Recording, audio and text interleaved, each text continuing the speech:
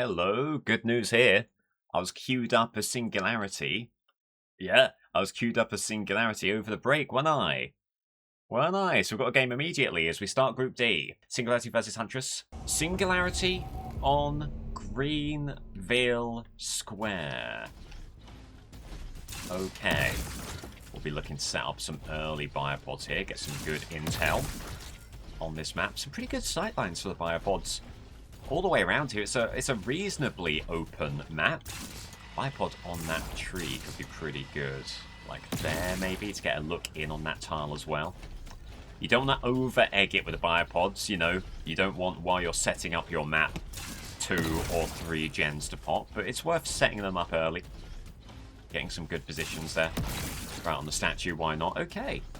Let's see if there can't be any early intel gleaned from these. Does this not seem to you like there's movement in the cinema? Very possible. There's a boon in play, I'll tell you that much. 2 more biopods remaining. Okay, well, decent coverage of the map. Trying again. As there's movement. Ooh, briefly was able to apply the slipstream, but not to any great degree, as there is movement. Thought there was movement on that gen, just got a little bit confused. Okay. So Haddy was around here, and here they are. There's the M1. Heading to the other biopod. Big opportunity here. That's a slipstream. They may well run into the range of this one right here. And again, maybe not. Okay, and the gen is lost. It could be worth it to get some machine learning out there, but it is a very slow start, this, for Singularity. Absolutely a very, very slow start, and oh, not quite any intel on Haddy there. They're just staying far enough away from the biopods. Okay, maybe the biopods weren't quite as good as Singularity would like to have seen, as there's movement here, an immediate EMP. Bipod right in the tile. Opportunity for the slipstream. Opportunity for a teleport. Before the EMP connects. Nice. And they do get the pre-drop, unfortunately. Okay, slipstream there. Chance for a teleport? No, they're going to get around that corner.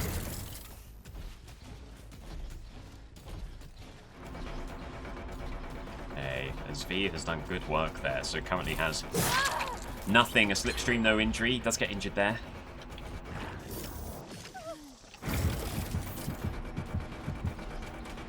You've got Fung, who is hanging around in the tile. Also had an EMP, so also able to remove that slipstream.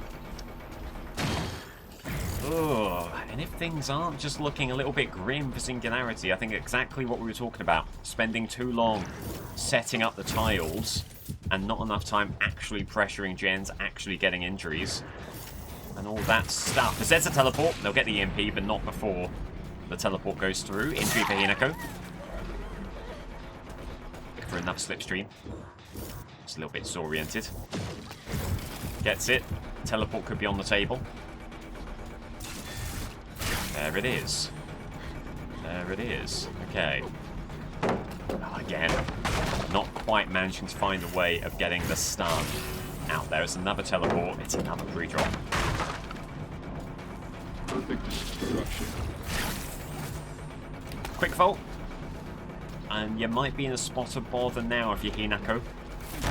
Gets the quick vault, not quite going to be enough against an overclocked Singularity. So, assuming no funny business, it'll be the opening hook, but Such my a sad goodness. lower form of existence. It took Singularity long enough.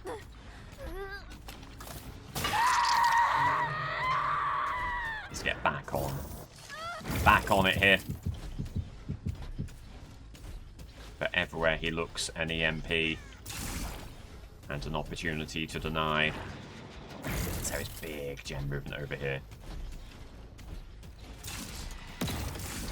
Okay. Does enough to force them away. That will allow a very important Populous Weasel kick. And a very important pallet burn.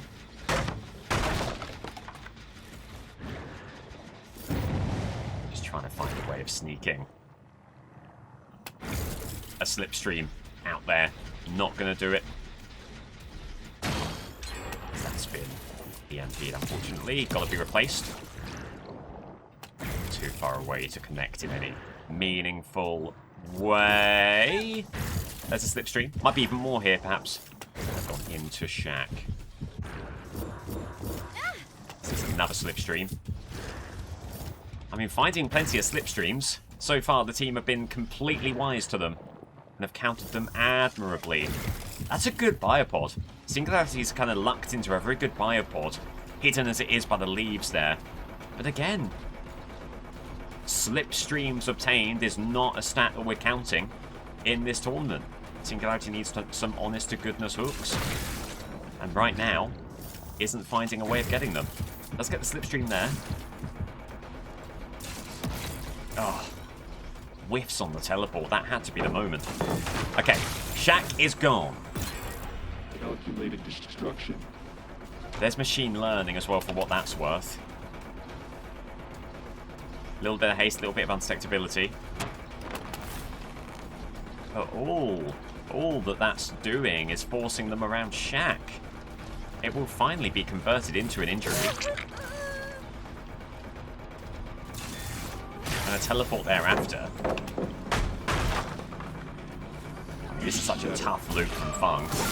Fair play to them, they're making it work. Addy takes a hit. Singularity won't be denied, it'll be the second hook, but so far, so slow. Machine integrity, 96%.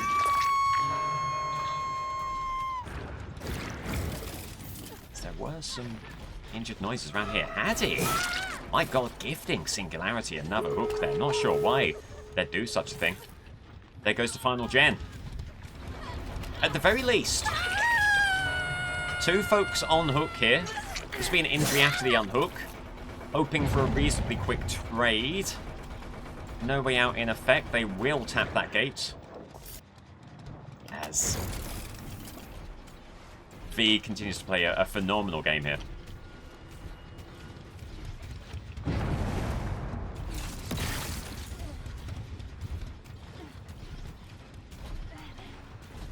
Just does enough to stay away, yet again.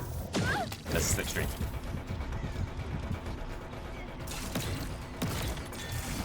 You gotta be hitting those teleports if you're Singularity. Okay, there's the vault. They somehow get back to it, which is somewhat astonishing. Window's gone, teleport in play. So it should be the hook.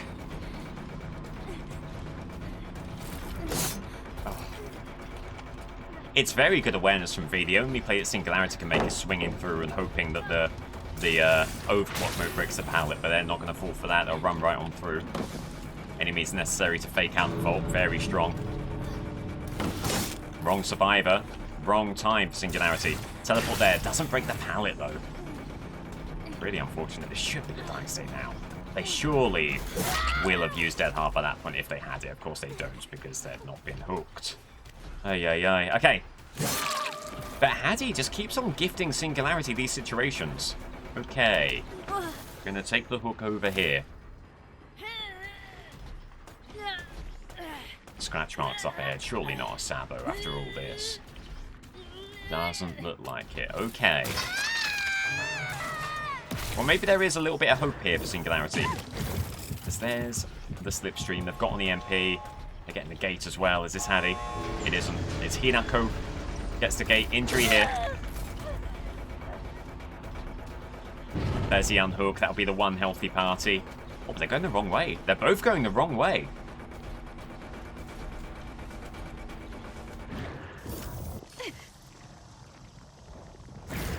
He's trying to get to the other gate, and actually, there's not a biopod to counter them, so I think that's the right call. Damn. 4 hooks for Singularity, unless someone makes a mistake here.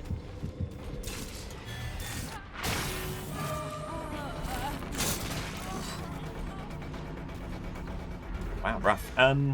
Yeah, I think too slow from Singularity. Definitely set up the biopods. But meanwhile, the survivors were just getting to the business, getting the gens, getting the EMPs, and denying Singularity in every conceivable way. Wow. Okay, oof. Mid-witch for Huntress.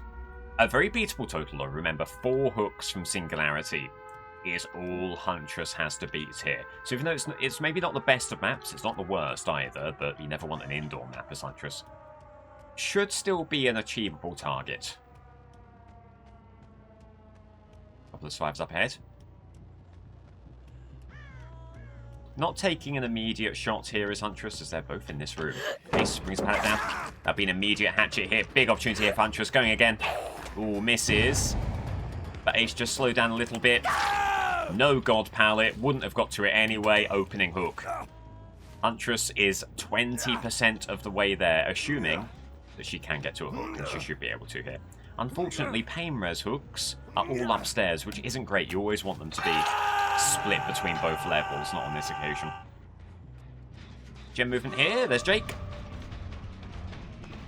Big opportunity here. I'll just get around the corner. Okay, held on to it for too long. Opportunity here, though. Big opportunity. Misses, but should get the M1. Cut her losses. Secure the injury. There's the unhook. Are they going to stick around here? Injury on Steve. Good play for Huntress. Can she get another one? Oh, a big looping hatchet. Unfortunately, they just had the time to get away. But good stuff. Good awareness, knowing that they probably would be healing beneath the hook. Oh, didn't necessarily want to go after Ace again. Good little dodge from Ace there. Huntress sending the hatchet too far to the right. No pallet burn. 1 hatchet in the back pocket for Huntress. Does Ace know that? Well, he does now. Is it DS? If not, it's a fine play from Huntress. Okay. But again, downstairs. So just going to be denied pain res yet again. Right back to the same hook.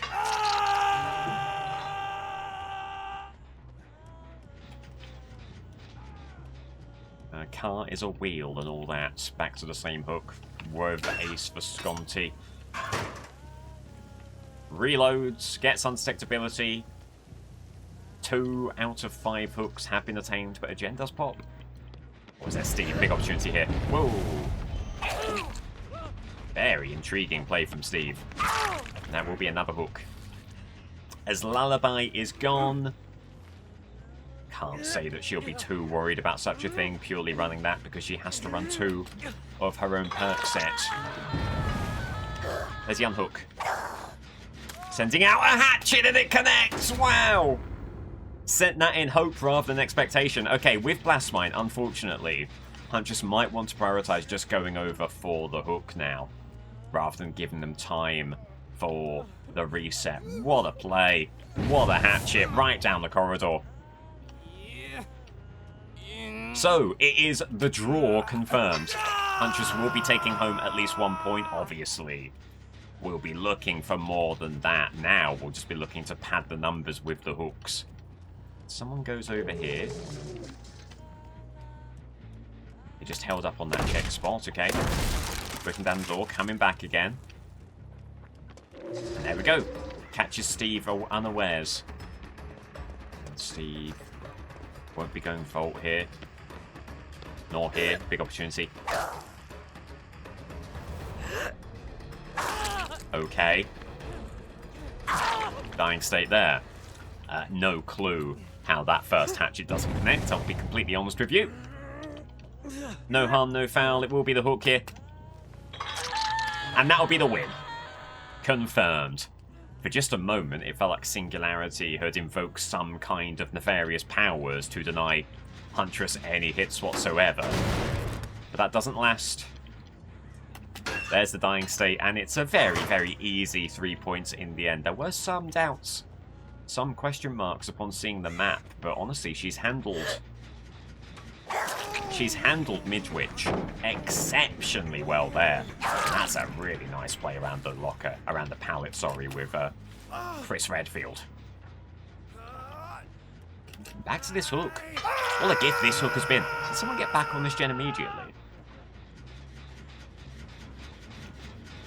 She suddenly heard the sound of someone getting on a gen. Could be the gen upstairs. It was a gen upstairs, and it pops. As there's Jake. Holding. Just gave him enough time to get into the doorway, unfortunately. Injury connects. So often, if you just put the hatchet down the middle of the corridor, you'll get the connection, and so that is the case there. I say, don't drop the pallet. Wow, restraint on Jake Park. Ridiculous. Good play. Taking out the kick, moving around. Good move from Jake, wow. Barely lost a step on that play. There you go. There's only so much you can do in a music room against Huntress. Oh, she'll finally get a pain res hook. And who knows? I mean, there are still 4 survivors left. They have got a couple of gens. This could actually still be a game that Huntress loses. You never know. You never know. We've seen this time and time again. The survivors suddenly locking in. Horrible miss there. Still be the dying state. And it will be that 2 hooks on everyone situation. No margin for error now for the team. Heading back upstairs, looking to see if someone does go for the save right now. Because if you can force trades here, it puts you in a winning position. Unhook. No! They're too scared to unhook. Ace Visconti takes a hatchet. Oh, not quite, not quite. But he will enter the dying state. Will it be dead hard? It isn't. It isn't. And now, it's all about Steve. And Steve gets the unhook on Chris. Over here. Heading upstairs. Does he have time for the unhook? Yeah, there. Yeah, he does. He does just have time for that unhook. But, now that Huntress has got rid of one, the dominoes may start to topple very, very swiftly. And again, it is a win for Huntress, a very easy win, only 4 hooks offered up by Singularity. But number of hooks obtained is very important in the group stages, so we'll be looking for more here.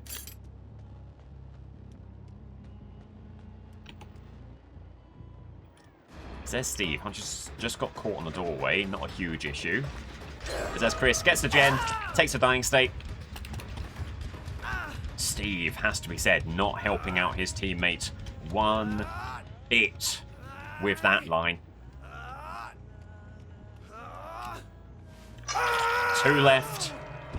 Here's the thing, even with as dominant a display as this is, and maybe at this point, not feeling too pressured on the gens, still a concern for Huntress that Hatch is going to be in play. Killer Shack Hatch offering does nothing on Midwich, so that's going to be concerning. I just lost out on Steve there. Not entirely sure where he went. Could have been a locker play there. Would have made some amount of sense if that were a locker play. I don't really know where he would have gone otherwise. Fair play to Chris. We love to see some gen commitment there. When everything's falling apart. Oh, there's a noise. Oh, it could be a fall, but just on the off chance. That was a locker move. Worth checking.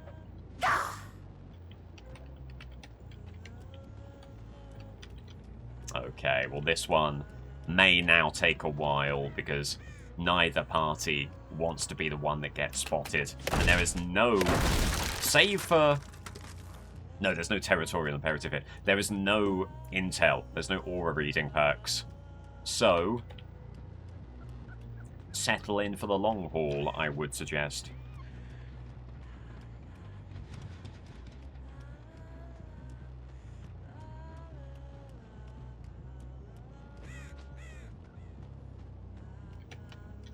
Movement there. Nothing going on in the corridor. Back she goes.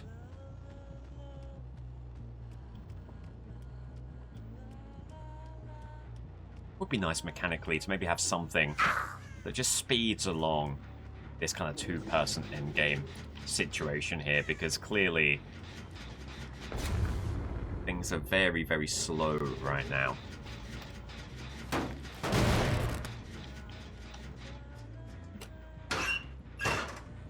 It's worth a look with the kind of game that's being played right now by these two.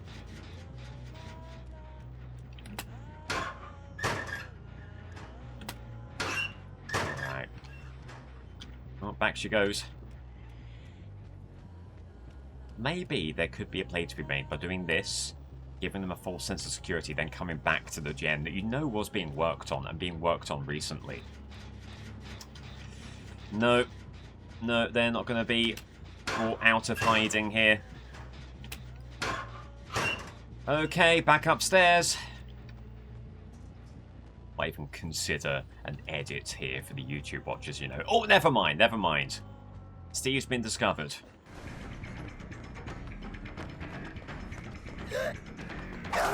Good hit there. And quick as you like, going for the double. Gets it. Okay, so then there was one, and it's a hatch game. Just a shame, that situation, because the person who I would suggest does the right thing, plays aggressively, tries to get gem move and tries to take a chase, is always going to be punished. And the person who plays the more stealthy hide-and-seek game is always going to be favoured in such a situation, you know? Sprint burst there. Good stuff, kept them in the corridor. They take a poor line. Dying state there. Feels good to deny hatch. GG. GG. So, exemplary from the Huntress. Dire from the Singularity. And that will be a dominant victory. So Huntress needed the win and gets it. That puts her in a great spot. Singularity fumbles an opportunity to go joint top in Group D. It really is all to play for here. Chucky versus Cenobite is going to be very interesting. But before that, we've got Krasu versus Ghoul. Fascinating.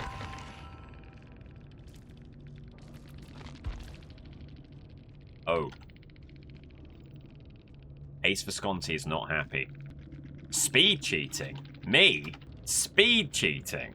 I'm really sorry to say. If you think that is speed cheating, you must play a different game. I'm so sorry. Huntress is a range killer. Her detriment is that she is astonishingly slow. I can't believe that. Sure.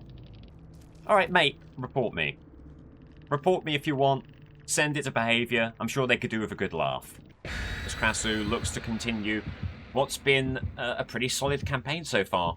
Only 17 hooks to her name, but that's been good enough for 2 wins. A bit of luck that goes into that. But take nothing away, she's been doing what she needs to.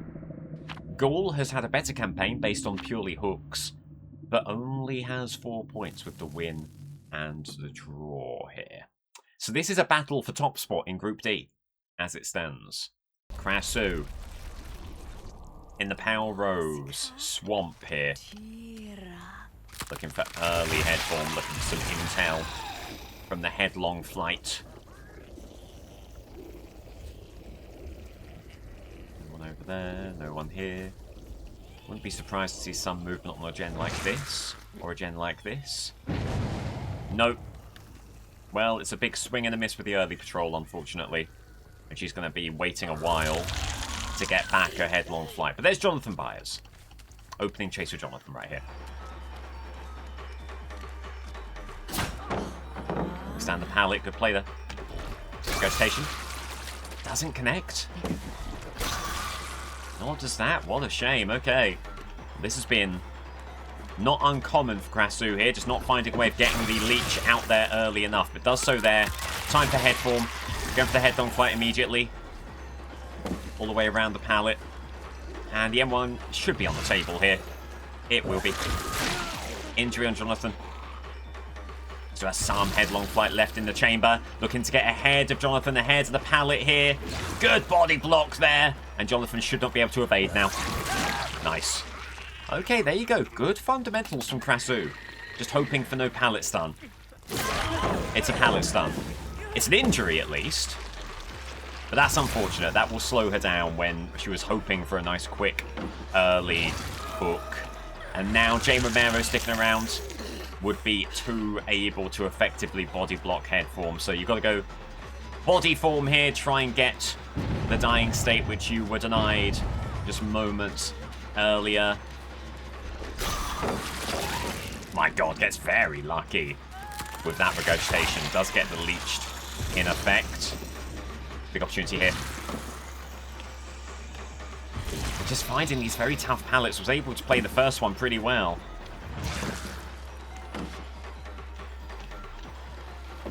Nice. Good play there. Found the correct side of the tile. And now, will she be rewarded with a hook? And a very important Pop Goes Weasel kick here as Big Boat Jen is gone. Gets the kick out.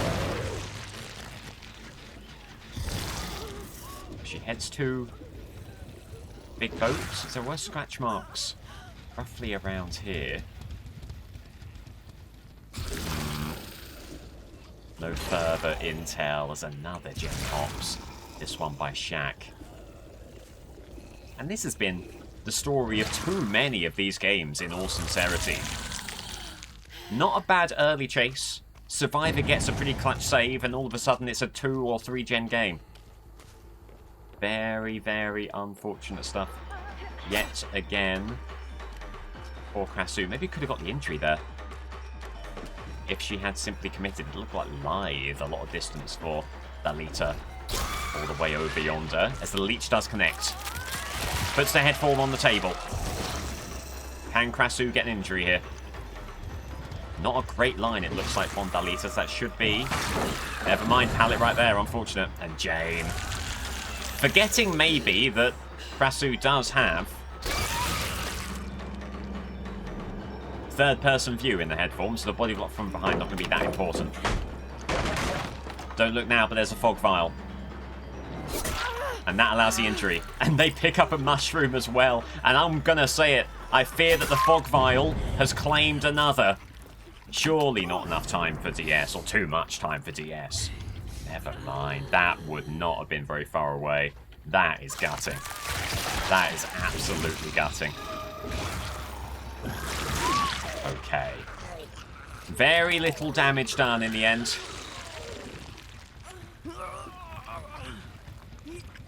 Very little damage done and an opportunity to get the second hook stage.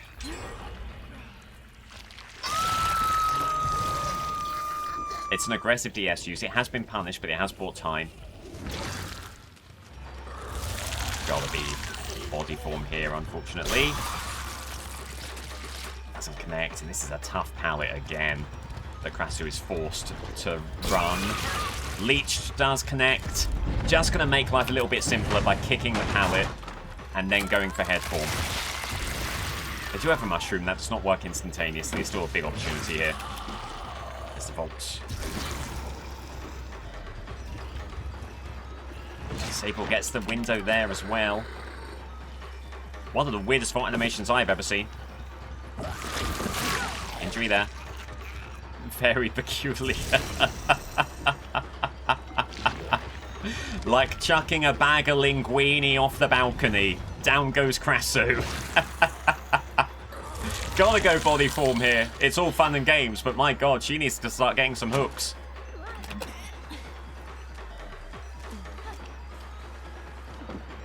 Gotta get rid of this pallet. It's doing too much. It's doing too much against her. And just not finding ways to close down these chases as the gens keep on moving. Tale of 2 killer games this tournament has been so far. Pretty good killer games that just all seem to go well, and then this. There's been very little middle ground. It's been either jubilation or torment, and this is very much the latter, as Jane Romero, probably poised there, would make a lot of sense. There's no scratch marks as she leads Krasu away. That doesn't connect, which is fascinating to me.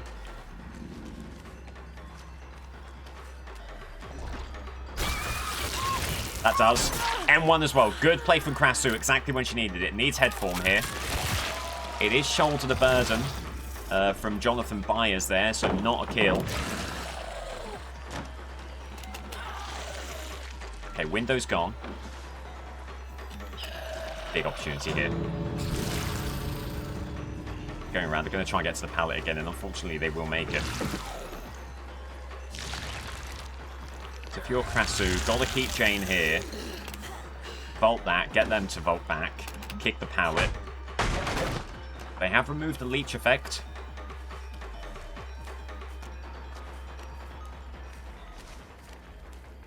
Does deny the head form. And just lost sight there. Little bit of silliness on the line.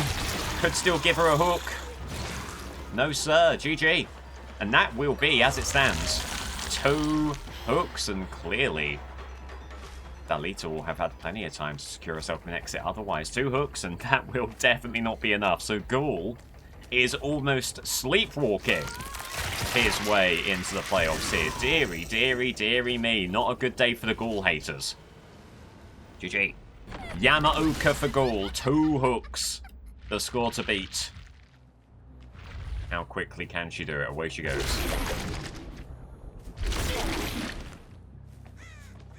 Looking for early intel. Finds it. Probably, is this Dwight Fairfield? It is Dwight Fairfield. Early injury. Countering finesse there. And then a big opportunity here to follow up. Drops immediately. Ooh, vaults immediately. Good decision from Dwight. And if you're Ghoul, you can just play this so leisurely. All it takes is one mistake from Dwight. Getting ahead of him on the pallet.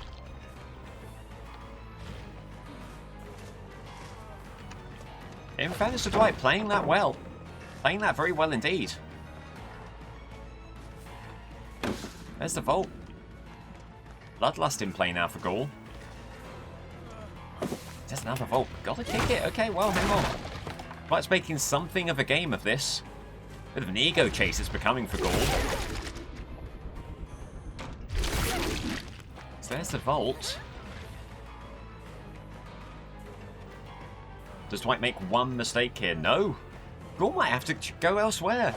And this is something to which Ghoul's not been too accustomed in this tournament. Having to actually drop a chase and go elsewhere? That rarely happens, but it happens here. Good stuff from Dwight. Injury on Lisa. Goes to the blind. Gets it.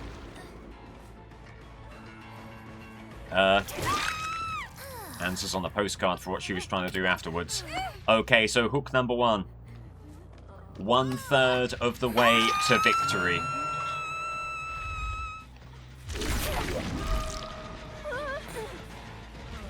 Oh, it's balance for Dwight. He's got all the answers, Dwight Fairfield. Oh, maybe makes a bit of a mistake there. Gets the stun. He's got all the answers. He's not entering the dying state anytime soon. Fair play to him. Okay, Ghoul heading back to the hook. Just looking for whoever got the unhook, but they have fled the scene. It's Hinako. No injury there, unfortunately.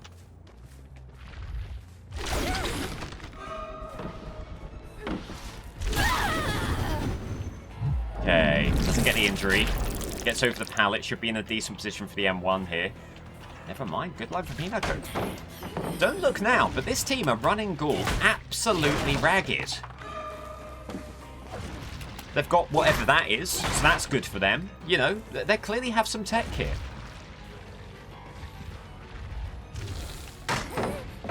Not able to find a way to get the leap. Pivoting. To Ace Visconti. There is the first bite of the game on Ace. And the hell of it is, if Krasu could have posted anything like a competitive total, Ghoul might have been in trouble. But the fact is, 2 hooks is still so beatable as Hinako takes an injury for some reason. Gets around the pallet, might not have enough distance here. That's a great fake out, well done. And just keeps on getting beat on this pallet. Got to start kicking them, unfortunately. Not bad there. Should be able to get the window. They fake it out because it's all they can do. Dying state. So in spite of things going about as poorly for Ghoul as you could imagine, and there go 2 gens, but they've secured the draw. One more hook gets them the win here. I think the rest of the World Cup killers are united in saying, why couldn't Krasu have done literally anything? Because this was a ghoul loss in the making here.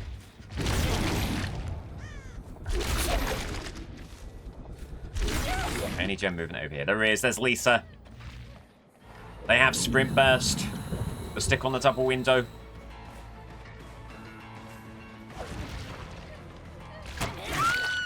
But that will be the dying state, and barring some kind of save here, it will be a ghoul victory. They've not looked good. They've not looked even competent. But 2 hooks, as we all anticipated, has not been enough to defeat them. 3 points to ghoul. The good news for the rest of Group D is, however, that a victory off the back of a lowly... a victory off the back of a lowly 3 hooks is going to put the rest of the group in a really good position to maybe get a group victory on the back of superior hook differential, leaving a lot on the table here, Ghoul. Hello? Leaving a lot on the table here. Let's get the pressure out there.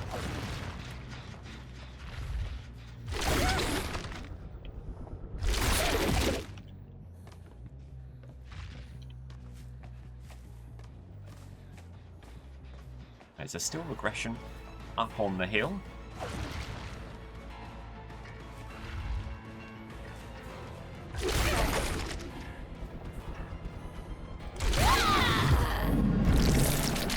No injury given. There's the M1. Finally.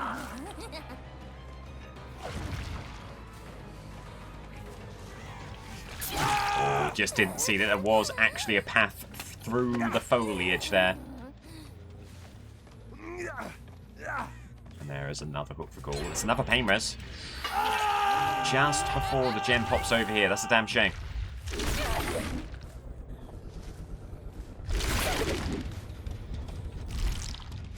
Where did they go? Nowhere to be seen afterwards. Okay, scratch marks heading over here.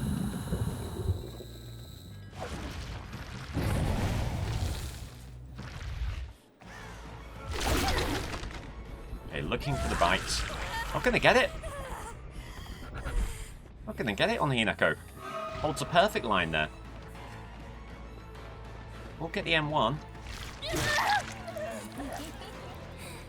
says gem movement up on the hill. Got to put a stop to that. Oh, Ace Visconti with the dead hard, presumably. No. Okay, very strange.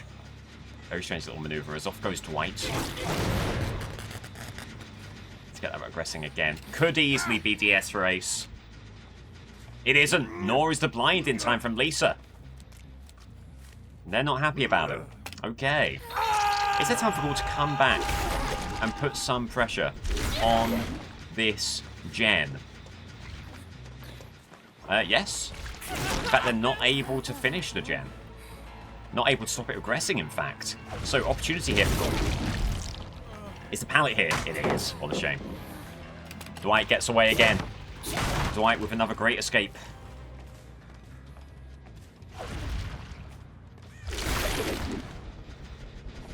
Still no movement here. A heal going on underneath the pain res hook. Get behind the bamboo there, unfortunately. Ghoul is eventually able to connect with the bite. Looking for a 3 survivor game. Oh. Looking to get them to make a mistake on the window. Not quite. They should be able to get the pallet here, presumably. No, okay. Not interested.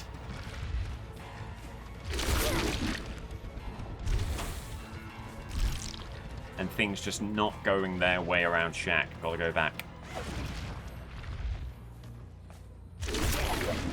Can they stop the gen again? No, not quite. Balance taken away. Immediate tap of the gate. It's no way out. It's an R3. That should mean that there's nothing Dwight is able to do now to avoid a dying state. But we've underestimated Dwight before. Okay. So it'll be a hook. And the number of hooks here looking pretty healthy. For goal.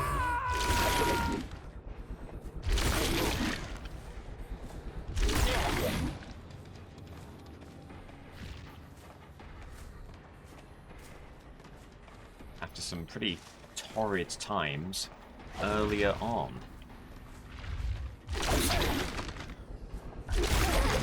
Playing it rather aggressively. Oh, there's Hinako.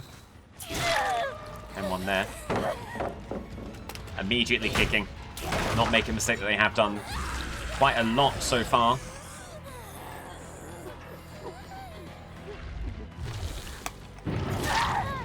Okay. Not entirely sure what that was about, giving away a hook for not much reason there. Putting a lot of faith in your team to come for the save, one would suggest.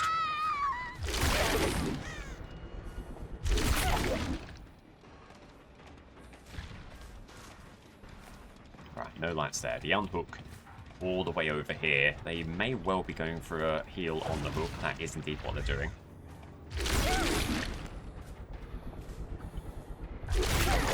And no intel. Scratch marks heading the other way. Gates open. Probably the one by Hinako over there, so good play from the team. Split up admirably as there's Lisa. And one there. Looking for a leap to get ahead of them and deny them a gate move.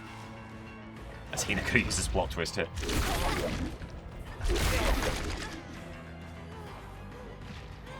Ooh, decent fake. But should still be the dying state in the hook. And that'll take Ghoul to what? 8? 8 hooks, assuming, as we are, the team will simply leave thereafter. GG.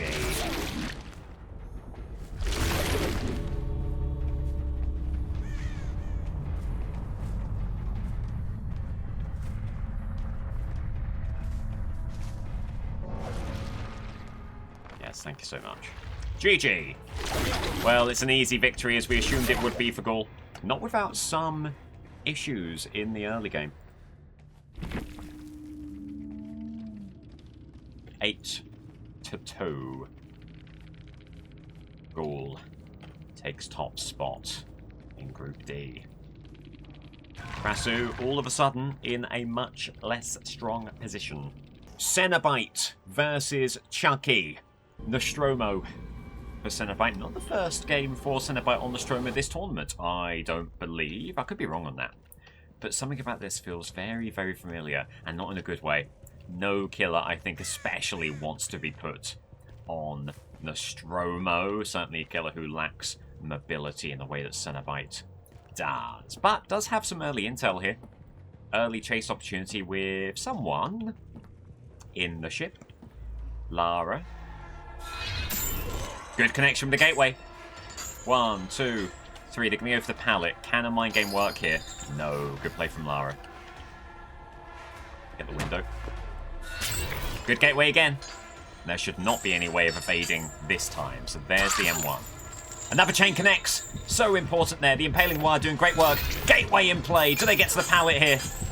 They do, unfortunately. They don't drop it either. Oh, but they get got. That dying state brought to you entirely by the impaling wire, respawning those chains, in spite of some really decent moves from Lara Croft. But, nonetheless, decent early hook. No pain res. That is a shame. You really want an early pain res in these games, just seeing how quickly a 5-gen situation becomes 4, becomes 3, becomes 2. It's been the hallmark of these games for these killers so far this tournament. As it's Hinako. Just overshoots the window. That'll be an M1, another good gateway. High conversion rate on the gateways so far for Cenobite. Looking for that again, does it. Amazing work. Continues to really close the gap here. They find the pallet. Gateway up top. Looking for a connection again. Gets it. There's a drop. Vaulting immediately. Vaulting back again. Vaulting again. At some point, the panic sets in, and you know the survivor's going to keep on spamming spacebar. And And therein lies opportunity, as there's a potential torch save. No, Lara has a toolbox. Moves to... Oh, God, they're going to follow Cenobite all the way here, looking to deny with a Sabo. Cenobite really needs this hook, really needs his pain res. We'll get it! Wow. Lara just held off on the Sabo there, and that allowed Cenobite to go through and get the hook as they get caught on the wall. Box up ahead. Hold on, big opportunity here. Big opportunity here to deny the box. And every Cenobite worth their salt knows that this is how you make moves as Cenobite, by denying the box and closing down chases exactly like this and starting the rotation of the chain hunt. So a pretty good pivot there from Cenobite. Finally misses the gateway. Nifty moves from Cheryl in the open fields to get the miss there. Looking for a mind game through the pallet. Oh, well played by Cheryl, just knowing what Cenobite was going to do and dodging capably. Gateway connects. Nothing they can do. Dying State box under Cenobite's control. Looking for another pain res.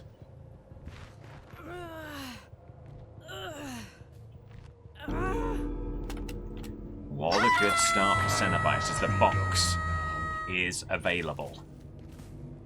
Active, I should say. The chain hunt is active. And that is a nasty, nasty situation for these survivors. There is someone out in the open right here. It's Hinako. Oh, Gateway just misses into the pallet. Chain connects. Brilliant M1. And that's why the box is so important for Cenobite here. Good Gateway. Oh, that is gutting for Cenobite there. They just break the chains quickly enough to get over the pallet. In hindsight, should have gone the other way around the tile, maybe. Oh, and not able to connect with the gateway. Really need to put the gateway right on the survivors if you're going to get repeated intel. And repeated value, I should say. Alright, well, what could have been a real game-changing moment has not done as much as maybe Cenobite would have hoped. They get the box, they get the unhook, Hinako buys time. Just completely misreading their direction with that gateway. Ooh, but they go for the window, unfortunately. Gateway's not going to be there. Not dropping the pallet there is very, very, very bold. And the slow bolt. Never gonna get it. So, Dying State confirmed. Lara Croft is in the area. Lara has tried to make some Sabo plays in the past. Should be behind Cenobite here, so should not be able to make this play. Never mind, there they are. Injury there. They're gonna go for it. And there'll be the wiggle. Damn! Fair enough. You knew that was what they were going for. And they make it happen. Now, if you're Cenobite here, you really desperately need Pentimento because you don't want these gens moving too quickly. Gateway in effect. Ah, just put it a bit too far behind her. Pentimento out there. At least there'll be some penalty to the gem repairs. But things are looking a bit grim after such a sure-footed start to the tournament here for Cenobite. Some good plays from Lara. And he's all in a tizzy, and he can't hit a gateway to save his life right now. Nifty moves from Mrs. Croft. Miss Croft? Dying State.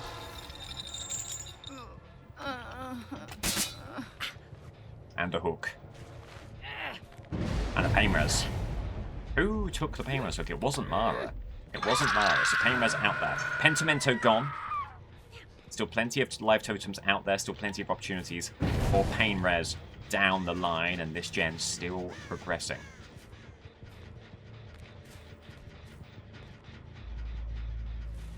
Looking for the gateway on the unhook. Gets it! Decent gateway there, just all over the place. Not sure who to go after. Cenobite has his sights on Hinako. It's aggressive use of the endurance and presumably decisive strike. Oh! Is it DS? Probably. Probably. Everything points towards a slug here. It says Hinako, no dead hard. And now, Lara Croft in the dying state, no chance for Sabo. Sabo? No chance of a Sabo.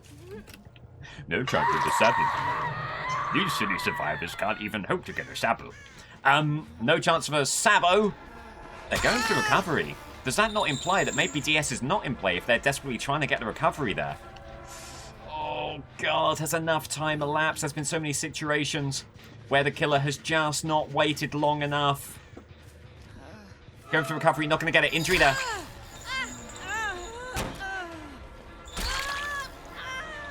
And maybe Cenobite could have been a bit more brave. maybe Cenobite should have picked up just a little bit sooner. Possibly. Gateway connects. That's amazing.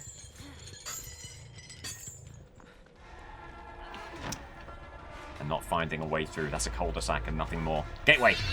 Not quite going to hit either. Oh.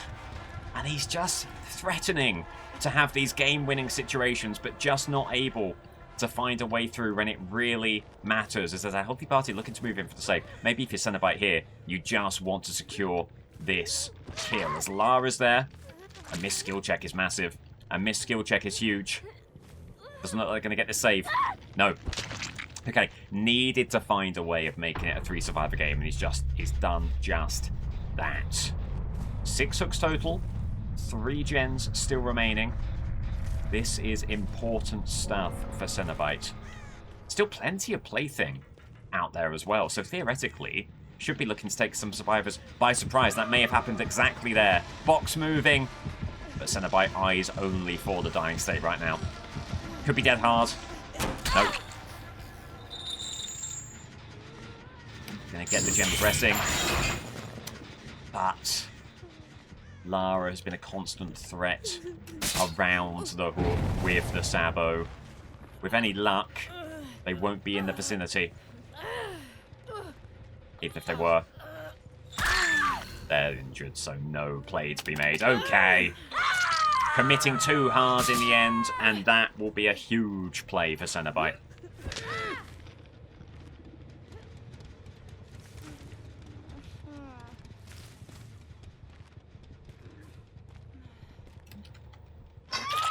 Look here. There is also a Nia Coulson in this game.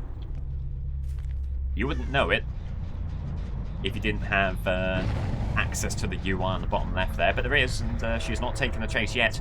And it will probably be beneficial for the Cenobite if he can find her here. You'd rather chase her than Cheryl, who would be dead on hook immediately and would allow Nia to then take the hatch, leaving Cenobite with only 9 hooks.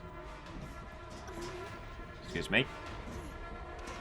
The scratch rods went up here and then immediately gone.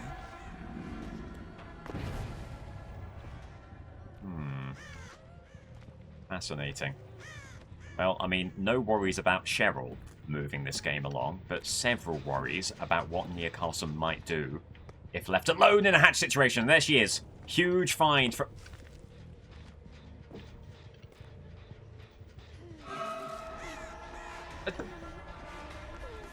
Hold on.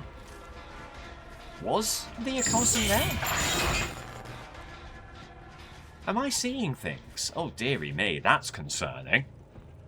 Remind me to book that CAT scan. Good lord. Okay, well. I don't know what I saw. Nothing of any relevance.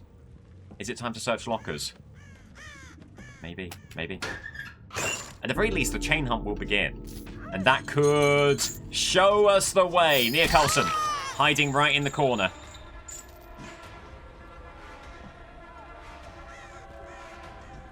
Big, big, big opportunity here. As Cheryl's on the box.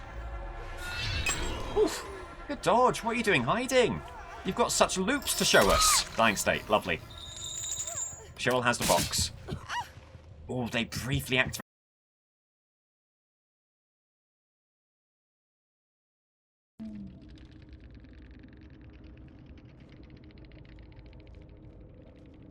I point to all the previous things I've said about this internet company. We'll pick up the World Cup again tomorrow, where we'll finish off the matchup between Cenobite and Chucky. It will be a replay for Cenobite there. Cenobite, Temple of Purgation. Somewhat of a farcical round this. As you'll notice from the change in clothes, this has progressed overnight due to server issues. Cenobite had such a good thing going. Not an obvious 4K, but looking pretty close to it.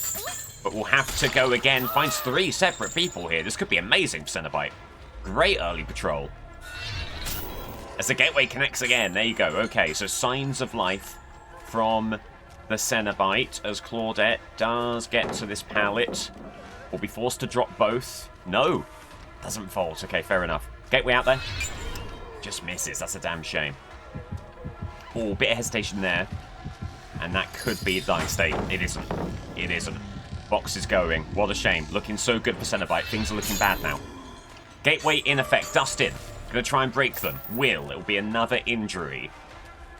Delaying the hook, but accruing multiple injuries. Maybe this isn't as bad as it might appear for Cenobite. Gateway does connect as Dustin falls. The chain's holding him in place as he tries to go downstairs. And you can sense the nerves, but also the energy from Cenobite here, as he knows he was robbed. And is looking to get business done here nonetheless. Good opening dying state. And looking for pain res. Should be able to make it. The question being, will a gen pop before he gets it? No. Great work. Great work. As the gen that was being moved was over here. There's a bit of progress, not too much. There's another gen out there with more progress that has been hit by pain res. Very interesting to see where that may be. There's gen movement here. There's Claudette here. They're going to try and commit to the gen. They're not going to be able to. They blow a skill check, which is so huge. And that will allow Cenobite to kick. And again, has intel on all of the remaining survivors. There are 3 people committing there. Alan Wake maybe looking for the unhook. Not going to get it. Gateway connects. And that should be the injury here. It will be. That is the unhook. All the while, V probably getting back on that gen. So got to be really careful here. Cenobite 1, 2. Will they break him in time to get to a pallet? Doesn't look like it. Yes, they will. Oh, just getting the heal here is Claudette. So close to another dying state on Dustin. But again, accruing injuries. You gotta imagine that V is back on that gen. Decent play by Claudette. Might need a gateway here. Definitely needs a gateway now. Won't connect. Gotta get rid of the pallet. Shame, shame, shame, shame. Just barely being denied here. Cenobite, sorry. As the totem's gone, it'll be a dying state. And wanting pain res as quickly as possible here before V is able to commit to that gen. Can he do it? Oh, the timing might be tight. He gets it. Not only that, he gets Pentimento here as well. Somewhere. There it is.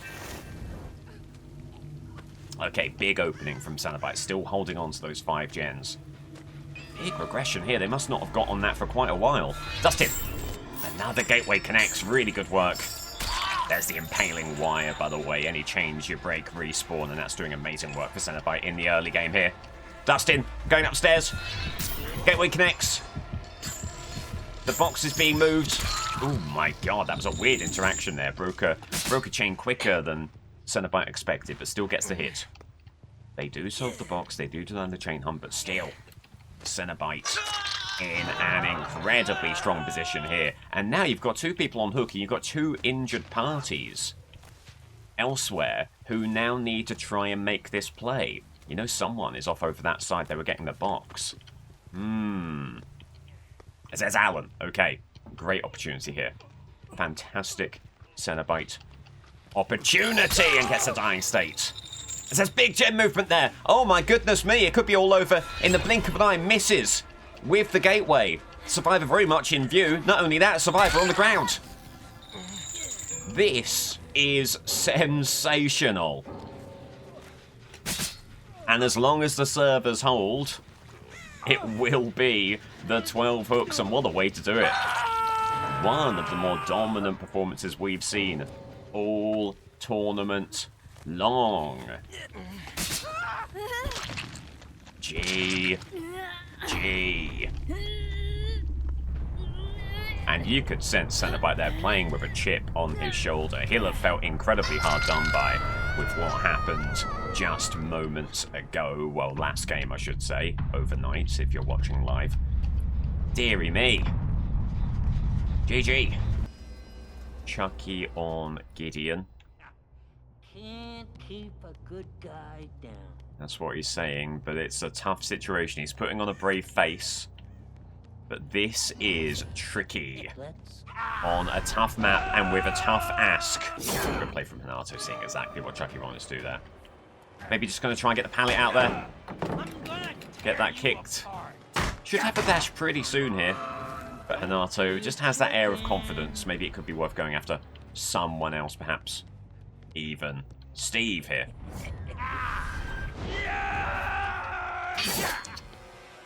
Got jostled to and through with the debris there, with the objects. What a shame. Steve is stuck. Doesn't get the blind. This should be the M1. Then he'll have to dash immediately. This is a massive opportunity. Huge opportunity here. And that's a shame. The one thing that Chucky didn't consider is obviously exactly what happens there as Hanato has plenty of time to get to the pallet, and this looks bad for Chucky. This looks very, very, very bad for Chucky indeed. Gonna try and charge up a potential eruption play with a kick here. There was also gem movement all the way on this side of the map. Just using the dash for distance there, which maybe not the best use of it. With the injured party, maybe Chucky should have been thinking about going undetectable, taking them by surprise. Hey, I'm one of the good guys. Well, injury there. Something for Needless to say, not the best of moves from them. The drop, the locker play. That is absolutely outrageous. Chucky's gotta go. Chucky's gotta move. I've never seen a feint work quite like that. Wow. Alright, regression there. Couple of gens for a potential eruption play, but he's not going to get that dying state if he keeps on making moves like that.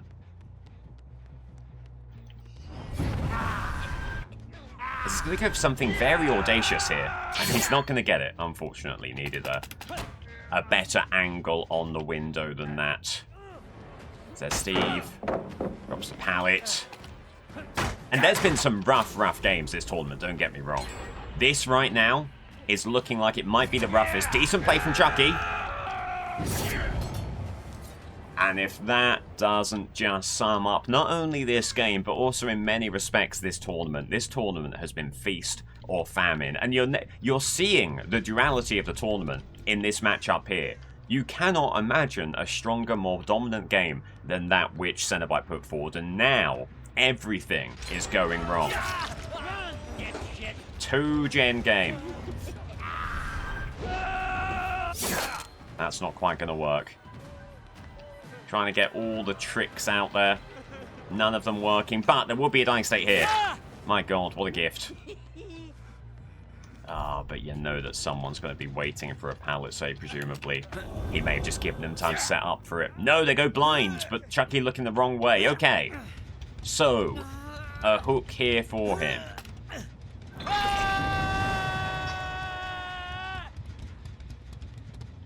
Yeah, so it was a bug earlier. With certain dashes, Chucky will just get teleported to a fairly random location nearby.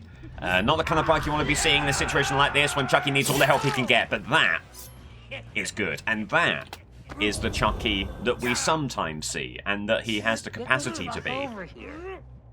But we've not been seeing that so far today. 2 hooks, okay. Big opportunity here as there is gem movement. Off in the corner. Is there any chance that Chucky can get over there with Pop Goes the Weasel before it completes? Well, they come off a bit early. Opportunity here. Just good awareness from them. Very good awareness to bring that pallet down. Okay, Pop Goes the Weasel out there.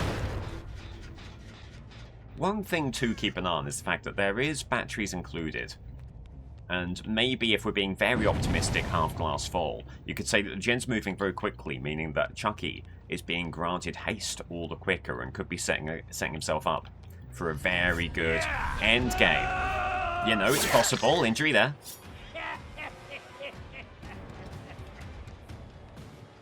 But does the dying state of Elodie really do anything at all? Maybe not. Maybe you'd rather get Hanato into the dying state here. Good line from Hanato. Finds a way to get to the pallet. After what wasn't a bad idea from Chucky. Doesn't get the goods.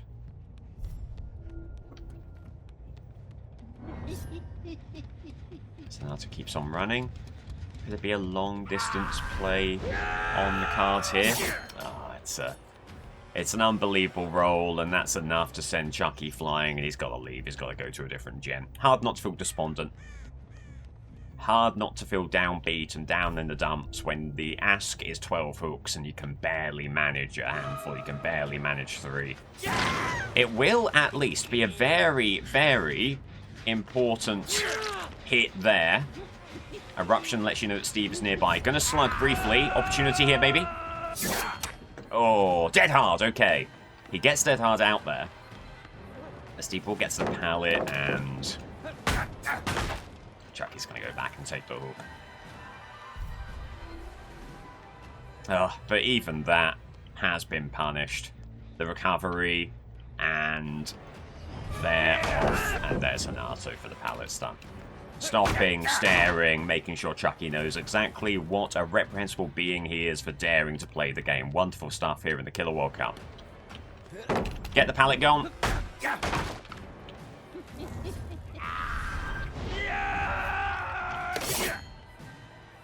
Would have been nice to have got rid of the God pallet there. No chance, no joy. Bit of aura reading would have been nice to have met them around the corner, but again, no. There's Hanato. Hanato number 2. Could there be a play to be made here? I think Hanato just ran past. Just nothing working right now for Chucky. Oh, but that was a good move, and that should be enough for the M1. It will be. And it will be basement. It will be basement, so maybe there could be a little bit of hope right here. Maybe the plan here, look for friends to the end, hope the person with friends to the end is in a decent position, know they could not be further away. Get stealthy and try and head over there. Is this gen still regressing? It isn't, of course not. Get the kick. Make sure that is regressing. And away he goes. Because that's the unhook. Okay, heading back. And there's Steve. I just wanna play. I mean, the question that the killers will be asking is, how are they doing all of this? How are they doing just all of this? There's the dying state. Someone with a torch, but they'll find it really tough to get the angle here. You don't want to count them out, especially with how they've been playing. But good news, it's Eruption on the bathroom gen. They won't be able to pop that. Obviously, Elodie is moving the gen on the other side of the map.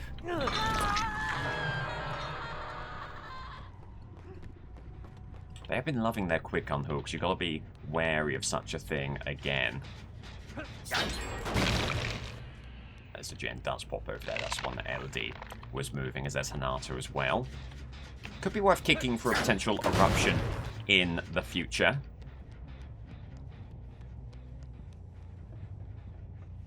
And the 3 gen is not great. It's never great when you have a split between upstairs and downstairs. But kind of semi-patrollable, maybe. Maybe. Good line from Elodie, doing what they need to do to avoid Chucky's dash. Is there any chance of the M1 connecting? No. Everything he does, ably and capably counters. Oh, but does enough to block the pallet after the dash. So while the dash doesn't directly connect, does enough to secure the injury. There could be an opportunity here with this mind game. No. No. And there goes the pallet. And Chucky's got to find a way. Well, maybe the only way that you keep the gens is with the dying state now. He might not have time to drop chase and go after them again. It's an ambitious play, but I don't think it's the right one for the situation. You've not got time for these tricks. You just got to get to work and find a way of getting the dying state. And there goes the gen, so it's all over. And adrenaline, because of course. Wow. What a stomp. What a stomp. And it's great news for Cenobite, who now is properly in contention in Group D. Chucky again fails to get the hit on Steve, who brings the pallet down. On some servers, that injury might be applicable, not this one.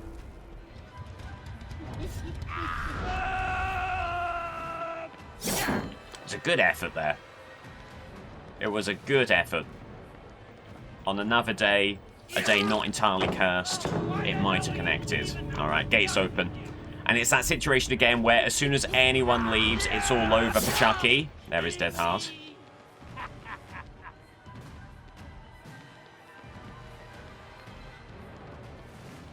But as long as he can get a hook, there might be hope. He needs to get ahead of the survivors here, stop them body blocking, and he will be able to. Oh, just able to get around the corner, so important. And there's a dying state. Okay. Okay, he's just going to go for the hook and hope that people are there for the altruism, but that they're not too good at the altruism. You really ideally want to be getting the downstairs hook here. They're giving away an injury. Another one. And this will be enough to deny, right? Yeah. He'll have one dash, and remember, he does have the additional range add-on for the dash. Okay, well, hold on, hold on. Because now, all they've really done is, it's the same situation. The timer has ticked down, and they all need to reset. So this actually works for Chucky. Again, it all comes falling apart if anyone does leave. Now he's going to go for the distant gate. He might not get the hook here, but this is calculated. Steve wiggling off the shoulder is not bad at all. Chucky feeling relatively confident with only one person to take a body block. That Steve's not going to get out here, especially with this very, very good dash that he has. So just looking to buy time here. But now the hook is a real concern. For the survivors, I mean. They might start leaving because they fear Blood Warden. Blood Warden would be pretty much an instant 4K here. He's going to go to the very distant hook again. Again, honestly, you might not care if you don't get the hook. He does get the hook. Is the gate open over here? There is a hill going on over there. But time is really ticking along up there. I don't believe they've had an opportunity to get the gate on this side, and now I doubt there's time. And remember, as soon as they get the unhook, that timer moves at double the speed. They'll have maximum 15 seconds to get out. So someone leaves, they've run the numbers, they've done the arithmetic, they're saying no thank you. But the other three are here, and the question does become, are they able to get all the way over to the gate? As there will certainly be some level of body blocking here from Chucky. You wouldn't know it to look at him, but he actually can body block reasonably well. And with that, it will be a 1K. What will that do for Chucky's hook total? I'm looking bottom left there. 2, 3. Hold on. 7. 7 hooks, alas, they either did have some gate progress or were able to make a move on it. So, clearly, Cenobite gets a dominant victory over Chucky. 28 hooks to his name, only 24 for Chucky. So we finally, after all manner of server and internet woes, have ourselves a Group D. Ghoul on top. 30 hooks, 7 points to his name. Krasu in second, only 19 hooks, but good enough for 6 points. Cenobite and Huntress tied for third place, 28 hooks and 4 points apiece there, when you're seeing how important the win was for Cenobite. Singularity in fifth, 3 points, 21 hooks, and Chucky, 24 hooks to his name, but only good for 1 point. And Chucky's path to the playoffs is not impossible, but is very, very, very tough now. Uphill struggle for Chucky. As we go now to a very fun matchup. Group E, it will be Nemesis versus the Unknown. Nemesis on Borgo. This is Nemesis on Borgo. Here's the team. They're all just stood around here. Leon just standing still. Oh my goodness me. It's a huge opportunity as Nemesis. Maybe resting as long as not getting the hit there. Good second hit. Tier 2 mutation rate is out there. Massive opportunity. Fake out from Leon, not quite going to work. And that will be the first hook. Okay. You've got to be ready to play from the get-go in DBD. Nemesis is going to take advantage of that every day of the week, as they do get the gen, unfortunately.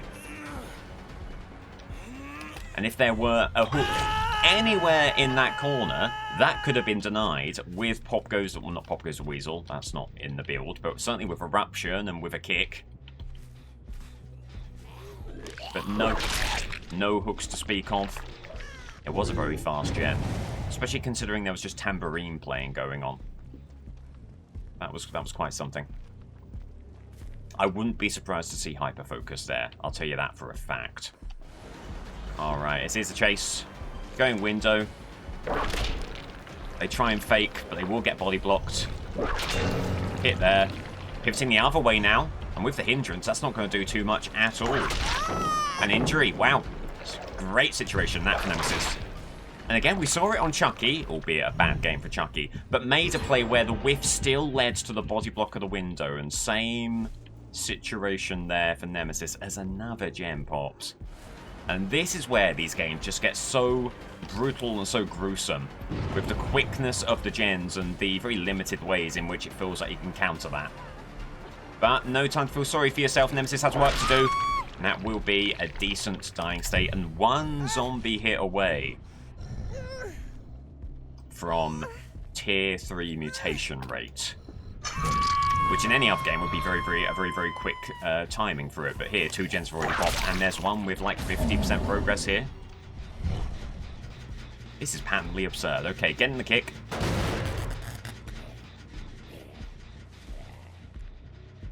There's also a ton of movement here. And there's time to, you know, do some busy work on the totem. This is ludicrous. Hit there. Got a kick. Got a kick here. Another hit. Okay, mutation rate abounds.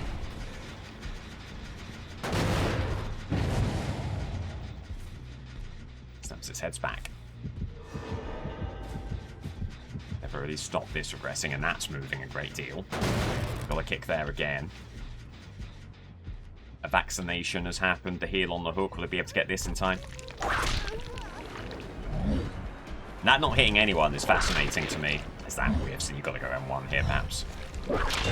Just hitting around a corner. Okay, good decision in the end. Good decision. Finesse there. And lithe. Breaks the panel. It was really looking for the injury. Should be able to get it here. There's a connection. Again, tier 3 making plays like that possible. But the gen pops. 2 gen game, and you know there's movement on the gen to the left as well. Saga's around here. Got to get the M1 there.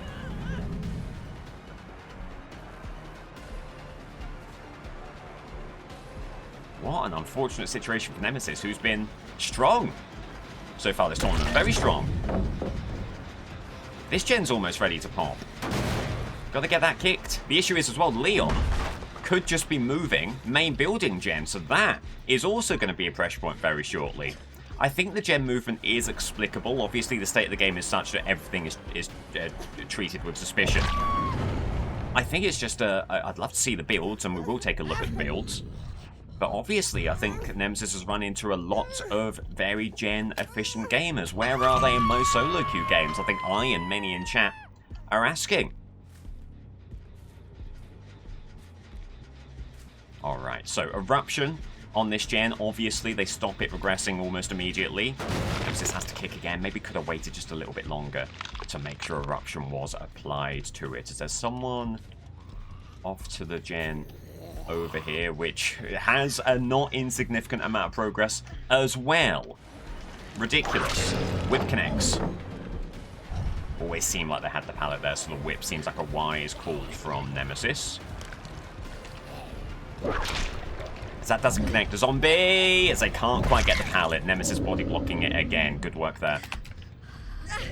But now, maybe not waiting to get the kick on that gen could be the downfall of Nemesis here, not getting that additional eruption pop. Got to head back there as soon as possible.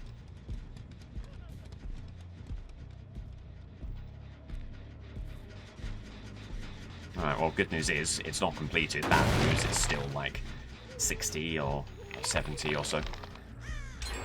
As exactly as we said, yep, Leon had free reign to get main building gen going. As there he is.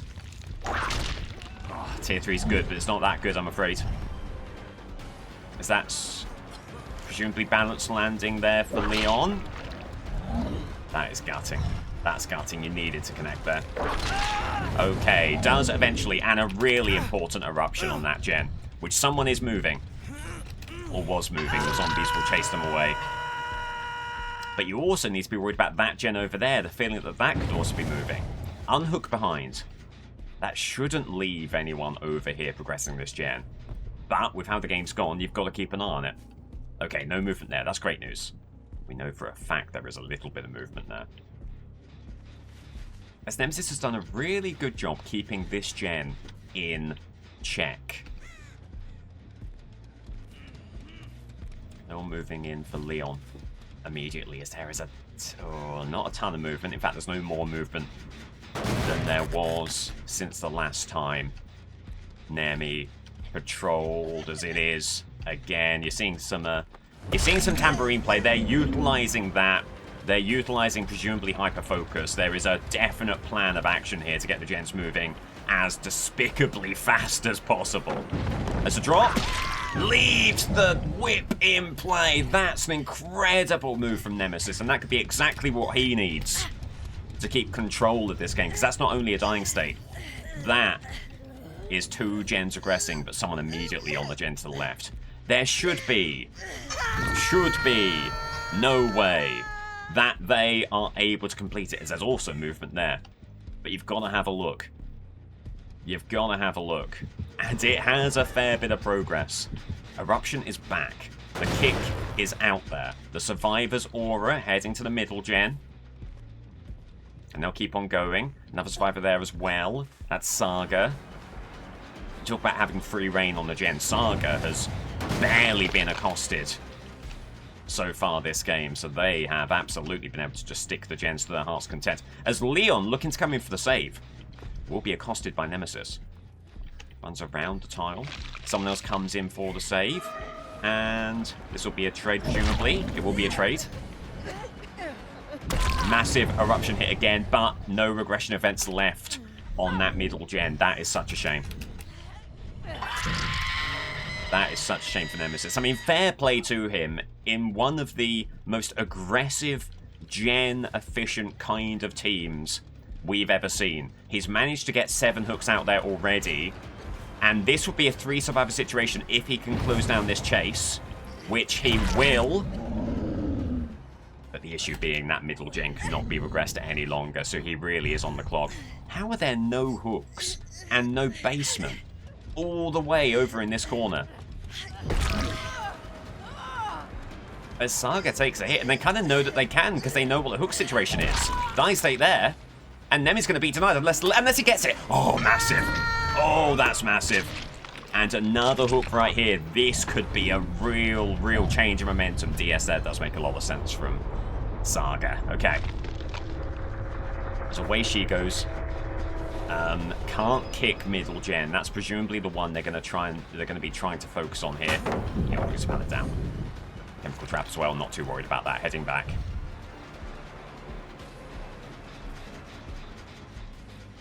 Heading back as he gets on the gen immediately. Right. Needs to be the M1 here. Zombie might get the hit. Doesn't. Needs to be the M1 here. It will be. It will be as that gen pops. Yeah, of course it does. Okay, fair enough. What a fitting end. A gen out of nowhere. A sudden gen from the top rope. The whip hitting Leon there is not a bad situation. It is 4 stacks of no way out as well. They do tap the gate immediately, because of course they do. There's no room for inefficiency in this team. Fair play to them. Oh my god, that whip connecting. And Nemi has saved his hook total with 2 very clutch whip hits. And that is so important because it gives him time to check on these gates here. And you absolutely need to find Saga here. Saga still has 2 hook states to give. Nia Carlson only the one. There is that pallet there for future. As there is a zombie on someone. Who will it be?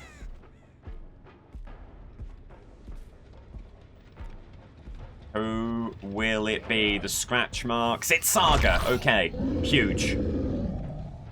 Zombie, obviously, just body blocking Nemesis on the doorway, so he had to take the hit, which is another one of these really unfortunate incidences. Does Saga have enough time to get all the way to the gate? The disappointing thing for Nemesis here is that I think she does. I think she does. 2 lights. 3 lights. Saga forced to run away. Okay, huge. Absolutely massive. Oh, but they know about Hatch. They know about Hatch. They're not going to get it. They're not going to get it. GG. Okay. It will be an 11-hook game for Nemesis. There's a chance of power struggle. You've got Amori. GG. You're not taking any chances in a World Cup game after a team like this. And that might be one of the most hard-fought games of the entire tournament so far for Nemesis. What a game. Give me a look at this bloody build. Let me have a look at this bloody build right now. Nia has 1, 2, 3, 4. Okay, so higher chance of skill checks. Teamwork full circuit. For each other survivor repairing a gem with you, good basic skill check zones are 25% bigger. Or repairing with at least one other survivor, you repair 5% faster. Teamwork soft spoken, so it's the other gem repair teamwork perk. And then prove thyself. Saga didn't have anything on the gens. Elodie had bardic inspiration. Nothing else here. It was all just Nia Carlson. This build is created by Satan. Deja vu for Elodie as well. Good spot. This build is created by Satan himself. I can't believe how... I've always been like, gem rushing isn't a thing. Come on, survivors have one objective. You can't be angry when they do it. I've changed my mind. This is a gem rush team. This is a gem rush build. I hate it. Anyway, GG. Good game. All 4 toolboxes as well. Overzealous as well. Yep, overzealous as well. Unknown has the door ajar. It's an 11-hook ask for it. Needs the 4K for the win. And sitting on 1 point currently in Group D, the unknown, you feel, has to get this win. Is there anyone on that gen? Doesn't seem like it. Okay. I need help. Help with this. Well, you need a lot of help. You need a lot of help, but it starts with a win. And it will be Shane. Not quite the brilliant early patrol that Nemesis had, finding the 3 survivors there. As the UVX does connect. There is also gem movement off to the left. Trying to get the UVX into Shack. Does, but doesn't connect. As there is gem movement over here. May have to pivot now, unknown. UVX in play. Not quite going to connect. Should be an opportunity for the M1. Oh, big gem movement. Ah, it completes. But the add-on causes the UVX after the gen completes. That could be an opportunity for a dying state here. As unknown just gives them enough time to rid themselves of the weakened status. No matter. It will at least be a dying state. And this will be a good pop goes weasel kick for the gen on the left, which does have a fair bit of progress.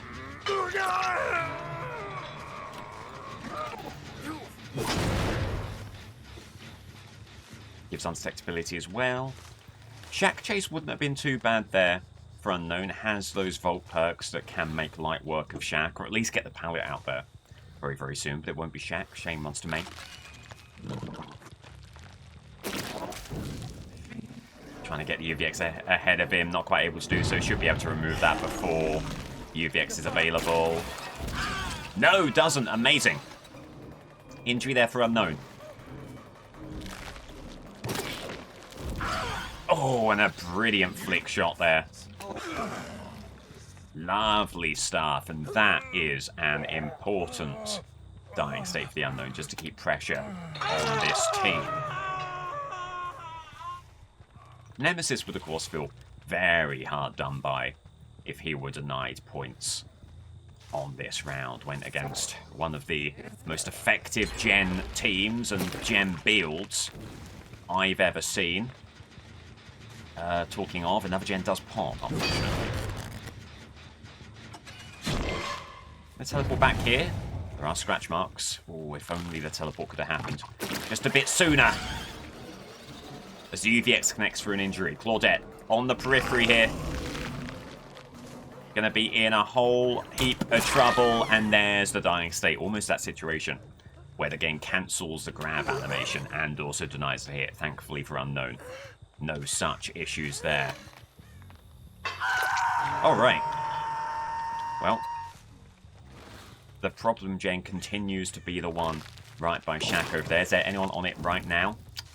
Just not enough oomph on the UVX. As there is a survivor heading towards Shaq. Oh, and they get the gen. Not a lot more that you could do. At least you get an injury after the fact. I mean, you had a couple of pop goes or weasel kicks on it, but sometimes if a gen's going to pop, a gen's going to pop. Just couldn't quite find the gap that it needed to there. Gets the kick. Live there. Just taking an abysmal line was Rick Grimes. And that will be a hook. A little bit more distant than you'd like, but here it is. Right, going to try and get on the gens immediately here. Put some pressure on. There could be movement here. There is movement. Oh, God. And there's Claudette. Oh, excuse me. My most sincere apologies. As the gen is blown up. Oh, they get rid of the weakened state. Gotta get Pop Goes Weasel out there. And it does. As 11 flees the scene. Dodges to the left. Ably countered by Unknown. Very good work there. Rushing headlong to Shaq. Are they going to come back? They are. Big opportunity here. Gets a dying state. And it must be said, Unknown, it is putting on a clinic with these UVXs so far. Really, really solid work, as that will not be basement. Basement would have been really nice here, so just checking. But alas, no dice. Ryan gets back to the gen that was previously kicked with Pop, and has fully regressed. Okay, a moment of reprieve, maybe, for the Unknown, depending on how far along middle gen is. It's barely moving, great work. In fact, moving so little, Unknown doesn't even really need to kick it here, can just take on the chase with Shane. And gets the M1, you would imagine. Yeah. You really want to find Rick. Turning this into a 3-survivor situation could be absolutely massive for Unknown. Oh, Shane actually performed very admirably to stay away from the Unknown despite teleporting. Pre-drops of pallet is weakened, going to be vulnerable to a UVX. Oh, and the UVX again. Kind of getting, you might say, a little bit lucky. The very edges of the M2 just connecting. What a turnaround this is looking to be from the Unknown, who left a lot in the table in previous performances. But that gen pops there, and there's decent progress on middle gen. So every victory, as has so often been the case in this tournament, punctuated with despair. Every victory Pyrrhic. As the UVX up and over. Oh, maybe overshot it a bit there, looking for the injury on 11. Doesn't quite get it. Trying to get a hit with the UVX, does. Teleport opportunity here. Big, big play. It's live, but will live be enough? No. And the hit rate on this UVX, just hit after hit after hit. This is truly superb. Obviously, game's not over. Middle gen remains a pressure point. They're all on it. They're all trying to get it moving. That UVX is one to forget. They've mainly been good, that one. Kind of unfortunate. Trying to meet a survivor, maybe running around this side of main. And does. And it's Rick Grimes. And it's the M1. And it's a huge, huge opportunity to make this a 3-survivor game. UVX doesn't connect. That one goes wayward. Big decision here for Rick. Do you vault the pallet now? You might not have an opportunity, whatever you do. Oh, definitely got the blight. The blight. Definitely got unknown with that fake out, but it was just able to connect with the M1. Gotta be on middle gen. If you can hold middle gen, you have a real chance, an honest to goodness chance. Shane merrily bounding away there, just managing to stay out of the range of unknown. Comes back for pop. Really wants an injury before taking this kick. Okay. Gonna come back. 11 in the window. UVX does connect. Very, very, very important bit of aggression there. Now, Claudette went very peripheral here. And they'll be looking to move back in for the gen. Pre-charging a UVX for around the corner. It connects. Claudette does stop the gen regressing. This could be a big opportunity for a dying state. For another pop goes a Weasel. It's the kind of UVX that has been hitting time and time again for unknown. Doesn't hit there. It will be a dying state. And surely enough time here to get the hook and get back on that gen, especially with the teleport opportunity right here. It would be so unfortunate if they were still to get the gen. They do not. In fact, there's no more movement, which could very much imply that the team have pivoted to one of these other gens. Definitely worth a look if you're unknown here. And there is movement over here at Shane. Little flick shot. Gets a fortuitous bounce off the boulder there, but not quite good enough. Not enough legs on that shot. Gets the kick. Looking to make this a 2-survivor game. And if it becomes a 2-survivor game, then the floodgates really do open for unknown. Needs the M1 here. Whoa. Decent play from Shane, but then where's the end product, you know? Teleport opportunity right here for unknown. It's live again. Looking for a pallet. Doesn't find one. There was one. Didn't go for it. UVX does connect. You've got one opportunity, but then you have to get back to the gen. If you're unknown here. Need this shot to connect. Oh, and it does. Oh, and it does. Have you got time for the hook and then the kick? This will be the 10th hook. As it stands, Nemesis is still taking home all 3 points. How's the gen looking? It's close. It's very close, but it's not close enough. Claudette, injured. Pop goes a Weasel out there. Gonna play a cautious game here. Gonna keep on top of these gens just in case 11 has pivoted to 1. That's still aggressing. Great work. Okay. Whew, again, this has been a matchup, a head-to-head matchup here. Exemplified by absurd gen commitment as 11 on the corner. Gets rid of the UVX, gets rid of the weakened status, but will still take the injury. Now Unknown has 2 injured parties in the endgame. That's exactly what you want. And you're not too worried about a shack chase. Finally able to use some of those Volt perks. Ooh, as that's an unfortunate blown skill check. Wow, what a mistake from Claudette.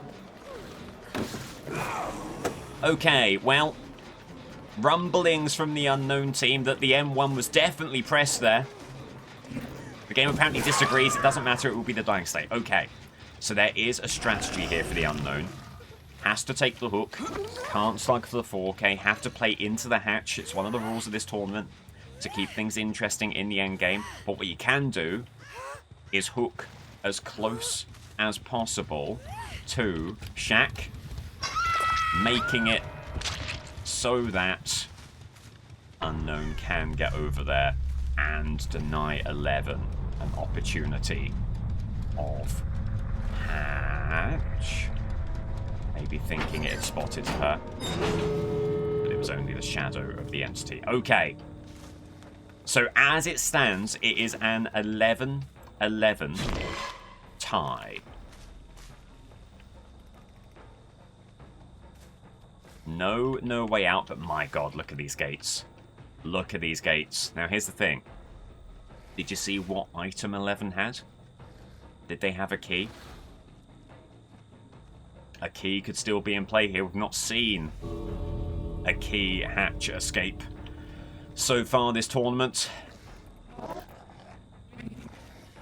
I mean, Unknown doesn't even need to move. It can just stand and peruse the gates. It really, especially while injured, it seems very tough for them to make any kind of play on the gates. They could be searching a chest for a key. The odds of that, slim, but not impossible. I think at this point, if you're Unknown, just locked into the gates and you're hoping the key is not an issue. Time ticking by.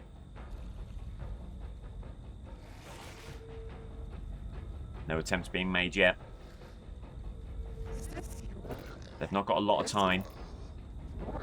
At a certain point, if you're Unknown, when you're sure they've not got time for the gate, you might even be tempted, just in case, to teleport and make sure that they're not rushing back to Shaq newly found key on their person. Oh god, is this maybe risky? Have you maybe let them have a chance at the gate?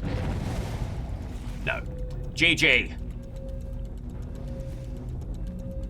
G. They're on the hatch. They don't have key. Ooh. Unknown's heart sank upon seeing them on the hatch there, but they still had their toolbox. And it is the 4K. So in spite of an incredibly strong performance under tough circumstances from Nemesis, Unknown gets the shock victory. GG. Unknown, a much needed win for it. Takes it to 4 points, 27 hooks. Nemesis, his second loss of the tournament, but still very much all to play for there. We have another situation here where Doctor currently has 0 points. Not mathematically eliminated with a loss, not yet, not in round 3. But in all likelihood, anything short of 3 points here will not be enough. So very important match for Doctor against Mastermind, who also needs to start racking up the points. Doctor, oh wow, it's the Walking Dead map. I don't know that we've seen the Walking Dead map in the World Cup yet, but this is music to Doctor's ears, because my god, you're going to get so much value from that static blast. It isn't even funny. So M1 here, going for the spin. There goes the blind, or the attempt at blind I should say, trying to take aggro presumably. Shock there, doesn't connect. They run through the pallet. Had a lot of distance there as Doctor's going to pivot, put some pressure on the gen as it's Dwight fleeing the scene. Trying to diagnose whether that was sprint burst. It wasn't.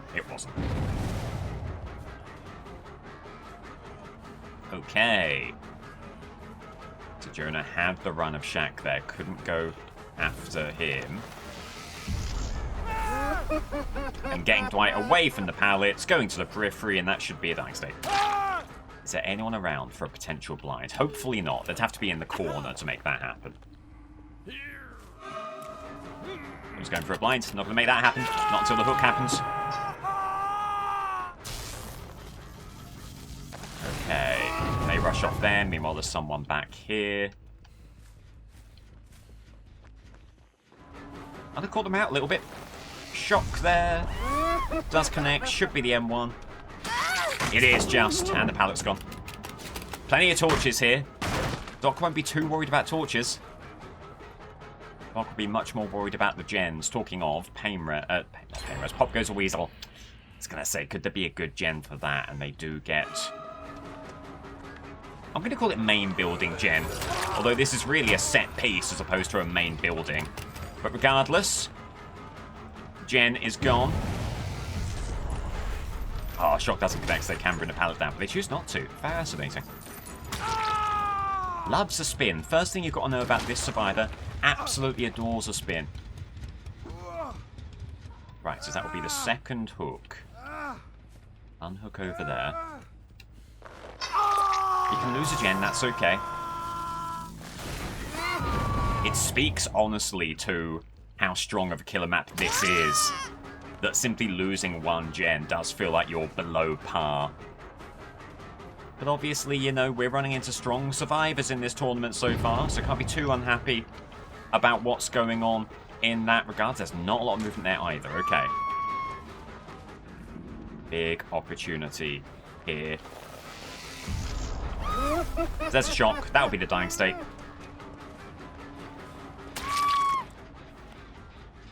Jonah also has a torch, but it's very far away. So there should not be a play available here. Or as Jonah is actually right there. Also has Saboteur, but doesn't get it. Wow. Doctor just able to deny, and Jonah all the way from the other side of the map, trying to make a play, trying to get the trying to get the hook saboed, not able to. Blast mine there, but Doctor has salvaged a play there, because if you can't find a way of getting that hook, things might start getting a little bit grim. Wow. Intel on all three survivors, that is huge. That is huge. And the only uninjured party, 11, would have been looking to go in for the save. She won't be able to. Now, unless the other two can make a play of some kind, it might be second hook stage for Nia. Shock connects. Should force pallet. They can't get window. They won't even get pallet. It'll be a dying state. Massive eruption on the gen to the left as well. There's someone moving in for the save, and they do get it. It'll be one hook apiece. But with 4 gens left, you do not mind that at all if you're Doctor. They're sticking on the corner. Briefly went this way. Big opportunity. Good play from Nia. Don't necessarily want to go after Nia Carlson here. Really don't want to muck around with any post-hook perks, but it's the only chase in town right now, as it could be dead hard. There it is. Oh, and they get the spin afterwards. This should still be a dying state, but my god, you can't be falling for that if you don't. Be scared of this team, honestly. They're making some good moves. I think the map is just so beneficial that it might not be enough. Okay, 5th hook for Doctor. Only 1 gem popped. That might not be the case forever. There could be some honest-to-goodness gem movement maybe on one of these over here.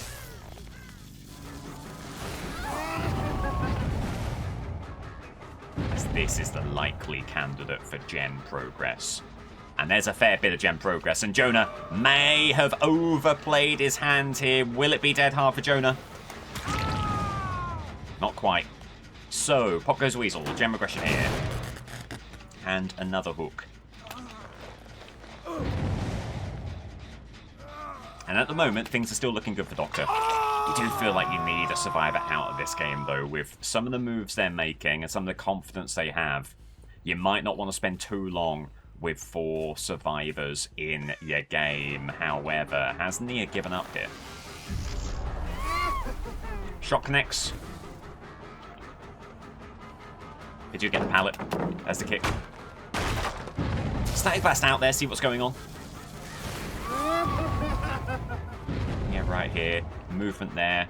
Noises behind. Gonna head back to the gen. There's a chance. Okay.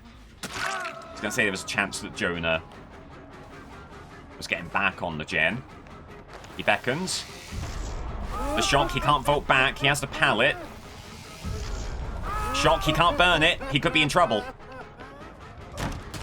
Fascinating. Oh yeah, fair enough. Really expected that to be the dying state there, but no dice. Shock, no pallet, dying state. Right. Will it be DS after all that? Couldn't afford that. Couldn't afford that. I know there's 4 gens left, but there's something about this game where you sense it might move away very, very swiftly. Jonah's back to main, or at least the quasi-main that you have on this map. Got to get a kick out there.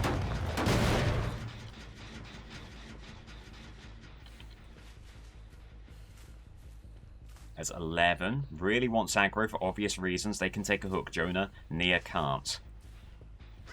Going on the patrol, checking out the gens. Bit of movement here, not too much, but could be worthy of an eruption hit later on. Really just waiting for Static Blast to come back and to get some intel with that perk as 11 rushes back to the gen. Ooh, going for the heal here. Going for the heal here. The hit on Nia is massive. Die State there immediately, not giving them time to establish a presence for the dead hard. Teabags from 11. Gives away Dying State, presumably. There it is. Is it going to go for recovery? Jonah has a lot that he can utilize here. Has Saboteur, has a torch. There he is. Dying State there. Okay. The coast should be clear unless Dwight's coming in to make a play. No, Dwight gets a gen. Good on you, mate. We love a bit of gen commitment here. Okay, so just like that, you should have a 2-survivor situation, as Dwight probably has a Sabo. No, just a flashbang, but that's okay. Doctor can easily pivot to another hook on this map. The good news here... Oh, hang on. Dwight has fled the premises and doesn't get hit with a static blast. Very interesting. That's a shame for Doc. He would have loved to have got some intel to make sure of no hatch escape. Now, that might be in jeopardy just a little bit. Hum.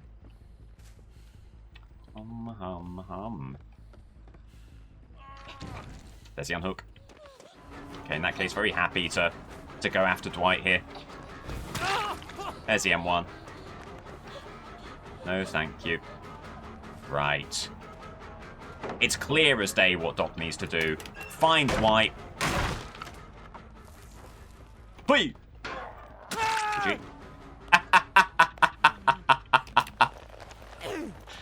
Get the hook. And then try and deny 11. Ouch. Time to do so. Can you find her with a static blast? No. Those little rascals are staying just out of range of static blast and just keeping things a bit too interesting for Doctor's liking. Well, he's going to march on back to Shack and set up shop to deny them a chance of hatch. That's the plan. Again, unless they do get the unhook. They're going to go for it. Getting around Dwight, looking for 11. No DS, it will be a hook. And now hatch is Dwight potentially for the taking. Where is he?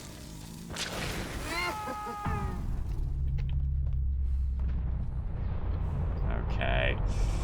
Nervous times, nervous times. You don't want to give away hatch here. And you're not going to. And it's not adrenaline. No way out, however. So maybe still a little bit of tension in the air. It's 11 hooks as it stands. Static Blast will be back soon. The gates are very patrollable. It's the Walking Dead map. Everything's patrollable. And so far, so good for Doctor.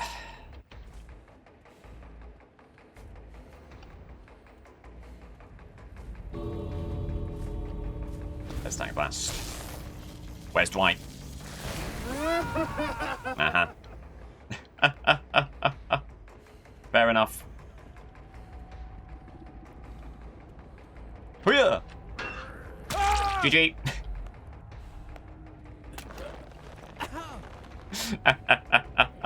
A bit of flair, a bit of gusto for Doc. Now, the funniest possible situation here would be that Dwight doesn't actually have head-on.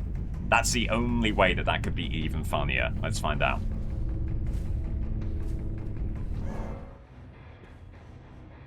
Let's find out. It was head-on. It was head-on for Dwight. Capably countered by Doc there. Wesker needs the 4K to salvage a point here. I believe he'll go bottom of Group E if he gets anything less than a 4K here. So the stakes could not be higher to salvage what's been an underwhelming tournament for him so far. Running around a log here. Really needs to connect with this. This is big. And that's gutting. And that really sums up the kind of tournament that he's had. Don't know what happened there. Wasn't really any kind of dodge offered up there, just simply missed. Missed a little bit far to the right, just bounced off him. Opportunity to make up for it here. Doesn't. Doesn't. As Airstream. Enemy to all killers so far this tournament. Takes Wesker through main, refuses to burn any pallets, and just takes a dying state. Okay, well, interesting. I'll see you dead. And we'll be able to get a pain res hook, which will probably activate on the upstairs gen. Exactly right. But can he get over there?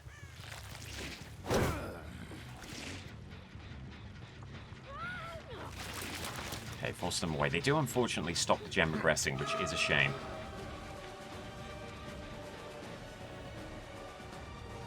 Still an opportunity for a chase here.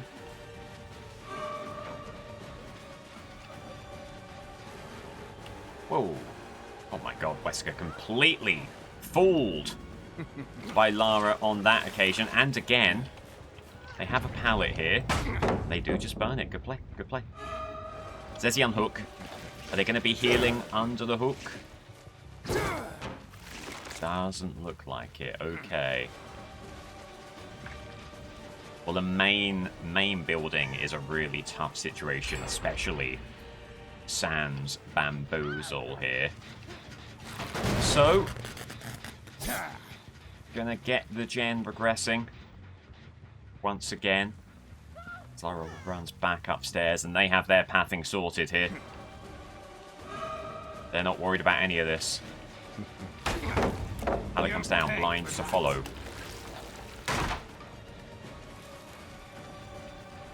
Things looking pretty good for Doctor. Had a much, much better start, albeit on a much easier map than Wesker. Wesker can feel hard done by in that regard. At the very least, Lara does move away from main. Can he predict the vault here? Only had one bound in the back pocket. That just feels like a rubbish chase for Wesker, doesn't it? Got to get the kick here. He does have some end game denial here. Well, quite a bit actually with Terminus and with No Way Out. Really wanted the injury there, of course. As V looking to charge up Sprint Burst again. Bound. Just denied once more. He does have Superior Anatomy. He's going to use that right now. How much value will that gain? Should allow the bound as he turns the corner here. Oh, that's clean from V. You never want to see that as Wesker, and you've got to go elsewhere. But now the question becomes, where is that second hook, that difficult second hook, going to come from? He gets an injury on Zarina. Big opportunity here. Couple of bounds, try and beat them to the tile. Doesn't. In fact, Zarina has pivoted back the other way. He's that second bound, so he does. As Zarina is... answers on the postcard, please. I'm sure we'll be hearing about it in YouTube comments. They love telling me when a survivor is in clear view. Right, well, Wesker doesn't know where she is, so off he goes. And we don't need to talk about it any further. 2 gens remaining. And this really is for Wesker's tournament right now, as that's Mirror Illusion and Blastmine. Tough stuff, tough stuff.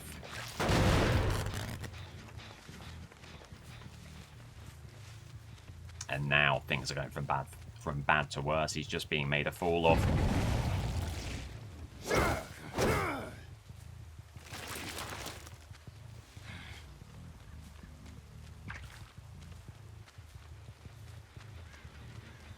Big gem movement here.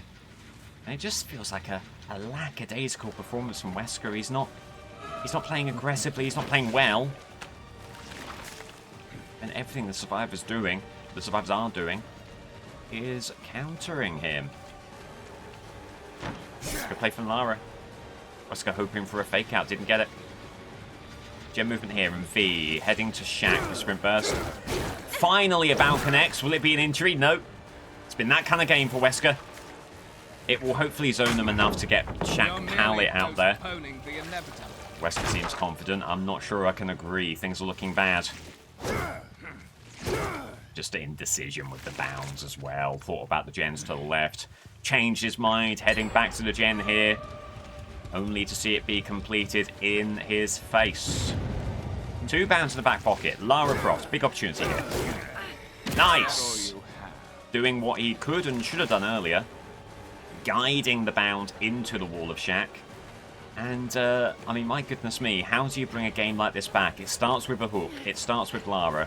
She will get a pallet here. Drops it presumably. Wesker just shoved to the side by it. That is an interaction that can happen with his bounds. And just finding a way of getting around the corner, evading the bound. The final gen pops, the gate's immediately open. And the lowest hook total so far this tournament is 2. Wesker might be about to beat that.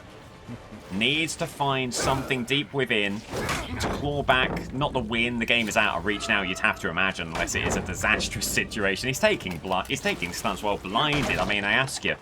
Needs to find a way to dig deep and get a bit of pride back. Get a hook and not go down in history as the worst performance in the 2026 World Cup, which is what this is looking like right now. Okay. Bound on Zarina, who stops and stares and pops down a med kit. Yeah, great idea. I'm sure this killer's in a very forgiving mood. Right. Well, a bit of a gift. Maybe a Wesker fan, who knows? It'll be a hook.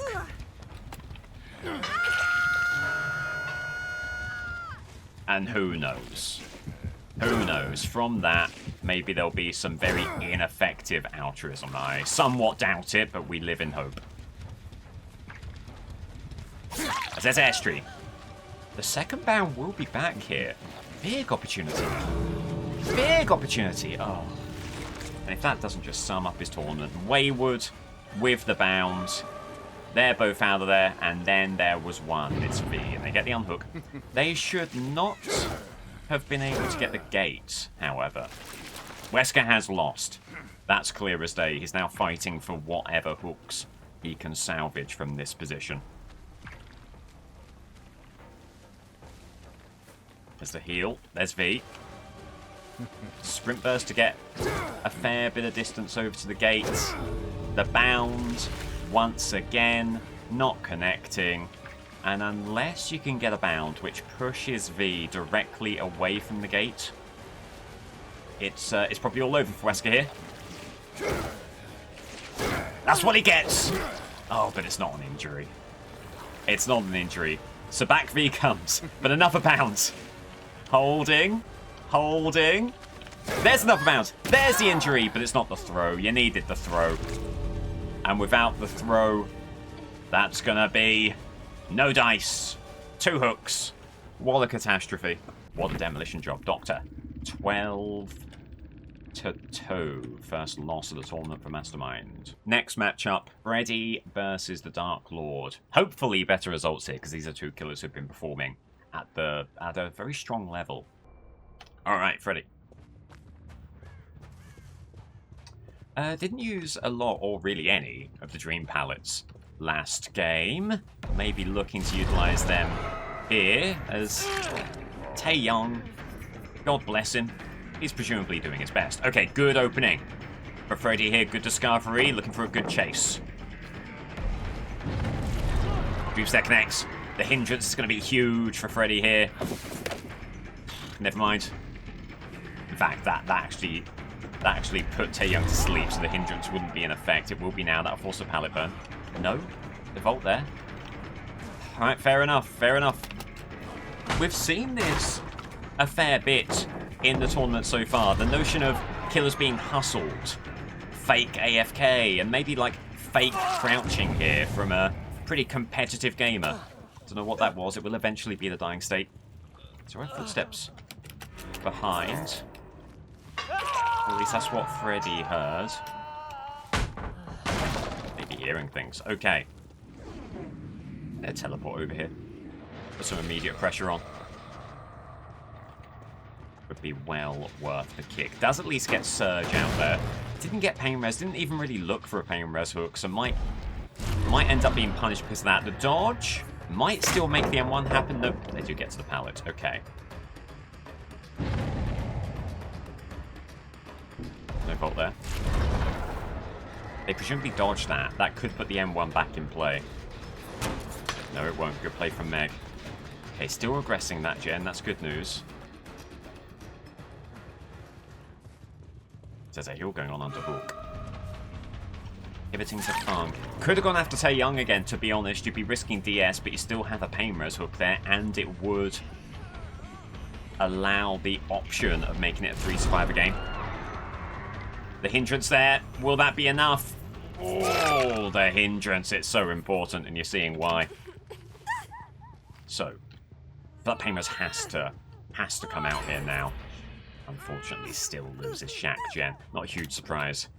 With how far along it was. Going to teleport right over to it. The scratch marks heading off to the right-hand corner. They might be having notions of going in for the save thereafter. There's Meg again. As the alarm clock was active, meaning that possibly Tae Young's also here? No. Overthinking on that one, I think, from Fred. There's Meg. Actually, it's not going for the pallet. It's going for the rock behind the pallet, interestingly enough. Does get hindered, so that will be the M1. A heal. While asleep. A bad idea. For this reason. Can't be doing that. Freddy's going to capitalize on that every single time. They're fast. God blimey, they're fast. God blimey, they're fast. So likely to be babysitters. Maybe they weren't concerned about the teleport at all for that reason. Damn shame for Freddy. Sense an opportunity, but that has gone begging.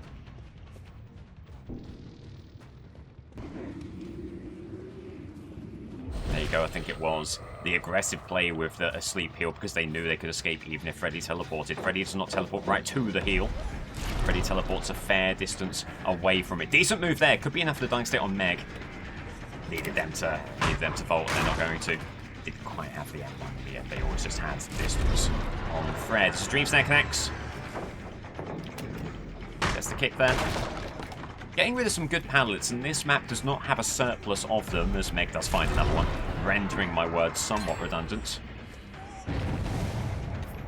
Swinging through, good play from Meg, good counter. However, the M1 around the corner will do the business. Is there going to be someone here for a save? No! So it'll be another pain res, albeit not too long after another gem pops. These pain reses not quite hitting at the right time, and it all stems back to that non-pain res hook on Tae Young. If Freddy had taken more time to assess his options, would he be in a better situation? Very plausibly, yes. No movement there. A bit of movement on the middle. This is a very, very good 3-gen for Freddy, so well worth the kick there. As there are scratch marks leading away. Medium vault punished.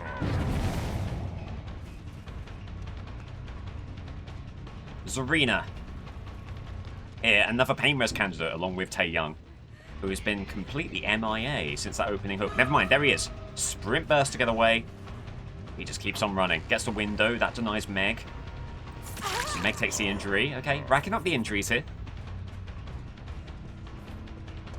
Pivoting back, because maybe... Is there footsteps around there? Unless Freddy is continuing to hear things. And getting back to the 3-gen. Okay. Needed a hook from that exchange, you have to say, but probably wise to get back to this 3-gen. It's going to be so important for him as it's sprint burst again to get away. Sweeps there. Does connect. As they do vault. Medium vault back. Zarina couldn't get the medium vault back. Fung can't get the medium vault back. Drops a pallet immediately. Maybe a chance for it. Finally a dream pallet out there. Again, not been making really any use of those so far. This game and this tournament has to be said. Oh, and forgot that there was no pallet there. Definitely heard a locker, but has probably just been duped by deception. As it's Meg again, and Meg is not a great candidate for a chase here. No pain reses to give. But Freddy not really in the business of choosing right now, just going for whatever chases present themselves. Good play from Meg. The double back would have put them in the dream snare. Moonwalk there. Good play. Oh, it's a good dead hard though. Couldn't really time it any better. They had the pallets, so had to swing or get stunned again. It's a good play from Meg. Dream snare just doesn't connect, but it will still be a dying stage. Whew. Talk about a fast chase, good lord. Everything just moving at a million miles an hour. Again, no chance of pain res here, already used, so gotta go to a normal hook. There's been the full reset, which honestly might not be the worst thing in the world. Ooh, as there is Zarina. That really reeks of trying to take the killer away from the gen, doesn't it? So, not gonna fall for that. Getting a kick. Tae Young out here.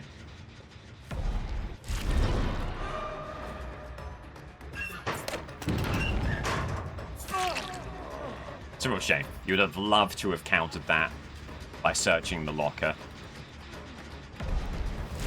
Dream snare. Hindrance. Medium vault. Grab. Need pain res here. If there's a chance for Freddy, not that he's in an awful spot here, but he would love to hold on to that 3-gen on that side of the map. This helps in that regard in a big way. Away he goes. Right. Huge opportunity here to keep up the pressure. And there's Fung, Sprint Burst obviously. Dream Snare just to their right, unfortunately, trying to lead them a bit too much. Pallets gone. Lots of pallets gone already. There's not much of the map left for them to utilize. And they still have to get through an entire 3 gens worth of play. That's going to be tough for them. It's going to be really tough for them. Wow! They're scared away from the unhook. I thought that was easily doable for them. They'll get the pallet. They'll be on their way. They don't have a lot of time now for Tae Young. That might have been their opportunity. Because now someone else who was on a gen will now have to move in for the save. There's more movement there, unfortunately. Injury right there.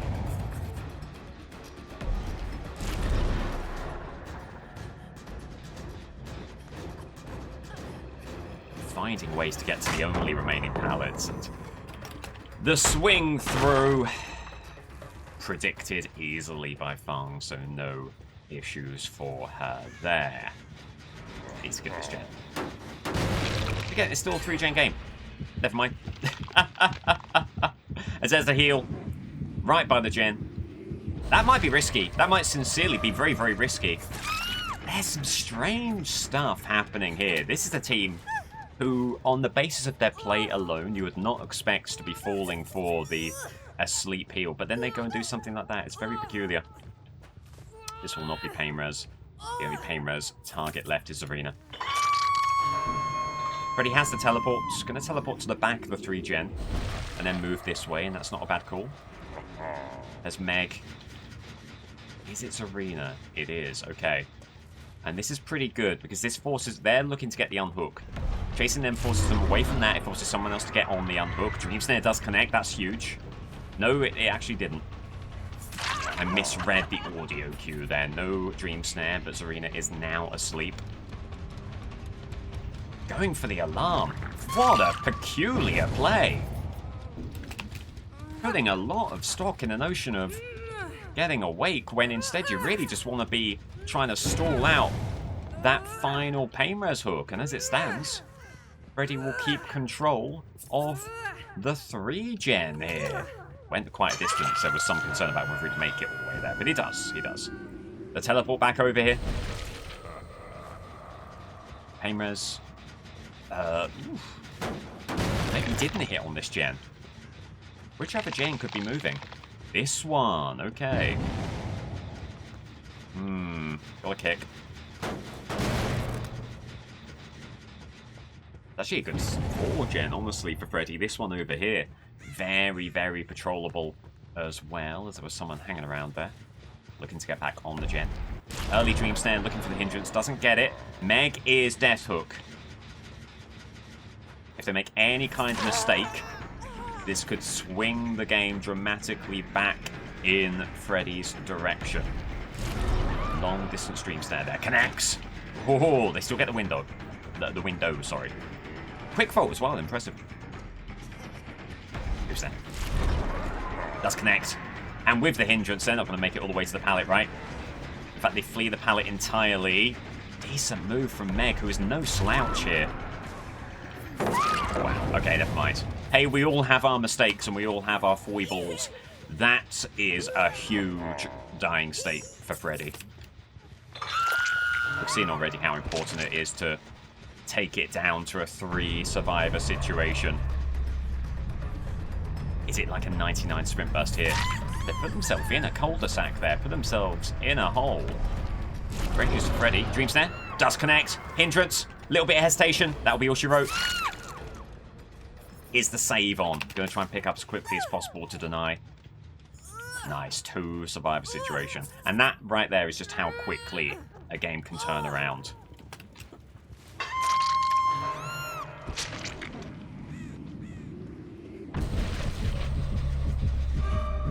Two survivors here. You absolutely want to go after Zarina in a situation like this. You want to deny Taeyong an opportunity to get the hatch. You want to give yourself some time to search for him after the hook. That's what you're doing when you're chasing Zarina in this situation, who runs past the pallet. Did not expect that, did Freddy? Dream Snare doesn't connect. They'll get the pallet. Runs around again. Gem pops. Could it be dead hard? Well, it certainly can't be dead decisive strike, I can tell you that much. Not with the gem progress. So, hook there. Does Freddy get lucky and get some intel on Taeyong? Hook with Killer Instinct. Doesn't get it. What a shame. What a shame. If only you could have found a way of closing down that chase just a moment sooner.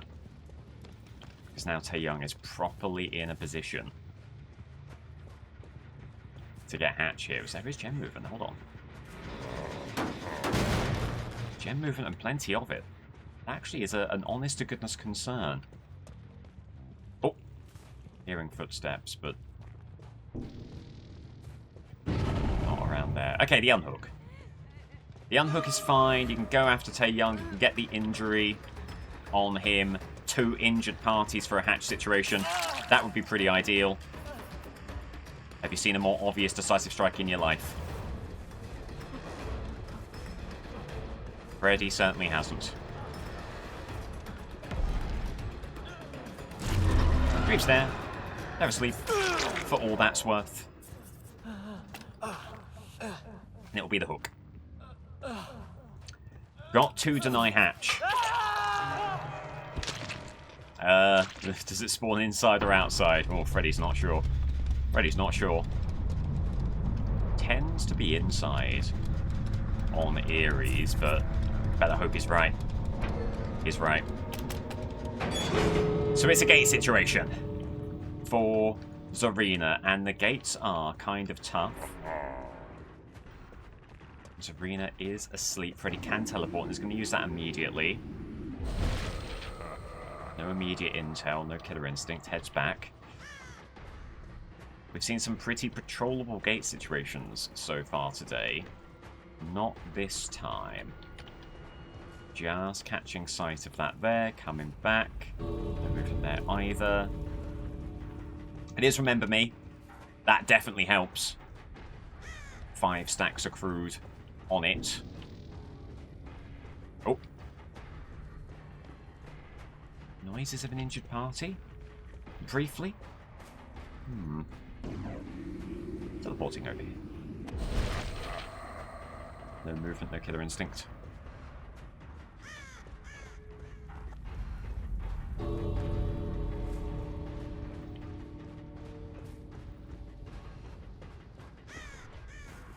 And against opposition like Dark Lord, who has been doing so well this tournament, it's so important to secure all the hook states, and that's what he does here. GG.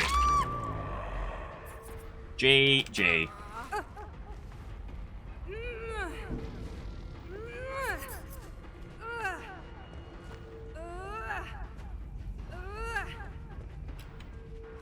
Alright, well, he couldn't do any better than that. 12 hooks. Bad for Drak, huh? Has to get the 12 hooks here to salvage a point. You won't know it if you're watching a video. A lot of time has elapsed between the game you just saw and this one. Internet doing its thing, combined with what I would call a very unjust matchmaking ban. But we're here. We're here, we're gaming, it's Dracula, and it's a tough map for him. And a tall order here on Badham. Looking for the 4K. Doesn't find anyone downstairs, unfortunately. Aha, but does see scratch marks. Heading the other way. No, actually heading that way, but then suddenly stopping because they heard the bats. Okay, makes a lot of sense. And they do get downstairs. Now, will this work? Let's see. Interesting little mind game there, trying to meet them around the other side. Didn't quite work out. Aha, but does spy them. It should be Lara here. It is, okay. Big opportunity here. No pallet burn. Not a great Hellfire tile, this, though. Gonna see that, and that's probably not going to do any good at all. Oh, not a good map for, not a good tile for really anything here. This tree is very annoying for getting around efficiently, and Lara just keeps on moving. Okay. Brings pallet down, they're going to go to the blind. They'll get it.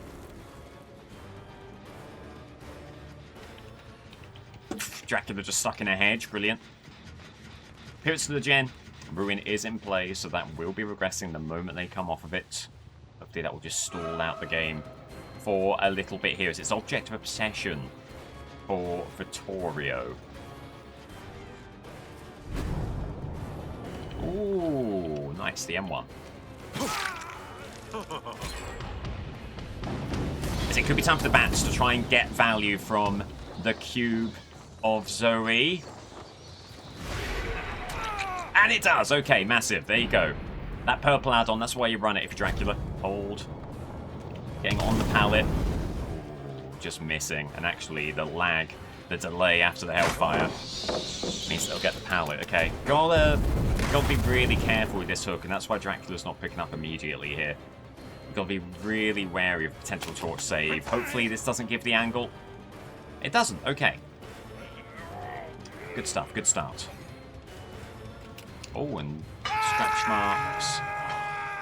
Fleeing the hook in this direction, presumably. Has to get far enough away for Devour Hope to have a chance here. So going to try and put some pressure. These gens, this one's still regressing. There's the unhook. No Devour Hope stack, they've already cleansed it. Damn. Have to imagine that's a cleanse situation there. Certainly far enough away. Really unlucky for that to be the one that goes first. Alright. Injury there. Could be another situation for the cube. Cube is always spawning Hellfire around Dracula. Get the bats. Get right in amongst it. And no. Alas. You can't build a game plan around the Cubozoe. It's good in a pinch, as we saw with Dracula, but it can't be your main source of value and aggression. Good Hellfire there.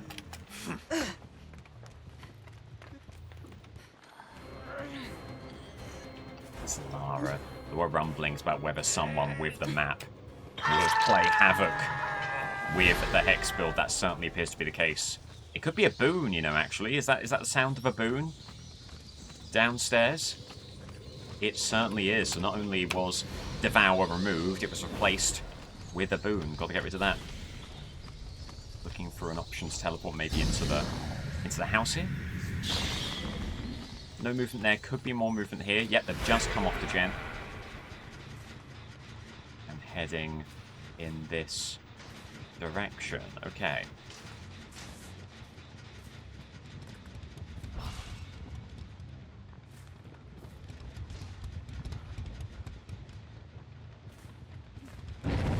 And maybe should be making more use of Warform. It's kind of farcical how long these loops are taking as Lara runs through again. This should be the M1.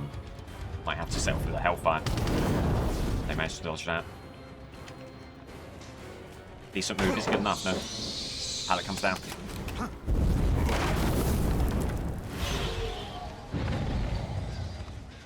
Pallet comes down. 3 gens left. Big movement here.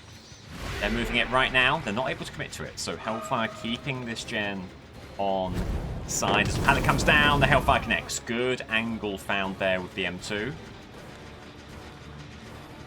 This could be a form right now.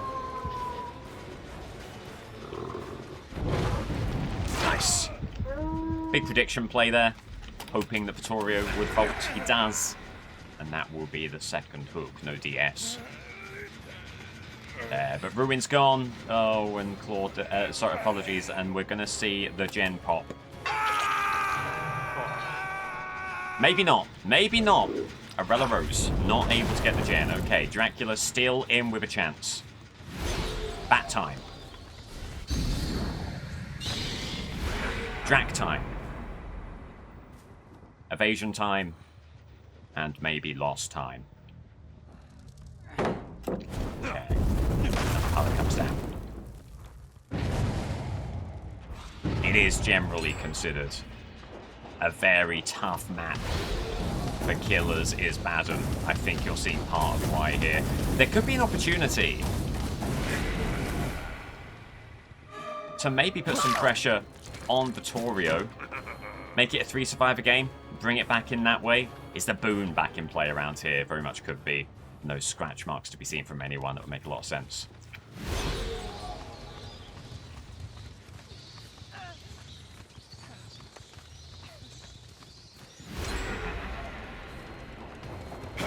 Enjoy that.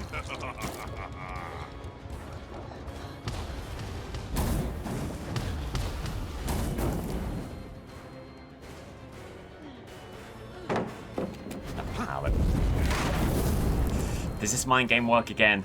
Tried it before, didn't work. Trying it this time. Arella too wise once more.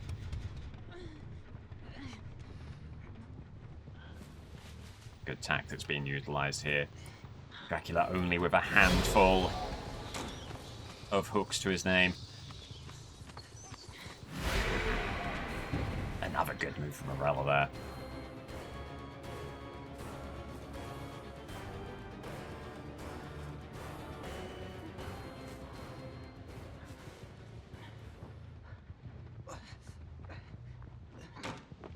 And this just isn't... I mean, clearly, this just isn't how Dracula is played. This is not utilising the powers at all. Good dodge and Hellfire, but does leave the M1 as a possibility. Okay.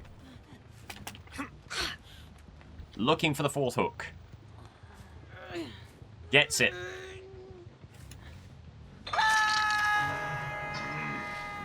What an emotional display. So you've got 2 survivors death hook here.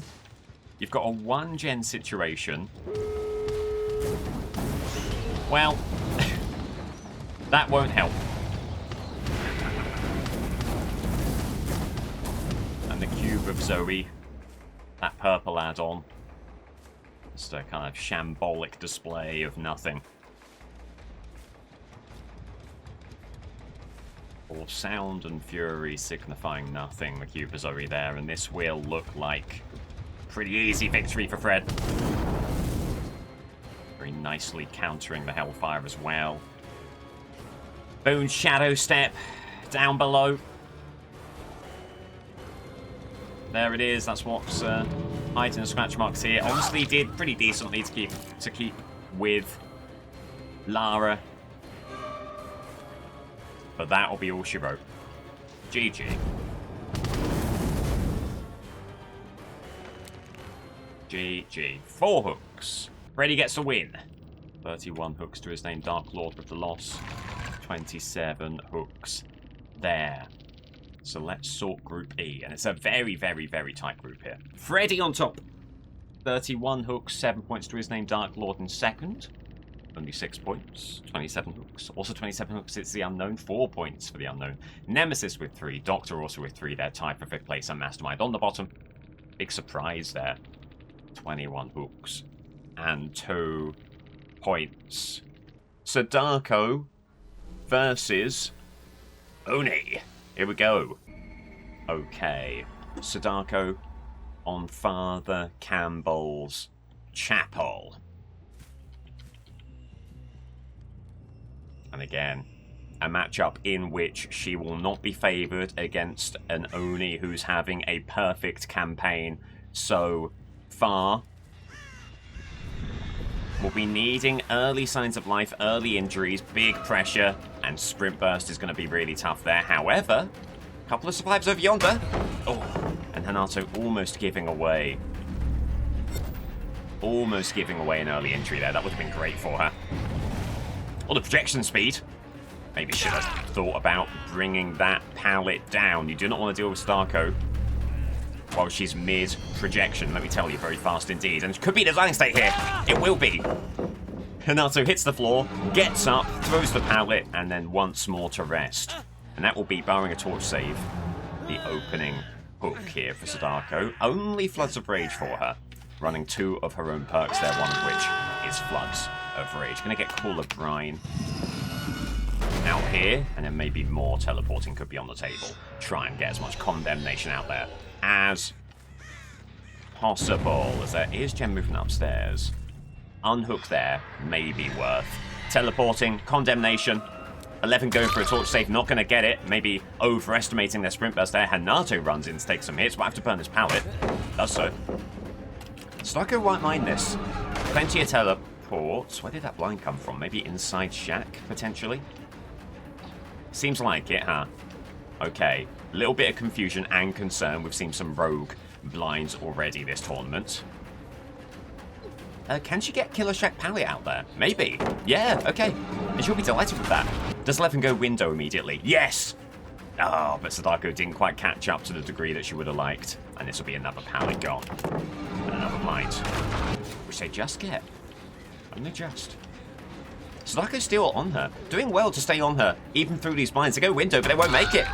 Very good work from Sadako. This is a new, rejuvenated Onryo we're seeing right here. Hoping to avoid any kind of angle for the blind. Will do so. Back to the Floods of Rage hook. She goes. There's a lot of gem movement here, including upstairs. Fair movement here, worthy of a Call of Brine pick. Looking for some nowhere to hide intel. Doesn't get any, does get some. Gem movement there. Nato fleeing the scene. As someone moves in, an injured party moves in. Great opportunity for a teleport here. Really putting the cat among the pigeons with that one. And Hanato, injured Hanato, has to flee. Keeps on running. Rain right here, apologies. Not 11 Rain.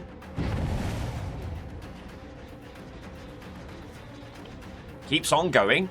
Oh, it's a race to the pallet, and it's a race that Rain will win, unfortunately. Immediate pivot back. Did they fake out the pallet there? Wow. I mean, they clearly had the pallet, but deciding on a different path, they'll do it again. They do not want to vault here. And that'll be their downfall. Another hook for Sadako. Still got Call of Brine, regressing those 2 gens just a little bit more quickly.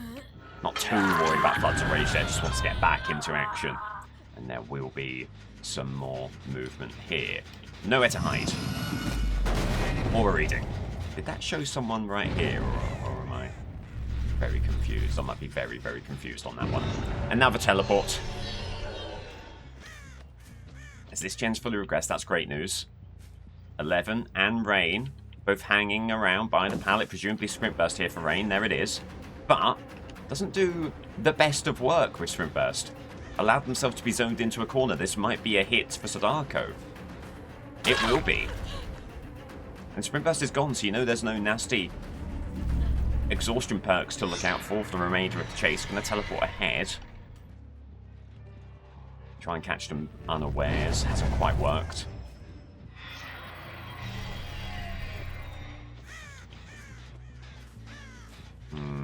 Going for a kick, mainly for aura reading, but really lost out on a big opportunity there, did Starco. It's never bad to be teleporting, spreading condemnation. As 11 has Sprint Burst, but again, a weird line with it. And even though they've got Sprint Burst, they won't make it to this pallet. They'll take an injury. So they go for a blind again. They do. They're pivoting to the right with the blind. They're allowing themselves to be zoned here. It's very surprising. And again, no dead hard. So there's the dying state. Hanato trying to commit to the gen. Gets it. Can't pick up immediately. They'll be looking for a pallet save. That is a shame. 11 just doing enough to buy time for that gen. But now that there's the injury, are they likely to still be looking for this pallet save? They do not. So, second hook for 11, the fourth total for Sadako. Heading back to the Call of Brine generator, where there is no movement at all, okay. Oh, big movement back here. Can she put a stop to it? Yes. There's a boon as well, right here, presumably Shadow Step, no scratch marks for Hanato there. Teleporting upstairs. Good things happen when Sadako keeps on applying the condemnation effect. That's what she's trying to do. Time after time. Teleports just in time to deny this. That could be huge. They were looking to deposit a tape. They're not going to be able to, as there is Call of Brine intel on the gen to the right. The full reset for the team as well is a bit of a shame. No pallet burn. Gotta pivot though, the gen's too far along. Injury for Rain. Away she goes. Oh, Hanato is there. Doesn't commit. The gen's not quite in a committable situation yet, thankfully, for Sadako. Another teleport. How much condemnation does Hanato have? Oof, a fair bit. Close to fully condemned. Not quite there yet, unfortunately. Good little line from Sadako. As other Hanato moves in to try and stop Gen regressing, Sadako doesn't want to allow that. We'll get the M1. The good news about this is there's been 3 separate survivors all trying to move that same gen as the TV respawns and Hanato right there, unfortunately, to deposit the tape. They've just been keeping ahead of the condemnation pretty well here. So it seems unlikely that Sadako's going to have access to that secondary wing condition. The Mini Mori. A shame, a shame. Heads back to the gen. Hanato gone. Injury there. Getting the kick. Getting the teleport. And they're loving this tile over here, and why not? Why not? They're doing great work on it. Pivoting inside again. Okay, forcing Hanato away from the carnival area. He's going to keep on going over to main. Decent pallet here. Is it good enough? They'll burn immediately. Dying state. Nice. Okay, needed that. But no respite at all. They're back on that gen. There's something good that can be said of this, though. That gen presumably will pop. But it still leaves 2 gens remaining. 11 presumably moving a gen somewhere on this side. In fact, they'll be moving this one right here. And this is where Sadako really hurts for gen progression. She's got Call of Brine. It's fine, but it's not what you want to be relying on to keep the gens in check. Vault there. No shack. No pallet, sorry, in shack. As they vault immediately. No pallet in shack. Only the window. They vault it. That should be blocked now. It is. Bloodlust at a very important time. Do they have the pallet here? They do not. Sadako swinging too early. That might get them to an actual pallet. Not merely an imaginary one. Okay, Sadako denying. Gem pops, obviously, no surprises there. Lots of pressure on that carnival gen. However, that's an important hook. 2 survivors now on their final hook state. Bit of movement here, not too much. Gonna just head to the other side of the map. So there's no movement here either. You are worried about the gen to the left. Call of Brine really important here. Going to be demanifested, heading over there, taking them by surprise. Hopefully for not a dying state. Oh, not even an injury, as that's a sprint burst again from Rain. Demanifesting here. Looking to put a stop to this gen once more. Oh, it's still aggressing. Okay, they moved away after the unhook. Fascinating. Could there be a heal going on around shack? Worth investigating. Doesn't look like it. I'll do if that teleport would have given Sadako just momentary aura reading with nowhere to hide. Certainly doesn't look like it. Someone got rid of a tape over there. Boone could be back in play. Teleports at a very good time. Hanato in the area. Rain in the area. Oh, mind game themselves on the pallet there. Flees the scene. I feel like you've got to get rid of this Boone. As it will be Call of Brine again on that gen on the far side. Well, what a hard-fought battle this has been. Back and forth between the 2 sides of the map. she's accrued hooks. She's keeping the gens for now. But you feel like she really needs 3 survivors here. As Levin holds onto the gem for a little bit longer. Can afford to do so with Sprint Burst. Teleport there.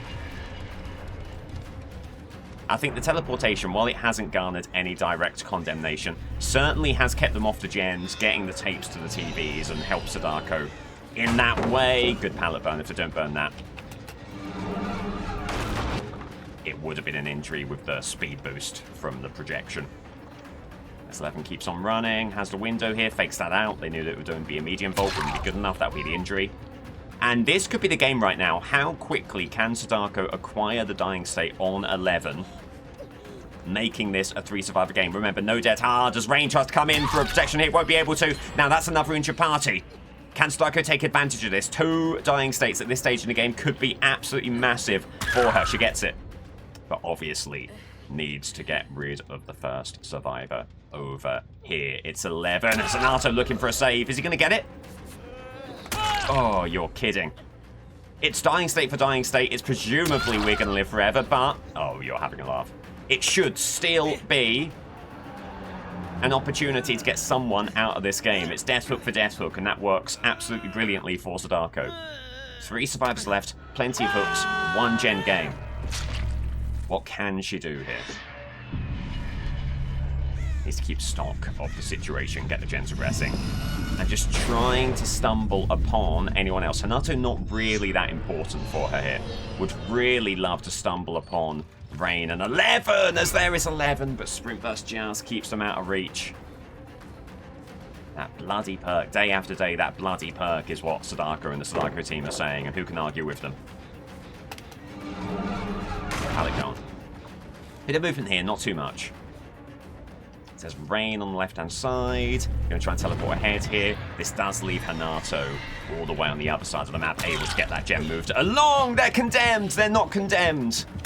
That is gutting. That is absolutely gutting. The one opportunity for a mini-Mori. It will still be a very important hook, but my, if you're Starko, how you would have loved a 2-survivor situation at this stage in the game. Teleporting back, knows that there's someone on the Call of Brine gen. There's some intel from the good skill checks there. The gen's moving a lot more than she would have liked. But not more than she can handle. This will be some more regression on what's a very important gen now. So Hanato takes an injury. There is a really decent teleport opportunity back there as well for the unhook. As back she goes. She's really on the clock now. You know that Hanato is going to be sprinting to that gen as soon as Sadako is gone. So really needs to close down the chase as soon as possible. Does this not scream head-on to you? Does this not scream Rain is in the locker and they're trying to make a head-on situation happen? It's entirely possible, but it's not going to be an issue. Barring a torch save, it's a 2-survivor game. The question becomes, how quickly do they get the gen? But this is where you're so grateful for No Way Out, which presumably will be popping over here. Scratch marks heading towards it. They're not going to be able to tap the gate. That's massive. Scratch marks were going that way. Did they then double back? Oh, what a shame. This is intel you'd have loved to have had. And it's intel that she does get. It's Rain. Bolts the window. There'll be an injury here. The gate's still not tapped, by the way. Still not tapped. Now the gate is tapped and it's over to the right. And that is actually a much better opportunity for Sadako here. You don't necessarily want to put the Death Hook Survivor on hook. You want to get the greater number of hooks. Hanato has the greater number of hooks on offer. And here are his scratch marks. And he...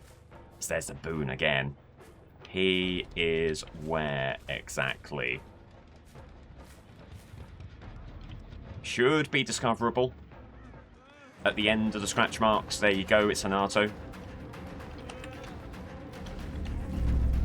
Bit risky from Sadako here. Could lose him if she's not careful. But this could be enough to close down what is an annoying tile. Nah, he's countered it well. Good move. Good move there. Okay, exactly what she needed. Now, she's gotta find Rain. The gates will be operable in about a second. Now they're operable. Gotta find Rain here. How is Rain gonna play this? Is she maybe gonna look for the unhook before even thinking about the gates? There's a possibility. There's a possibility. Keep an eye on the condemnation bar as there's the scratch marks. Looking to teleport ahead. They're going around alongside. Teleporting ahead. If you can stop this unhook, it's G. G. Can she?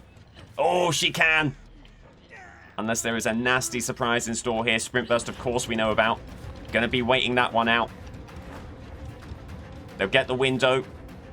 Just needs to play it cautiously, conservatively now, Sadako. Very far from Shaq. Very far from that hatch. Not a concern about that. Doesn't burn. GG. What a game that was. That was an all-timer. Just in terms of pure challenge and equally matched killers and survivors. GG. Whew. That's what she needed, and she's done it. So she'll at least be taking a point from round 3. She'll, of course, be hoping for all 3 as we go now to Oni. Great game. Trickster's Delusion for Oni. Not a fantastic map. Not the first time that Oni's been on Trickster's Delusion, if I recall. Can make something happen here, but this is going to be a slog. The Sadako game was a bit of a slog, a bit of a grind, and you feel like this will be the same. So it's the first chase. And this is where Oni really can suffer. How quickly is he able to get that opening injury? And they burn their pallet there, interestingly enough. Aura reading there, so their object of obsession, which actually did help out Oni a fair bit there. This could be the injury, you know? Not quite. What a shame. Getting the kick. May have to leave. It's a couple of pallets gone.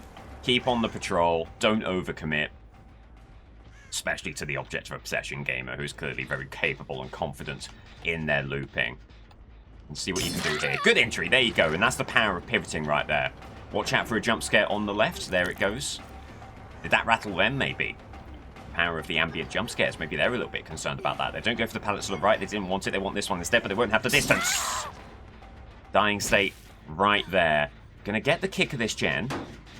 That will give nowhere to hide aura reading. Then don't pick up because there's someone right here. Nowhere to hide, so important in that situation. Coming back, is there someone waiting in the wings for the save here? It's possible. It's possible. Got a hook at some point. Oh, and Dwight throws away a dying state in service of a failed rescue effort. And that right there is what we're talking about when we say that sometimes these swift teams can work in the killer's favor. Oni now either has power or very close to power. I think he has power.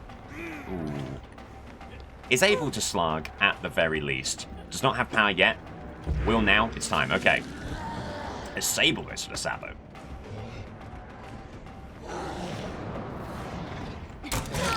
Has to take the M1 there. Unfortunately, couldn't quite close the gap between them and the window. That was a damn shame.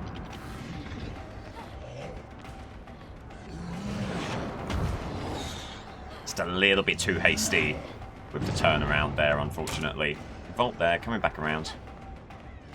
There's the unhook, and presumably they'll get the recovery thereafter. Breaking through pallets here. This is not where Oni wants to be with the power, let me tell you. However, decent move, okay. You don't want to be stuck in those rooms with the power? Well, then just go around. Dying embers of the Demon Dash gets the dying state. Could it be basement here? It isn't. That's okay. There's a hook by the side of the nightclub.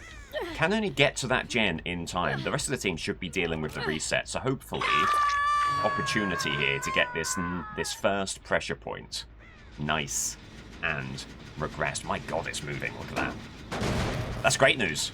Amazed, actually, that they did come off that gen. They clearly were antsy about getting the save off to the right. And this is going to be an absolute festival of blood orbs over here. So only going to stick around looking for a way to recharge the power. Maybe not as many blood orbs as he'd hoped. It seems that they got their heals out there quite quickly. Shame. Halfway back to the power. There's the unhook.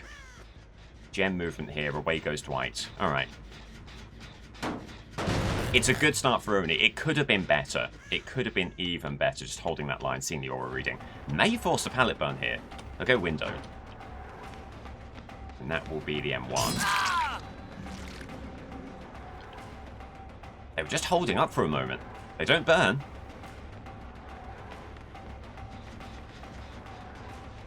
Really wants to pallet out there. Ooh, good play from Dwight. There's the power. Gonna send it. Gem movement to the left. There'll also be gem movement in the nightclub, presumably. That is not going to do anything for you. Nice. No time for the presumptive head-on play. Gets the hook and retains almost all of the power for the next go-around. One little trip back to Shaq and should have that back in his possession. Nightclub gen is gone. No surprises there.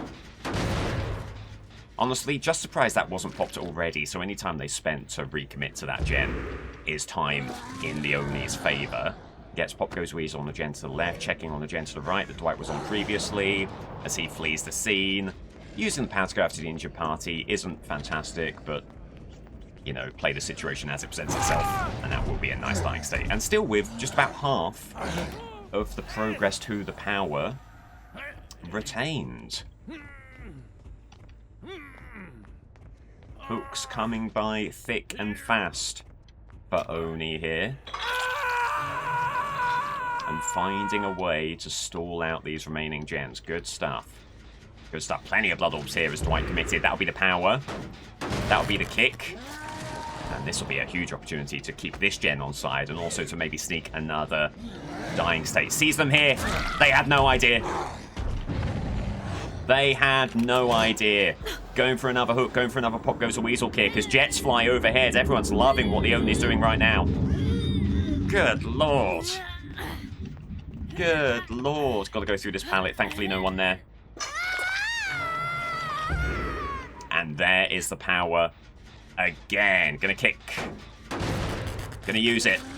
Gonna put more pressure on this gen. They need to pivot away from these two. And they have no more movement on this gen. There might be the heal recently happening here. No gen movement there. Maybe down the way. There's some gen movement here. Not a huge amount. Oh, and here's the survivor.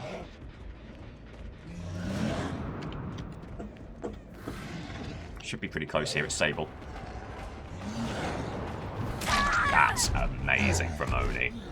That is fantastic from Oni. And it'll be another Pop Goes a Weasel kick on a different gen entirely. Just managing to find a way, keeping all these gens under control. Blood Orbs in possession. Big regression here. No one around for the save. We'll get a few more Blood Orbs on the way. But this is a clinic right now. Already 6 hooks. A stronger position than Sadako was at the same point in the game. However, of course, Sadako had that exemplary mid and end game. Can Oni do the same? Going for the blind to the window, gets it. And not quite able to follow them to the door, unfortunately. Well, they vote they will. They're not going to double back. It'll be another injury here. That will be the power. Now, he's going to test the waters by committing a little bit here, and he's going to be rewarded immediately. Just needs to wait out dead hard here. Unlikely to be DS, but honestly, I'm not sure of how long ago the hook was obtained. It's not DS. It's not DS, just a desperation play there. Maybe to avoid more blood orbs, but whatever the case, it will be another hook, his 7th. There are still 4 gens remaining. This is absurd from Oni.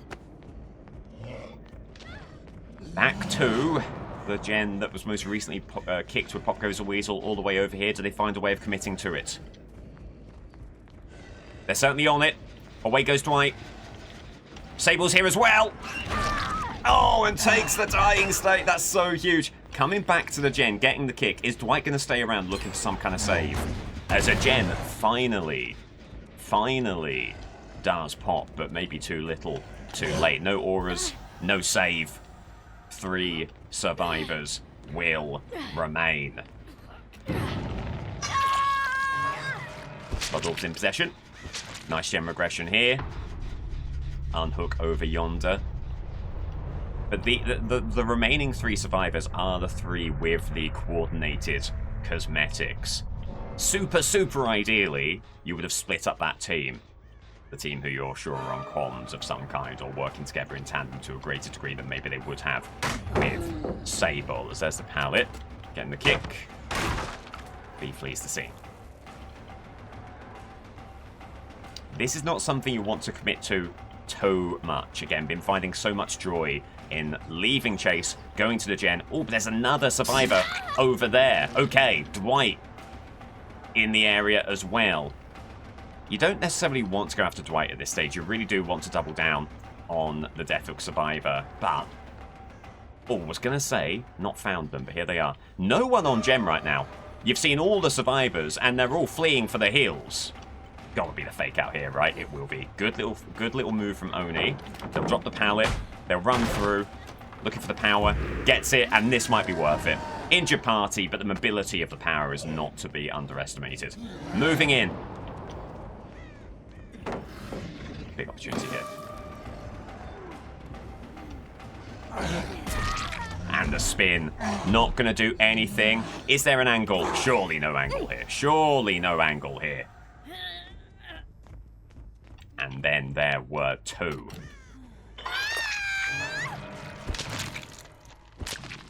With blood orbs in tow. And hopefully a few more down the way here. There certainly are some around Killer Shack. Just wants to get the power back. And find Dwight now. Dwight actually is the key person to discover here. Gives you time to find V and to hopefully deny a hatch situation that could still leave Oni without points at the end of it all. Getting the kick here. And just hoping for aura reading. Gets it. Where are they? Here? It's perfect as well. It's absolutely perfect. It's Dwight Fairfield. Nowhere to hide. Giving the aura reading. Oh! V's over there. That is absolutely perfect. They're in both lockers, in fact. Maybe looking for a head-on play. Still has the scratch marks as well. So as long as you can stay on V and now start walking to hide their scratch marks, and that's very frustrating. That's very frustrating. That was the win sealed up right there. What's going to be very informative is what Dwight does. If Dwight starts missing skill checks here, then you know that they're just playing for hatch. What a shame. Would have loved to have kept on V there, but wise from them to slow their roll and to start walking away. Okay, well, Oni's got to pivot. If they get the unhook, so be it. There are 3 gens left. You've just got to deny them hatch. So he's going that way. Oh, God, he's going to be there in time now, because there's the very sudden death on hook. Got to be careful of these lockers as well, because it seems like they have head on. Nervous times here. Okay. That's shut, but no way out, and just dreadfully short of the blood orbs needed for the power. If you had Demon Dash here, this would be a breeze to patrol, and there are some blood orbs here. Gonna get them. Gonna get power, gonna go back. Oh God, is there time? This is suddenly nerve-wracking. This is very suddenly, very nerve-wracking. No lights. Okay, coming back. They've definitely not got a key. They could find a key, locate a key, and break Oni's heart in that way. No lights. Okay, coming back. The patrol maybe isn't as bad as we feared. Right here. You can go there, have a look, come back this way, have a look, come back again. Okay. Just wants to be sure here. The fog of war just making the patrol a bit more difficult, and now power's gone. That's when they probably spring into action. It's taking that line there. No one's seen there. Coming back. No one on gate there. Time ticking down. Ever so slowly, ever so incrementally. They've got to make a move now. If they don't make a move now, they've got no chance. No lights there. No V there. Pivoting back. No one here. Time ticking by. No lights. If there's no lights here, it is all over. No lights there. It should be the 4K. There's no way. There's no hope. It's all over. It's a tie. GG. Whew. They were there all along, back in the locker, where it all began. And that continues Oni's perfect campaign so far, albeit not perfect in terms of points. That'll be a draw.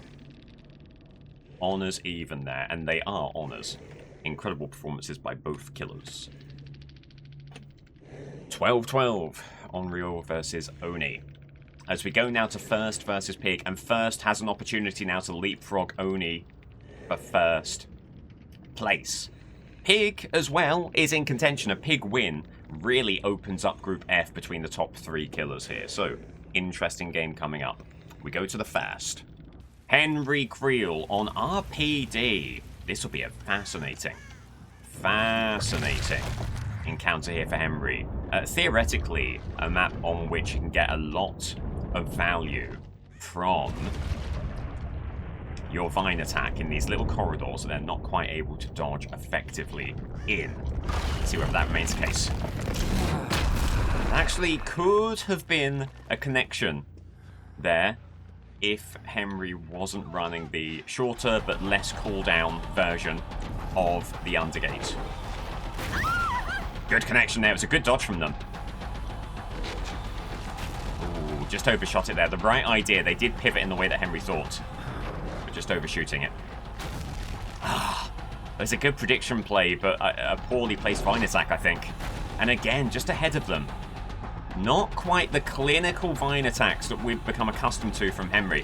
Where on earth did they go? Someone put a boon out there that suddenly stopped their scratch marks. Maybe. Oof.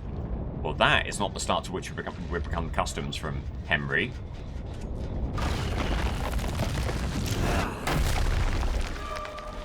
There is a boon. Okay, that makes a lot of sense.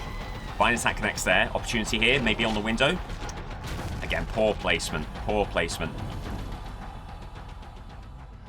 And they're just gone. Gotta get rid of that boon. That boon is going to play havoc with Henry in these narrow corridors of RPD. Kind of a shame that it's even there to begin with, to be honest with you. Back into the Undergate. The upside down. Sheva up top side. Gem movement here. It's Shane. He'll be away. There's been questions all tournament long of whether this add-on that makes the Undergate much smaller is worth it for Henry, and this game is not going to silence those doubters, let me tell you, missing with that repeatedly and maybe missing a lot of the value that would otherwise be bringing. Vine attack does connect, but still no World Breaker mode, as that misses. Vine attack connects there. Everyone on one stack of World Breaker. Going for the M1 here. Just making sure that he can find a way of getting the injury as the first gem pops. Oof, good play from Lisa to get away from that Vine. And that will connect. Okay, World Breaker mode. And this is where he needs to start turning this game around. Okay, blocking the window. They still get the pallet. What a shame. I guess. Doesn't work. Ay. Tough stuff for Henry and Raccoon City Police Departments. Got to get rid of the pallet. Got to go.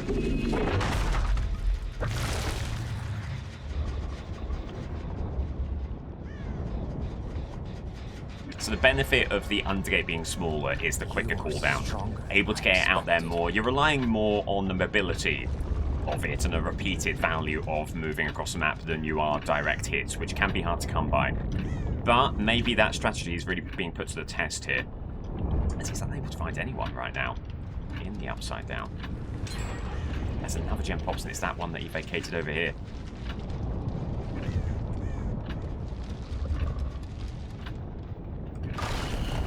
See right there, that could have been a real opportunity. It is Dramaturgy. Is there a chance of the exposed status here with Dramaturgy? Maybe, maybe not. You can't really assume that. So, going to try for some Vine attacks. None of them connecting here. Perfectly countering pretty much everything that Henry's doing. Vine attack will finally connect. It will be World Breaker again. He needs to get a dying state. He needs a hook. 2 gens are popped, and they're not going to slow down. Good play from Michaela. Just keeps on running. Could be the pallet burn here, it won't be. Blocking the pallet here, gets the injury. Stun there, not a huge issue. Very clever. Way ahead of them, that's not going to work. Opportunity here. Next, okay. Well, he's stuck with it. You can't be too scared to use the bind attack. You've got to keep on going for it. And he'll finally get a hook. Has to make it pain res. There may not be many other pain res opportunities here for him. Shane takes a hit. Will that be enough, actually, to deny the hook outright? Lisa was coming in for a body block, not able to do anything about that. No injury, that was a damn shame. Very speculative. On another day could have worked. It seems that everything Henry tries right now is resulting in pure failure.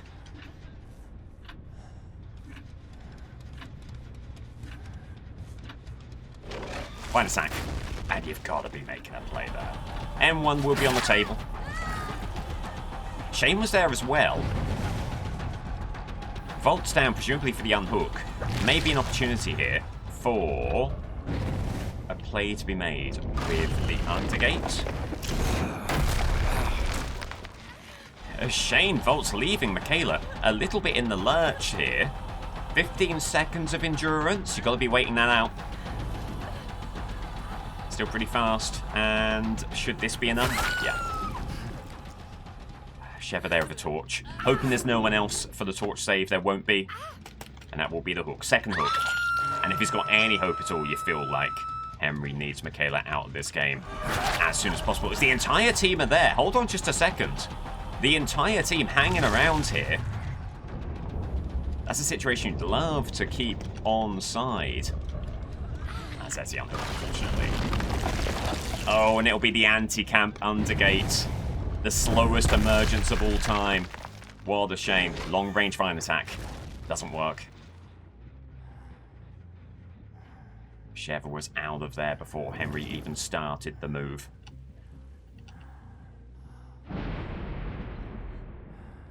Heads along the balcony. Connects. Okay, good stuff there. Heads inside. I will reshape the world. Really trying to make some of these plays work, but not quite managing it right now. Look at the range. That was Shadow Step all the way down in the lobby. And that's why that perk and that boon are so deleterious for these killers on RPD. Really nasty stuff.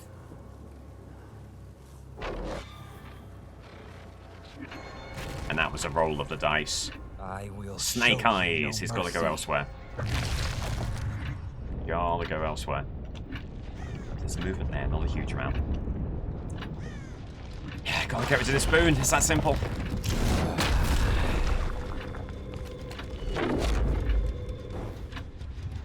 It's gone. The rare, I wish I'd run Shattered Hope game. Didn't see much of it, you're seeing it here. Trying to get the gen. They'll get it. Flashbang. Dropping it. Well, I thought he dropped it, but he still has one in his hand. Very intriguing. And way too far ahead there. Way too far ahead. Not quite going to work out. Fine attack. Connects. Lord, how he needed that. This has to be a pain res hook. Is there one makeable? There's one in the interrogation room. There'll be people body blocking. And he has quite a trek to get there. Oh, I don't know about this. I don't know about this. Maybe there's a chance. Oh, okay, he gets it. He gets it. Heading upstairs first. The 3-gen isn't atrocious. As they go Sheva, sprint burst, of course. Always a shame to run into sprint burst when you're Henry. Oh, if they've reapplied the Shadow Step boon on this side now. So this is nightmarish again. Fine attack, just wayward. No, it does connect. Wow. Had no notion of that connecting with Sheva. It does. That one connects as well. It will be Wellbreaker again.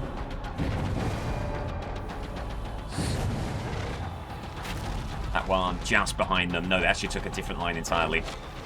Fine attack. They keep on running. Keep on running again. Stop finding ways of making this work. That one hits. That's important. Big opportunity here. Way too far ahead, surely. No, in fact, It only just barely clipped them. It was almost behind them. Can't get pain res here. The pain res spawns have not been amazing this map. Not to make excuses for Henry, he's not been performing to his best, but there have been some mitigating circumstances for sure. Gotta get rid of Shadow Step. What a nasty thing Shadow Step has been here. Again, not entirely the reason why the game's gone so poorly, but part of many reasons. Fine attack does connect. Injury on Shane. Big opportunity here. Only one person can be moving on the gen. Someone else is going for the unhook here. Oh, Dying State there. Wow. The undetectability, I think, meant that Shane had no notion of where Henry even was. And a basement hook in a situation where you're really trying to wrestle out as many hook statuses as you can. A basement hook here could be so important. And needs to get back to that gen as quickly as possible. There's hope here. He's playing a lot better than he was. Scratch marks, Lisa. Now, this is just a change in tactics from Henry. Lisa wanted the quick unhook there. Henry's got to deny that. If he loses gen, so be it. Fine attack does connect. Injury. And this now, there's a chance this could be like a pain res situation. If Lisa keeps on moving to this side of the map, they're going to head back the other way. What a shame. Oh no, they're going back again. Hold on. Opportunity may be here for him. Oh, just missing. Just missing. To go window. They do. And this is gutting, and there's maybe one more opportunity with the vine attack. And it won't connect. What a shame. At least he's on the side of the map now, where he needs to be to keep these gens on side. Okay, Michaela, not able to commit. Trying to sneak a vine attack. Does very good work there. Also gets this gen regressing, so who knows? Who knows? Maybe there's hope yet again. Living in hope here is Henry. Getting the sprint burst out there. Yeah, they're holding on to it. Fair enough. Fair enough, and why not? Maybe if they pre-vault. Not quite, not quite.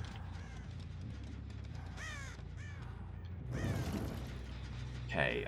No more movement here. They could very easily be committing to another gen upstairs or the one around the outside. No movement here. Ooh, Secret Project has blocked the gen on the right. There's scratch marks moving in. You know what Henry hasn't done? Used turn back with block at any point. Not been a huge number of opportunities, but certainly a whiff with that perk. His fine attack does connect. Needed that. Okay, Lisa took an entirely different line. Gen unblocked outdoors now. Michaela trying to commit to this gen again. Vine attack connects, so important. M1 there. And this, all of a sudden, could be a mini-Mori for Death Hook. Oh, what a clutch dodge from Michaela. Doing exactly what she needs to. But it will be the mini-Mori. This is so important for Henry right now. Can he still hold on to Interrogation Room Gen? He's heading that way. Someone was running outside, so they may have just all pivoted outside now, but you know there's loads of movement here, so you've got to be really cautious. Gets the regression here. And looking to get back outside. That's got to be the other one. That has to be the other one that's moving. There is the undergate. There's the upside down, and here is actually where the add-on does have a benefit. He'll get there just that bit more quickly. And there is a lot of movement. Are they going to get it? Shane commits! Takes a dying state! Oh my goodness me, that is so unbelievably clutch. I can't believe what I've just seen. Committed to the gen in spite of the undergate. Takes the final dying state. He's Death Hook, he's out of there. Sheva now has to move away from the gen. Massive, massive, massive opportunity. Every chance they were hiding around there, but you can't let Interrogation Room Gen go unchecked, because that will happen. Okay, this is good, this is good, this is good. Pushes Lisa away from the gen. Still the potential, still the potential for Dying States here, but it's Shadow Step again. Again, which has just lost the chase again. Is there gate movement here? There is. M1 there. There's still an opportunity. There is still a huge opportunity. Shape the world. Do they have Dead Hard? Oh, ho, ho, ho, ho, ho. Henry may have salvaged something there. Certainly will at least be getting an additional couple of hooks, and depending on how Lisa plays this, might be looking for even more. Keep an eye on the World Breaker timer.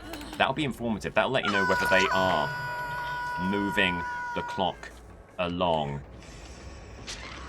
Oh, but this is nerve-wracking. This is nerve-wracking stuff. Running the maths here, what's more important? Trying to go for the additional 3 hooks, or making sure you get the additional hook status here? It's a tough ask. The issue is you've never quite had the chance to get rid of Shadow Step over on that side of the map, so going after Lisa feels like a bit of a fool's errand. You're really hoping they come in for a save and somehow bungle the unhook, right? They haven't left yet, which very much implies that the save is on their mind. And there they are. M1. It will be a trade. It will be a trade. Gotta take the hook.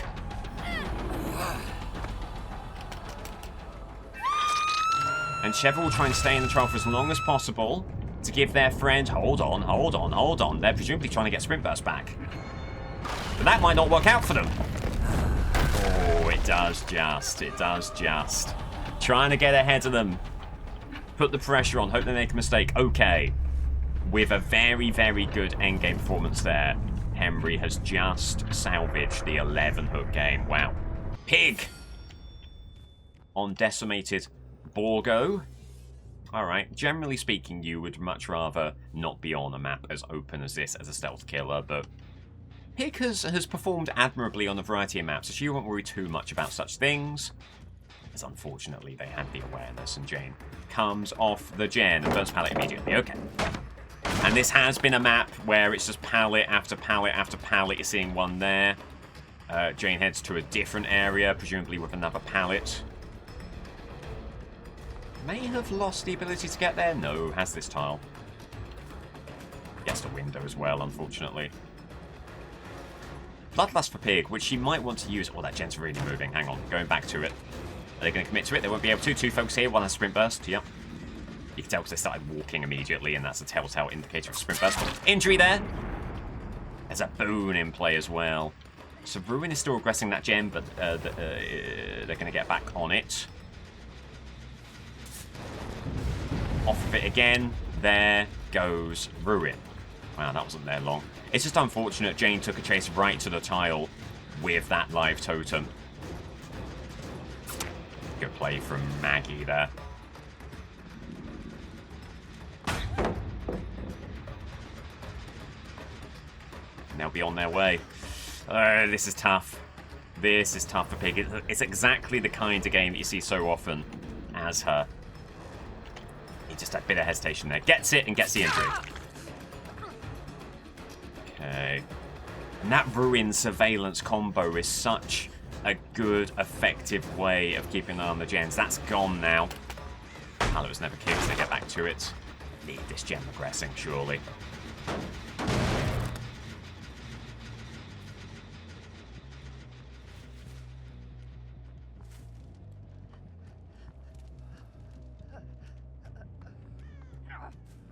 Okay. A lot of people were saying, well, it's as if she didn't have an ambush ability, and yeah, clearly not using the ambush a huge amount. In fairness, don't know there's been too many situations. They're holding up on the pallet as opposed to on the other side of the tile from the pallet. That really does make the ambush not that effective as another gem pops. And Maggie just has free reign of the map here. At the very least, the scary gen from the opening is still regressing as Maggie runs through the pallet, and there should be a dying state here. It will be. Okay. There's a bug with searching lockers, and they've not found a way of fixing it yet. So that will remain in the game for at least another week, I suppose. As there's a hat on her head, and there's a pain res hook. Does pain res hit on this gen? It does not. That's scary. It actually hits on the gen way over yonder. A Pig going to try and be stealthy to get over there. That's an immediate unhook. So fast, in fact, that Make Your Choice didn't activate. Oh, and there goes Maggie. Who even got the unhook? No clue. Right, we're just going to have to go... That changes Pig's plans entirely. Going to just have to go to the gen immediately here. What a shame. What a shame. Boon in play. Gotta get rid of that. Not Shadow Step.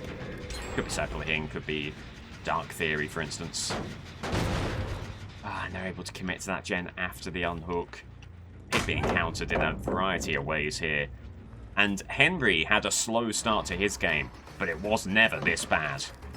So Pig really needs a turnaround for the ages if she's going to have a chance of even salvaging a point here.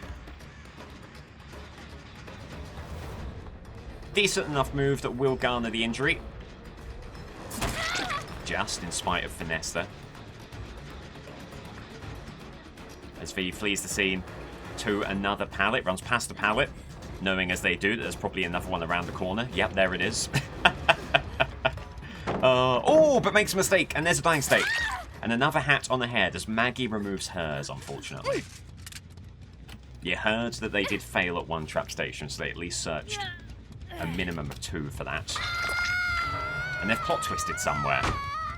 What you wouldn't give for just a little bit of aura reading here to try and get lucky and find that hook. There's no way the Pig is going to be making that play, you would imagine. Barbecue would have been big. Here's the thing, you want to take this chase, but you don't want to move too close to the hook.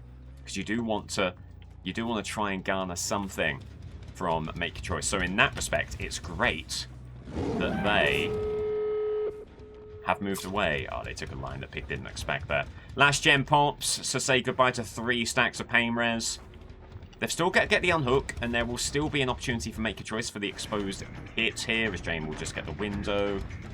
Not a tile that... Oh, wow! They really didn't expect what Pig did there. There's the unhook. Okay. So one of Maggie or Zarina are now exposed with Make Your Choice. They probably flee the scene immediately. Yep, these scratch marks leading away could be your exposed survivor. In fact, it's the dying state survivor getting the hat, which is a real shame. He did not want to find them. Was it Maggie who's exposed? Yes! Huge play with Make Your Choice. The hat doesn't do anything here, but it is a cheeky 1,000 blood points. And up she goes. All right. Well, a marathon starts with a single step, and we've got a similar commensurate action that's required here if Pig is going to get all the way to 11 hooks or maybe 12. She needs an all-time endgame here, and she has nothing really helping her. She's got Make Your Choice. If Zarina maybe goes for the unhook here, needs to be taken far enough away from the hook. As in goes Zarina, will run interference. Gate is open up ahead. It looks like they're just going to leave their friend. No, hang on. Hang on, Zarina's running back in. This is huge for Pig. This is massive for Pig right now. Another hat on the head, why not? Taking the hook as far from the gate as possible. They're on the clock now as well, but they do get the unhook. But now they've got another save to make. On Zarina, on the hook over here.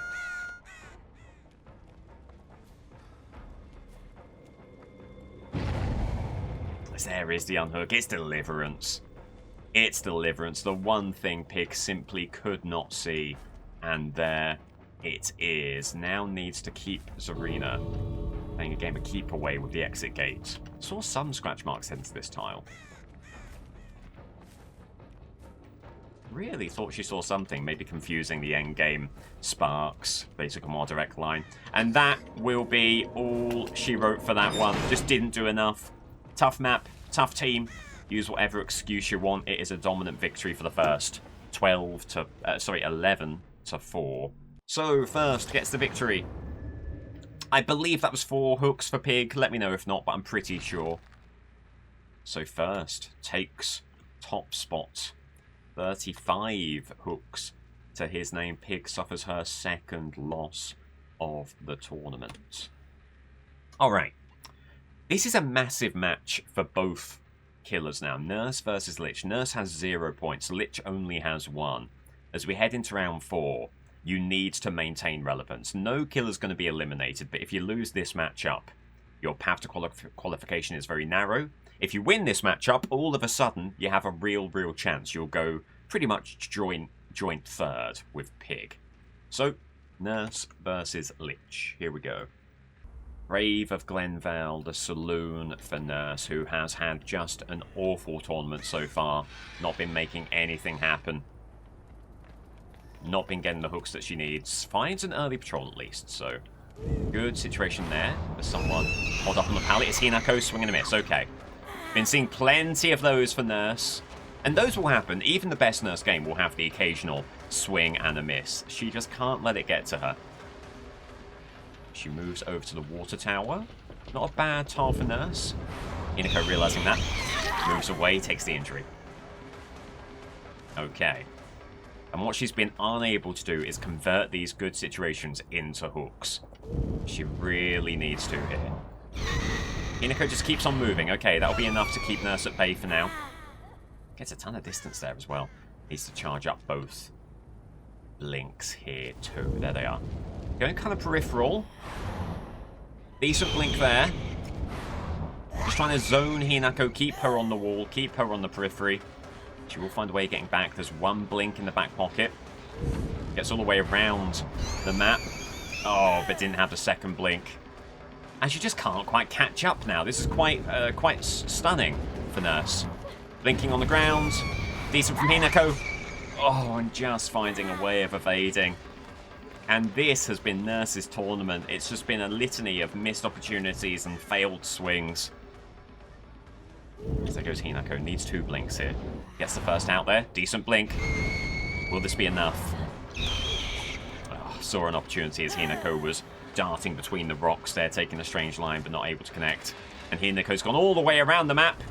And she's back again. This time she is committing to the water tower. No, she isn't. Where's she gone? What? Actually doubled back around here. Oh dear, how much distance has she got with that? Plenty. Oh, she's got a pivot, Nurse. This is, again, absolutely atrocious. Going to the gen. No one there. Not a line of sight at all. Moving upstairs. Got to put some pressure on here. Not a good blink. Good second blink, but not good enough. Swing and a miss. And it's looking like 2026 is just going to be a year to forget for Nurse and for Nurse fans, because it's just been this. Time and time again. The real measure of a Nurse game is how quickly does the commentary grow desperate and pitying. And it's been within minutes, within like 2 or 3 minutes, I turn from being hopeful to being completely disgusted by what I'm seeing, and I'm already disgusted. There is nothing but disgust in my voice and in my commentary right now. Let me tell you, this is not what she needs to be doing. As Nia Carlson maybe feels bad for Nurse just waiting. But Nurse can't capitalise. A swing and a miss, a stationary target.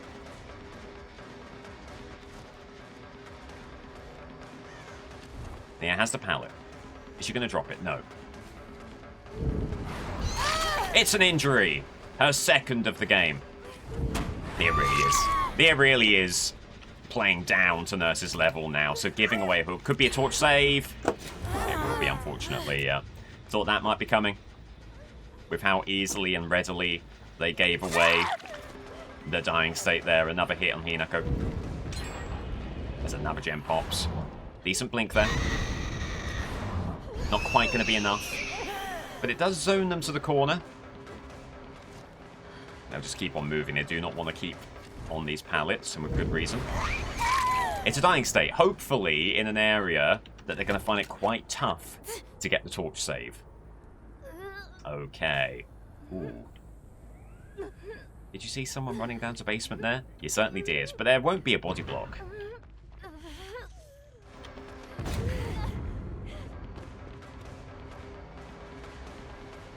And this is hell.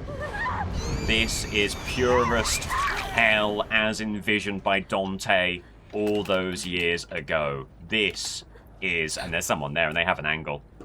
This is the 7 circles, the utter depths, the point of no return. And this is how a killer is ruined, not just for a World Cup, but for generations to come. This is a dismal performance yet again from Nurse. Good play from Nia Carlson, screaming as they go. And she's got to go elsewhere. What a shame. What a shame. And we've not had a hookless game all tournament long.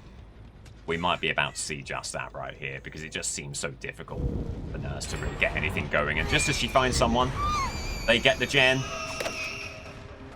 Taking a swing. A desperation swing.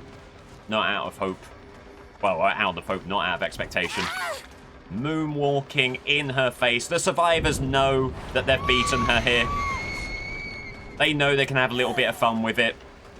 This is the worst situation I've ever seen on a World Cup field. This is purely abject. The only little glimmer of hope for Nurse right here. Maybe the survivors grow too cocky. Maybe they give away too much. Maybe there's something that can still be salvaged in the end game. Drop their dying state. Can she pick up quickly enough to deny any kind of torch save? Yes. Can she get a hook? Yes. She will not be going without a hook. There's only been a few instances in World Cup history in which a killer has not got a single hook. This will not be one of them. And all of a sudden, there are 2 injured parties with someone on hook. The healthy Hinako surely will have to go for the save. Healed up with the other Hinako. And there's another dying state. Okay. Well. Turning 1 into 2. Getting the hook over here. The unhook surely going to be happening soon. No, should be in a position to put some pressure on it with a decent couple of blinks. Good first blink. Good second. Swing and a miss. Where did Hinako go? They're right there. So they'll be looking for the other unhook here. And now if you're Nurse, you're just looking to make the score as respectable as possible. Mainly playing for pride, as the gen does pop over there. It was presumably the Hinako who got the unhook headed that way. No idea where they went, actually. They were evasive. Did a good job there. Unless this is Resurgence, don't think they're going to get the heal. There's the endurance hit. Looking for the second hit there. It's not quite able to blink through the water tower, unfortunately. But maybe an opportunity here. Hitting the totem, but not hitting a survivor. And just not really able to make anything happen around the water tower. The hope for Nurse might be... Never mind, I was going to say the hope for Nurse might be that someone else comes in for a hit. Again, they try and play aggressively in a cocky manner. They're not able to get the angle there. That's huge for Nurse. Turn that into 3 hooks. And obviously, this team will not be wanting to give away any hooks at all here. In fact, you've got the injured party right there. That's another dying state. She's maybe going to take that hook before the team are able to settle and get the unhook here. And that might work out. Hinako right there. No pallet stun on offer. Going to take the other hook here. There's the unhook behind. So make that 4. 4 hooks. Hinako over there. Nia Carlson running off in this direction. Gates open. And unhook tonight. It will be a trade. All of a sudden, there is a kill. And a kill, or a threat of a kill, could mean that the team rallies to do something very silly indeed and give Nurse an even greater number of hooks. Where are they? Okay, so they're under the pallet. Which kind of works if you're Nurse here. You kind of want them to go for these kinds of saves. Injury on Hinako. 3 injured parties and a dying state survivor under the pallet. Hinako's gone all the way over yonder. Nurse is going to go for it. Nurse is going to try and get this hook. Going for the blind. They get the stun. Fair enough. No notion that they were even there. However, they've got such a great deal of distance to go if they're going to get to this gate. So there's still an opportunity for Nurse. Good dying state there. She's started playing. She's started gaming. Again, they're going to want this save. They don't want to give away anyone. Injury there. Couple of misguided blinks, but connects. As Hinako right there as well, waiting for the second blink. Could be an opportunity. Given the choice, you absolutely want to get the dying state on Hinako because she has 3 hook statuses to give. Gonna pick up immediately, hoping for no save. If no blind here, all of a sudden, Nurse isn't just playing for pride. She's playing for an honest-to-goodness chance of the 3 points. Because if they were to leave Hinako right here, right now, that's 7 hooks. 7 hooks has been enough in the past. 7 hooks has been enough for victory in the past. This is now parking the bus. If you're Nurse, this is now asking the question of the team, how much do you want to save your friend? Because now, they're actually under pressure. The timer ticking by. There is maximum 2 minutes just under left in this game before the endgame timer's done. This team need to make a play now. Deliverance would be tough. It could still be Deliverance.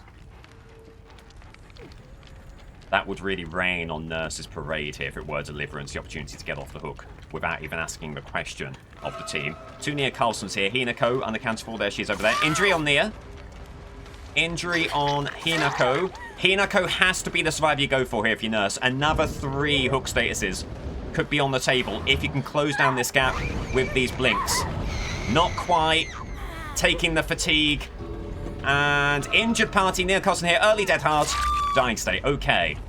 Oh, and Nia Carlson. The other Nia Carlson's going to stay in the trial here. When do they start crawling? Into a cactus. Injury there.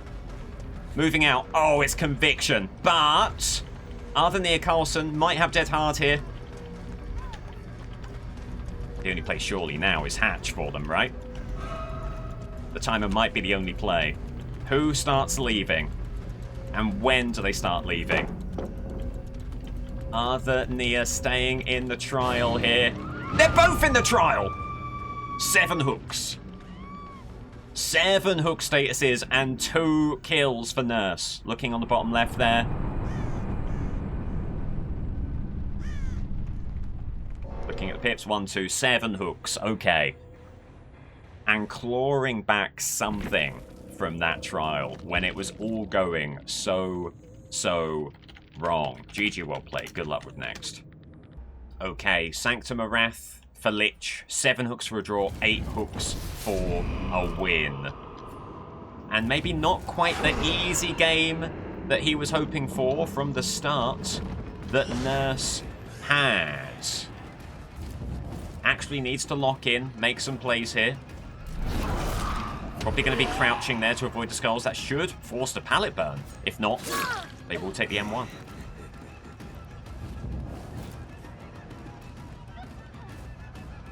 Go back to the looking for the window there. Not going to make it. They're going to maybe burn Shack. No. They go window. They're going to double back. No. They fake it out, and that'll be a nice early dying state for Lich. Good stuff there.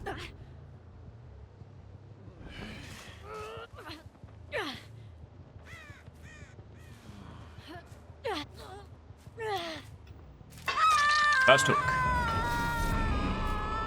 Heading right back to the other side of the map where he knows there was movement. It says Killer Instinct up top. And 2 survivors, in fact, up top here. Gonna get Pop Goes a Weasel out there. And then looking to keep eyes on the survivors. This is very open out here, isn't it? What's going on with this bit of the map? Far more open than you're used to Sanctum of Wrath being. Fascinating. Maybe could make use of that down the line, as there are just scratch marks, but no survivor. There they are. It's Airstreet. Oof. Just always worried when it's Airstreet. It's a constant competitor. Big gem moving there.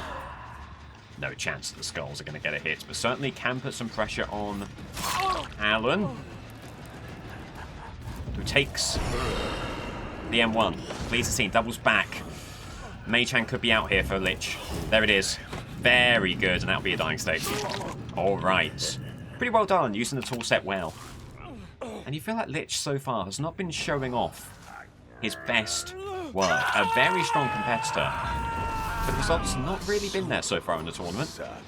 Looking to right the ship here with a massive Pop Goes a Weasel kick, heading back upstairs to where the upper pressure point was.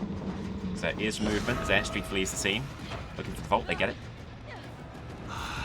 Skulls. They're going up the stairs, that could be a good play. Oh my god! Bit of an unforced error there, taking the skulls. on the level field there. Forgot to crouch, or maybe crouch too late. Whatever the case, big opportunity here for Lich. Picks up the pallet, comes back, and gets the dying state. Really good work there. Third hook. Still not a single gen has popped. Pop Goes Weasel doing great work in that regard. There could still be a lot of pressure on the upstairs middle gen. There's also pressure, obviously, on the gen to the right. Hearing that right there. Flinging the skulls. Getting the kick. Oof. Eventually. Eventually.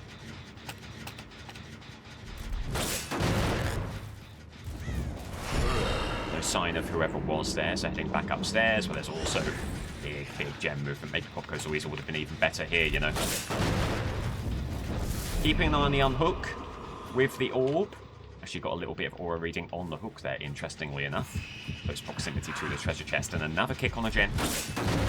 Keeping that on side for now, but beginning to fight maybe a bit of a losing battle on the gens. That'll be a throw the pallet. Vaults immediately. Probably live. No, just winning the mind game there, Alan. Doesn't get the window. Keeps on running. Looking for the flight. Ah, really wanting the stun there. As Alan just held on for too long. Could have been an incredible dead hard play there, but thankfully not.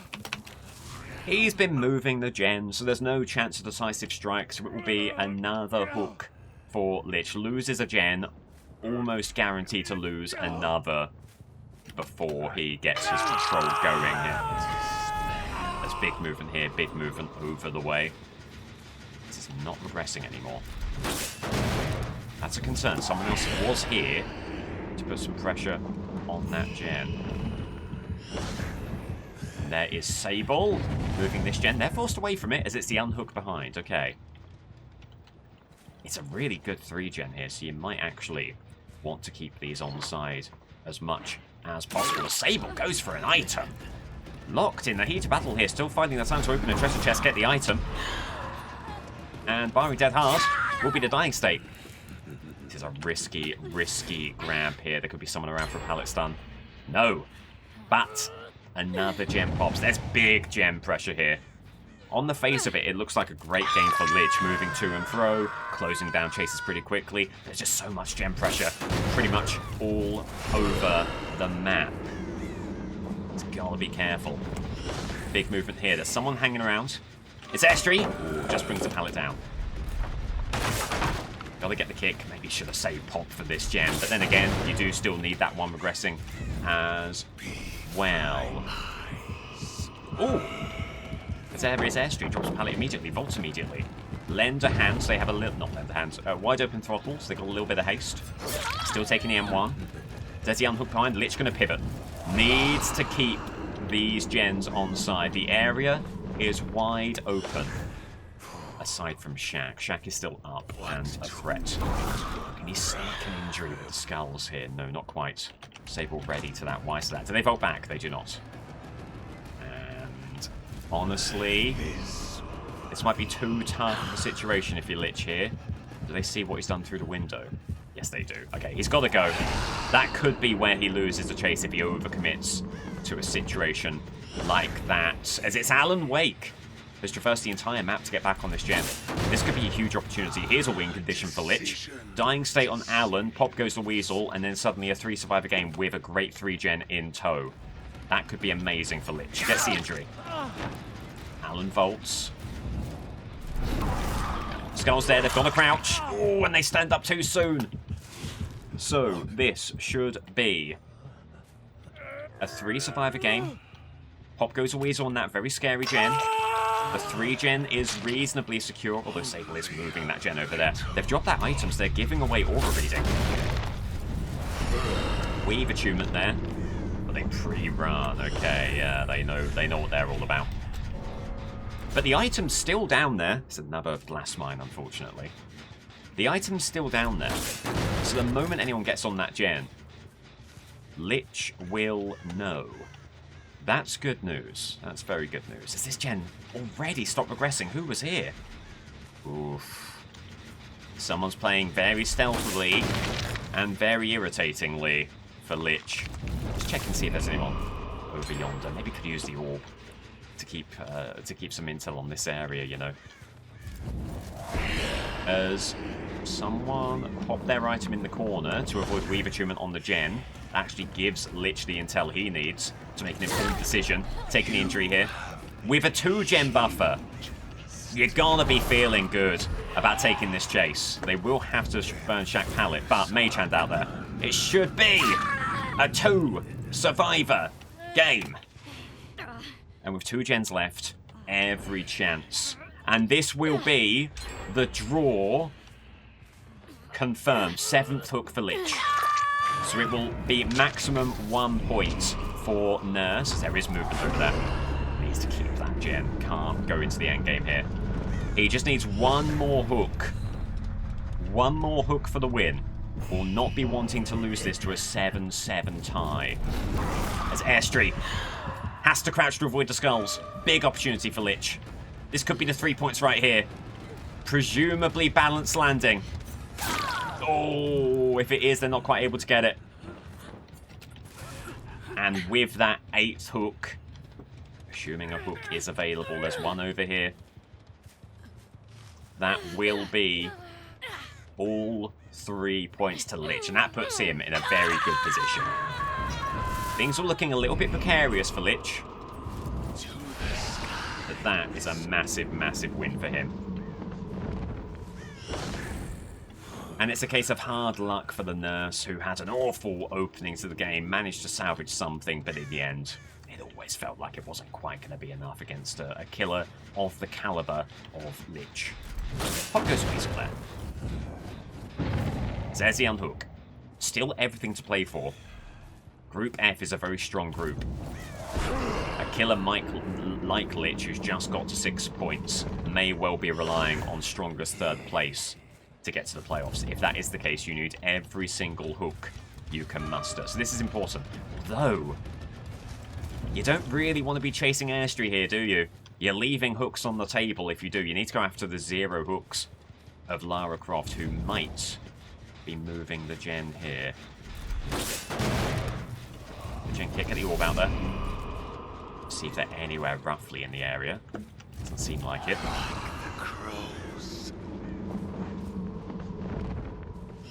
No movement there.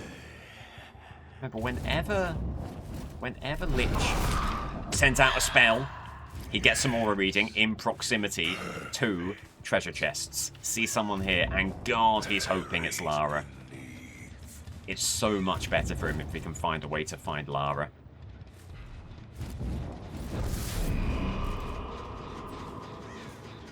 It was someone. They're playing it stealthily. They're getting away from the treasure chest. Trying to send out the skulls, but the cooldown has not yet passed. Oh, how frustrating. How frustrating. Keeping on sending out spells, they're back on it. Okay, what kind of aura reading do you get? There they are. They're right there. Noise is behind. They were recently on the gen. Come on now. There they are. Okay. Good awareness. Good awareness from Lich there. As they get the vaults. Not too worried about that. Just need to keep them in sight now. It feels like they were just very committed to that gen. So hopefully there won't be a nasty surprise for Lich. Another gen popping, dying state there.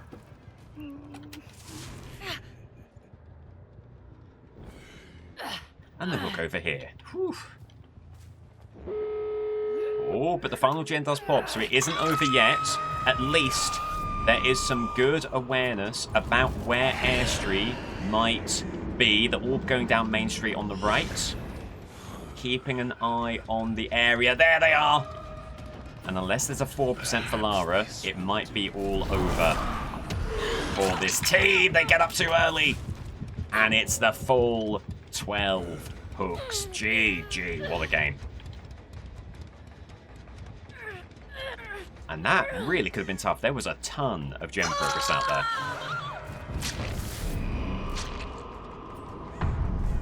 But that is classic Lich. Switched to Enduring. And even though you didn't see many direct benefits from enduring, it was a return to kind of classic pre-World Cup form Lich, and it's a pleasure to see. Lich gets the win. His first win of the tournament takes him to 31. Takes him to 31 hooks. Nurse suffers her third loss. And while she is not out mathematically, it's over. It's over for Nurse, you've got to say. The best she could do is get 6 points. Then she would at best be vying for third place, and that's assuming Lich got no points, Pig didn't get the win, so on and so forth. Nurse fans, alas, it's all but over. On top spot here first, with 9 points to his name. Very, very strong start. And if Nurse is basically eliminated, the first is basically through. I do think that 9 points is always going to be enough, regardless of how the group shakes out.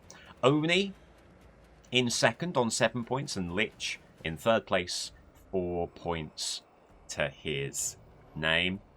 Pig in fourth, 3 points for her, still all to play for, and Sadako is still in with a chance as well, 2 points for her. Group G, we'll start with Artist versus Legion. Artist has to get a win, otherwise it will be a shock. A shock tournament for her. Thompson House for Artist, interesting. Going to be able to keep control of all the gens, sans the one up there in the house. Setting up a couple of crows, going to hold them just for a moment, let the survivors have time to get on the gens. Basically, as soon as the cooldown is about to end, then you send the crows. There they go. There you go. Oh, it works amazingly. One person on that gen, 2 people on that gen, someone running up to the middle of Thompson House. Couldn't ask for better intel there. They were just holding on to their crows for quite a while. Could be an injury here for Artist. Oh, not quite. Just missing. Just missing. What a shame. Someone went around this way. Ah, so much early intel, but so little end result here. What a shame. A couple of crows back here. As that does connect over there. This is the Sable. Twitch Sable as well, who fakes out the pallet. That will be the M1. Artist at that stage just content to take a pallet stun if she has to, if they're going to run through. She'll take the injury all day long. Crow connects. Big opportunity here. Oh, actually, Fung ran right at Artist there. Goes into the locker. Iron Maiden. Wide open throttle. Takes the stun. They'll still be exposed. And this is a huge opportunity. Huge opportunity. Will still be exposed, but not for much longer. Can't take much more time in this chase, can Artist. Could also be Vigil as well to deny the exposed outright. Yeah. I don't know if that's Vigil or just too long was taken there. As Crow connects, heading back into the building. They'll be trying to get upstairs as soon as possible. No, never mind. Okay, big opportunity here. Big opportunity. Crow does connect. Dying state there. Needed that. Desperately needed that. And gets pain res, hopefully for a single gen pops. No. It's the upstairs gen, though. It's the upstairs gen. If you told Artist that upstairs gen will pop, she wouldn't be too worried about such a thing. Not a lot of movement there. Nor here. Obviously all the gens blocked with Grim. Saber could have headed to Shack. Might be back on that gen immediately. Going to send out one questioning Crow there. Injured party to the left. Not too worried about that. Is it Sada? Opportunity here. Crow does connect. Wow. Not worried about the Crows just yet. They'll start repelling now. Chance for an injury. Connects. Always good to get that injury in the open field with the Crows. Lots of opportunities for them to dodge, but they weren't able to find a way there. Crows will come back as Ada runs around Shack and sends. Good Crow there. Really tough now if you're Ada. All an open plane, all a flat surface, a flat field. Opportunity here for a dying state. Doesn't get it, but they just held up on the window, so the M1 will do the business.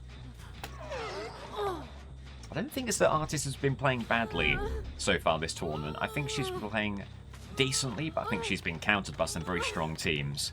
And there are real signs of life from the team in the early stages here. There was a blown skill check on that gen. Going to try and get the Crow out there as quickly as possible. Grim Embrace will block the gen. They've left the scene. Movement here as well. Injured party! All the way out here. Big opportunity here. And they don't want to go right because they know that the Crow is set up on that side. So that's huge. They're now on the tile that Artist is very happy to be running. Crow out now. Will connect. Oh, it just misses. Just misses, in fact. What a shame. They have another pallet on this side. They don't. They have a window. That won't be good enough for them. Dead hard, so there's a second dying state for them. Big gem movement there. This obviously won't be a pain res hook. Will there still be enough time to head off to the right and get them away? Nope. Sable commits. Sable gets it. Crow out there and sending. Good connection. Will be the M1. There's the unhook as well. With this chase happening, they might be healing under hook. If they are, Artist absolutely going to send the Crow out there. It does connect. They were healing under hook. Big opportunity. But Sable's done well to take Artist upstairs, meaning that she's actually unable to be at all effective in denying the heal under hook. That's a smart heads-up play from Sable Ward. Kind of make sure that Artist has to commit to this chase. Do they fake? Oh, well played. And they just pivot. Okay. This shouldn't be too much of a worry now. Throw right there. Not a lot that can be done. It will be the dying state. But yeah, I mean, that's a play from Sable that does end in a hook, but also gives the team a lot of time to reset and manage the situation. So credit to them here. Oof, going for a pain res hook is Artist. This is a bit bold, but should be makeable. One body block would be ruinous here. And this is the streamer, so people do tend to put a lot more on the line for the streamer, I should know. Sending a Crow to Shack. There's also movement, a vague bit of movement here, but there is someone around Killer Shack. It's Trevor. He goes into the locker, and that will be an exposed situation for Trevor Belmont, who goes where? Around the left? Maybe! Yes! Jump scare for Trevor, I'm sure. Dying state for Artist. Can she make it to a pain res hook? Yes. Absolutely, which will keep Killer Shack Gen progressing. This will also be Grim Embrace. So, fantastic situation here for Artist. Running a lot of those perks that benefit from spreading out hooks, and she's been able to do so in the early stages here. Just sending out a Crow, that's keeping an eye on the gen off all the way over there. The gens are blocked for 40 seconds. How much time can Sable ward by? For the future, setting up a Crow on the window. This will certainly get the pallet out here. You're very happy to run through this if you're Artist. Might even get the M1 here. Yeah. But they find a way of keeping the pallet up, which is good. Very team-conscious Sable here. Credit to her. There's a Crow on the corner of Shack, looking for a connection. Doesn't quite get it. Sable might be going all the way around Shack. Trevor's in trouble! Trevor's in trouble. The gens are unblocked. But there has been productive moves from Artist. She will get another hook here. That'll take a total to 6. And with 2 gens still in play, this is looking like a fantastic situation for her. Needs to get this regressing. It's already regressing. There are scratch marks on the left-hand side of Shack. Sable ward. Caught out of position. Hugely out of position. Crow right there. That keeps on the right-hand side of the tile, which isn't a huge concern. The pallet is on this side. It's just a window. You won't have the angle for it. It'll be just a dying state. Don't review that one on footage. Not quite sure how that connected. Second hook for Sable.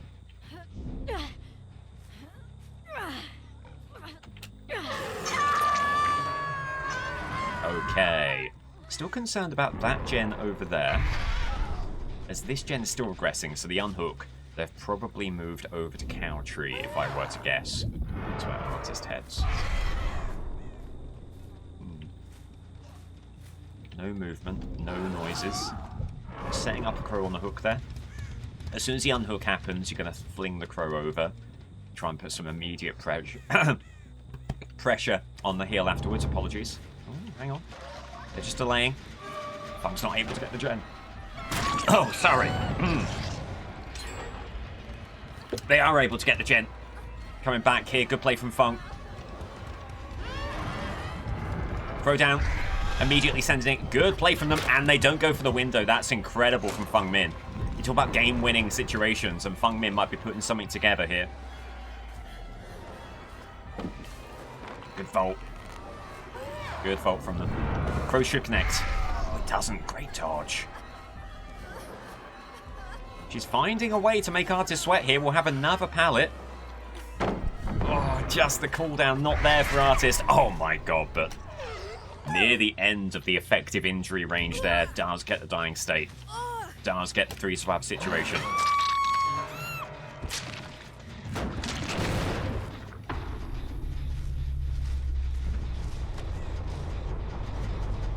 It's Ada, who, honestly, I think if you're Artist, you'd rather turn this into a 2 survivor situation here.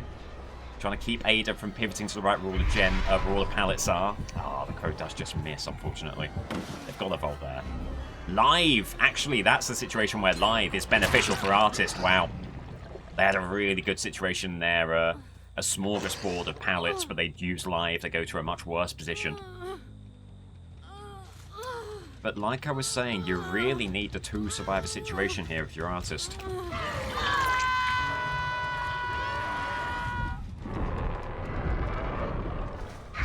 Anyone on the gen right now? Yes. Trevor Belmont on the gen over here. He's committing. That's scary. And it'll be a gen popping. M1 here.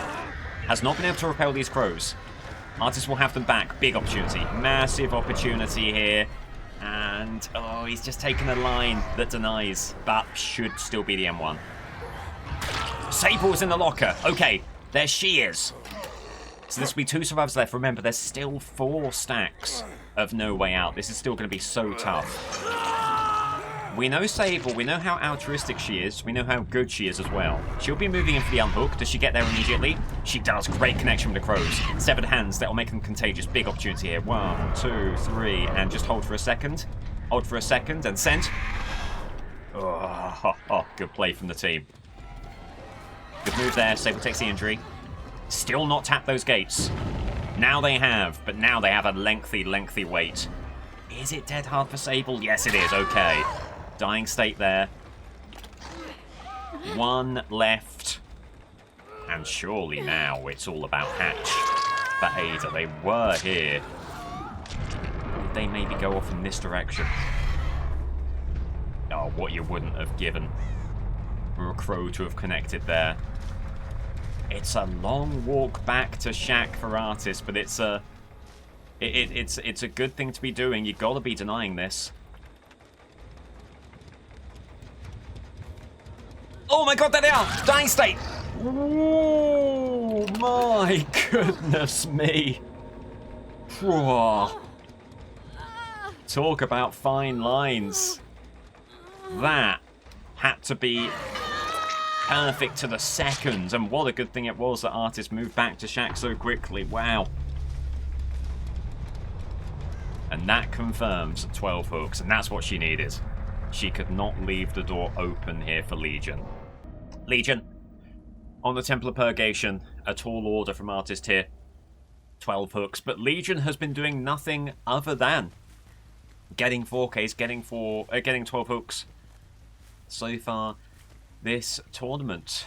They'll need to do the same again to go to 5 points and make a strong position, all the stronger in Group G. Okay, no movement on any of these gens heavily implies there's going to be at least someone on this gen. The early frenzy. No movement. No movement. Could be someone downstairs as well. Scratch marks up to the hill. Someone there. There's maybe a little bit of movement downstairs as well. Possible. Going through. That'll be a burn. Not quite got the frenzy back, so just kicking the pallet and then taking the chase on Taeyong. Here we go. So the 4K starts with a very good opening frenzy. Expecting them to maybe run through the pallet. They don't, and that's tough stuff for Legion. Presumably some people down here. No, there isn't actually. Okay, misread from Legion. As there's Discordance. Okay. Now, this could be a huge opportunity here. Taeyong. And someone else. It's Meg. Okay, so gets the intel. Hit there. Trying to back up. Trying to back up and avoid the stun. Isn't able to do so. Got to get this gem regressing. And away they go. Ooh, kind of indecisive between going for the pallet and keeping on moving. Legion just not quite able to capitalize.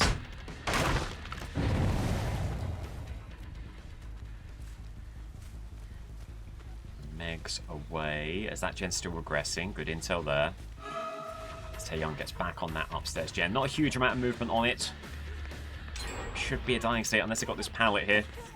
Kind of unlucky for Meg. No pallet, no window, nothing really to utilize. Is basement down below? No, it's on shack, unfortunately. Still wouldn't be a half bad spot to get pain res out there.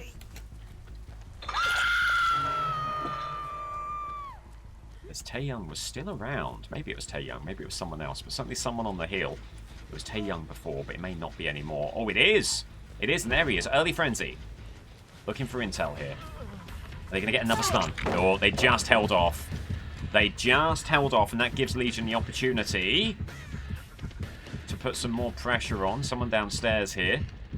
Is there just enough left in the frenzy? There is not. Oh, and the lunge sends him into a locker. That was not how they drew that up. Unfortunate. Maybe it's time to play it just a little bit nastily.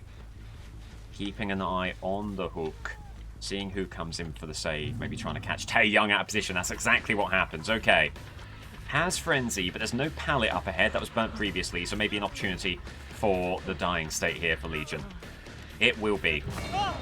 And the grab from locker makes it all the more easy. Alright. Looking for pain res. Should be able to make it here. The pallet did get dropped, actually. Taeyong must have done that as Legion was fleeing the scene. Pain res hook. Getting rid of the pallet. And looking for intel before using the frenzy here. There is gem movement upstairs. Survivor flees the scene. That'll be V. Okay, hit there. Such a shame. Legion actually going earnestly for the grab from the locker. Didn't get that, but does get this. That was very strange. I think just mind gamed to all oblivion on the vault there, because they definitely had the vault if they're committed sooner. I think trying to get a bit too clever with it, if I were to guess, is what we were looking at there. This is interesting from Legion. Not playing their usual game where they just try and get everyone with a frenzy. Playing the situations as they arise. It's not bad.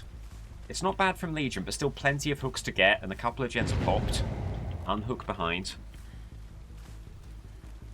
When one door closes, a window opens. So true. And never more evidence than right there. As a survivor flees the scene, this will be another frenzy opportunity. Someone behind may have been a better idea. It's Hinako. And it will be a frenzy hit. Needs to come back. Also got one eye on BFX. You need to accrue as many tokens as possible to really play into the no-ed synergy, the haste endgame synergy that you're trying to make happen. Sprint burst. They run into a tree with it. Very big opportunity here for a potential dying state if you can find Taeyong. He's over here. Plenty of haste on Legion. Not a lot left of the frenzy. Just enough to get the hit.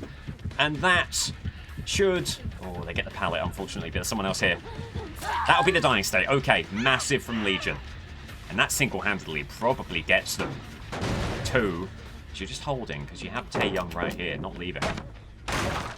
That single-handedly gets them to that BFF's value, so you will have a lot of haste in the end game to pair with no-ed. So even if Legion is looking out of sorts when all the gens are said and done, there could still be something for them. Hook there. 4 hooks, but still 1 pain res token left. That is interesting. Not quite sure for whom the pain res will lie. It says Meg out of position. Sprint burst to get away, but they don't really have anything up here. This could be another dying state unless they do find another pallet. Right here, they do, unfortunately. Legion takes a stun as well. Just going to try and chain together some frenzy hits here. And we'll be able to get the first. Heading back. As presumably Taeyong gets on this gen again. It isn't. No, this is going to be V. Here. And just finding a way in the dying moments of the frenzy to chain some hits together. Things are looking very, very good for Legion here. Doing everything they need to. Injury there. Back to Hinako. with the 4th chain hit. Looking for the 5th. We'll get it. That is top-notch stuff. And also intel on Meg, who's working on Shaq Gen up ahead. Yeah, I mean, it's fine for Legion here. It's fine, but...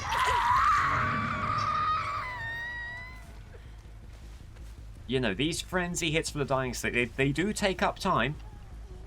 Oh my god, Meg, for some reason, was in basement. What on earth was going on there? No clue, but that's a huge get for Legion. Is there a chance that Meg is the remaining pain res candidate? Very much could be. Let's have a look. No. My guess would be V, but I'm very confused by that. Unhook over here. Meg flees the scene. Tae Young there. Sorry, Hinako flees the scene. Hinako is who got hooked. Tae Young is there as well. And barring dead hard. That's another hook. Second hook state for Tae Young. Second hook state for Hinako. Second hook state for Meg as well. Options of closing down this game for Legion. Does get the hook. Had to move a little bit more distant than they would have liked, but got it in the end. Going for the frenzy. So a confirmation that it is V who has that final pain res stack as they bring Shaq Pallet down. That's massive. Still taking the hit. So the frenzy continues. Hinako there. Taking another hit. And honestly, could have done that better. Just going to get rid of the pallet. And maybe put some more pressure on the unhook here. Because who gets this unhook? As a gen pops, making it a 1-gen game. But they're all injured now. They're all injured. Meg up ahead. V to the right. Moving in. Oh no, moving away. There they are. Trying to put Legion in the hole there. That's not going to work. Alright, well, fascinating. So it's going to be a situation where everyone's on Death Hook, which is not quite ideal. This will mean that the last pain res token will get out there if there's a gen with any progress at all, which there is. Going to frenzy back immediately. They probably just have time for the unhook here. But Legion will at least be there to put some pressure on. No, they don't get the unhook. Well, that is a huge, huge get for Legion there. No window there for Hinako is very upsetting for them, and that could be the dying state. It will be. They're healing under the hook, so there shouldn't be anyone here for the pallet stun. All of a sudden, 2 survivors left, and this is very unfortunate for an artist who really wanted, and maybe even needed, all 3 points here. It's not over. We saw with the previous game how close these hatch calls can be. But so far, Legion's doing everything they need to. What a tournament it's proving to be for Legion. Shouldn't be too pressured by the gens here, so just going to try and take this chase. In fact, if you're Legion, would you not rather go after the uninjured party to make your endgame situation that bit easier? Possibly, possibly. Remember, they will have haste in the endgame. They will have Noed in the endgame. What they don't have is any hooks between here and Shaq. So going to just have to be a little bit out of position. And then going to rush with the frenzy over to Shaq. And hope that V isn't too established for the hatch situation to come. All of a sudden, this looks a little bit precarious. Hatch will spawn. If V's here, they get it. Oh, they weren't ready. They weren't ready, but Legion just left the door ever so slightly ajar on that one. Thankfully for them, the survivors did not walk through. There's V. It's BFFs. It's Noed. It's not a dying state yet.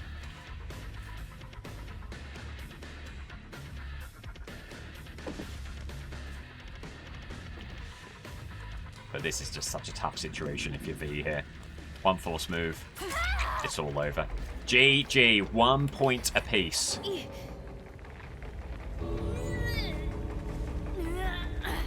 Whoopsie daisy. But how different that might have been. There was a chance for Hatch there. There was an honest-to-goodness chance for Hatch, but they just weren't quite able to take advantage. A 12-12 tie. Legion continues their perfect tournament in terms of hooks. Artist gets a point, but really was looking for more. And things are looking pretty grim for the Artist fans. Alright. Cannibal versus Myers. How's about a clash of the horror icons here? Cannibal currently in third place with 3 points. Myers only 1 point. So a very impactful matchup. Myers could leapfrog Cannibal here as Cannibal has the Walking Dead map. Wah. This is not what you want to be seeing if you are Michael Myers. Cannibal has every chance to ride roughshod all over the game on this map. Alright, advantage Cannibal, it has to be said. As Ace Visconti heads to main building with quotation marks there.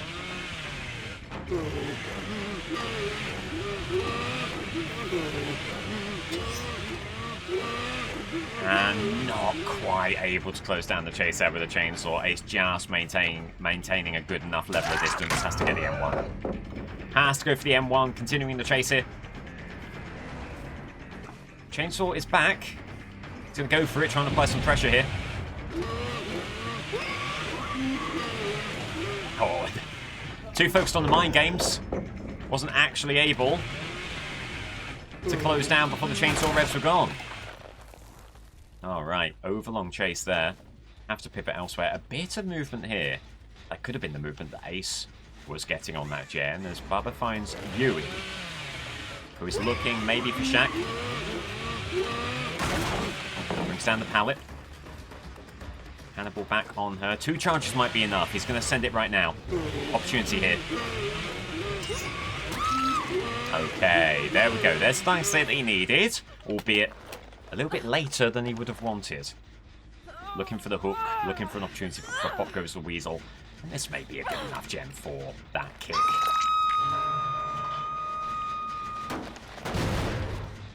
Revving as he goes here, sees some more reading with Barbecue all the way over yonder. Okay, it says Ace Visconti again. In fact, different Ace Visconti. What a shame, no dying state there. Revving right behind him, but just not close enough. Millimeters in it, I'm sure. It is at least Shaq Pallet gone. Going for Bamboozle. He'll be live to take Ace away.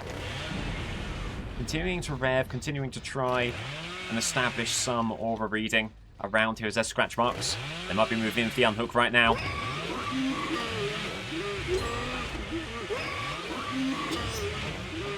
Oh, great prediction! And with the dying milliseconds of the rev getting the dying state there, I think that's a huge W for the Chili add-on. Can't cut it much finer than that. Is there going to be anyone here for the unhook before second stage? Or a reading there, just one person. As they get the unhook over there, actually.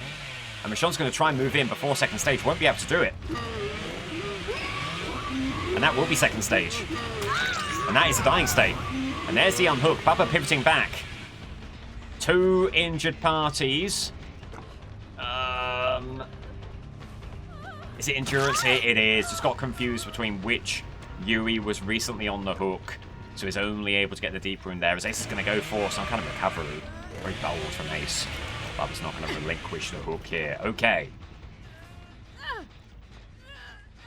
Big, big, big opportunity there. Maybe not got quite as much out of it as he would have liked. What's with the slug? It's not an anti-slug tournament. You're not allowed to slug for the 4K in a hatch situation. You've got to play into hatch. But aside from that, you can do what you want, and that's what Bubba did.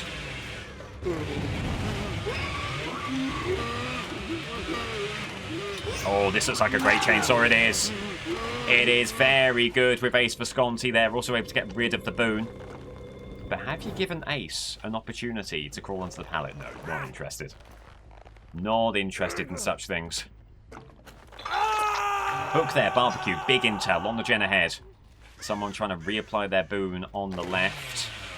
Going to push them away with one rev with the chainsaw. Massive Pop Goes the Weasel situation here. And then over to someone who is continuing to bless the totem. They get it. And they'll be zoned out on the corner here. This is huge for Bubba. They will not want to be here when Bubba's chainsaw is recharged, but they are going to be. One rev might be enough here. No, it isn't. Oh. Have to say, well played by Yui there. Bubba will feel very disappointed. That should have been a dying state for the taking. In the end, they get away.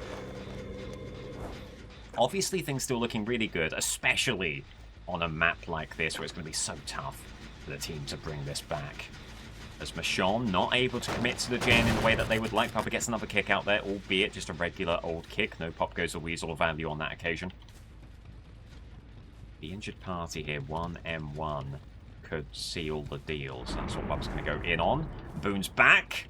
Won't worry too much about such things there, the Boone. Not a huge concern. If they're going to burn the pallet, you want them to burn it on the far side of the map, in the corner, keep them zoned away. So that's what Bubba's going to do. Opportunity here to keep them over there. Breaking the pallet really quickly with the chainsaw. There's just nowhere they can go. Never mind, there's another pallet. Do they drop it immediately? They don't. Go play for Michonne. Oh, but you're on a small boulder here. Is that going to be enough? No. Very well played, considering the situation. Second hook for Michonne. 2 survivors will be on death hook after this, with 4 gens left. Pretty good situation for Bubba. There is huge gen movement over the way. And Bubba might be interested in trying to keep that gen on side, so going to go in, but won't be able to. Oh, Ace running headlong into danger. And finding danger on his doorstep. A real unforced error there from Ace Visconti. So 3 survivors now on death hook. 2 gens remaining. Got to get rid of the spoon.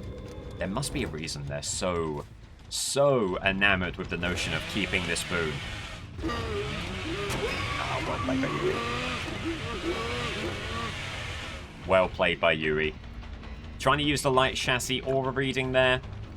There is gem movement. No, there's no gem movement. There's no gem movement right there. Do you really want this chase if you're Bubba? The one survivor not on death hook. Maybe not, right? Actually, he was going to go for the save. Thinks better of it. Doesn't want to trade. Doesn't want to trade here because they are death hook. The only person who can get the unhook is the first hook, Yuri, and they may well be doing so here and just not quite got the revs to take that on. Unfortunate. Ace Visconti has endurance for 15 seconds. Bubba can wait. Probably DS, but worth checking. Worth checking. Very likely decisive strike. There it is. Okay, makes a lot of sense. It's a 1-gen game all of a sudden. So away goes Ace. And the 3-gen's pretty atrocious. And there goes the Boone again. The scary thing is things could have been even worse if they had not spent so much time committing to that Boone. Trying to catch them unawares. Michonne just taking such good lines. Knows exactly when to get the pallet.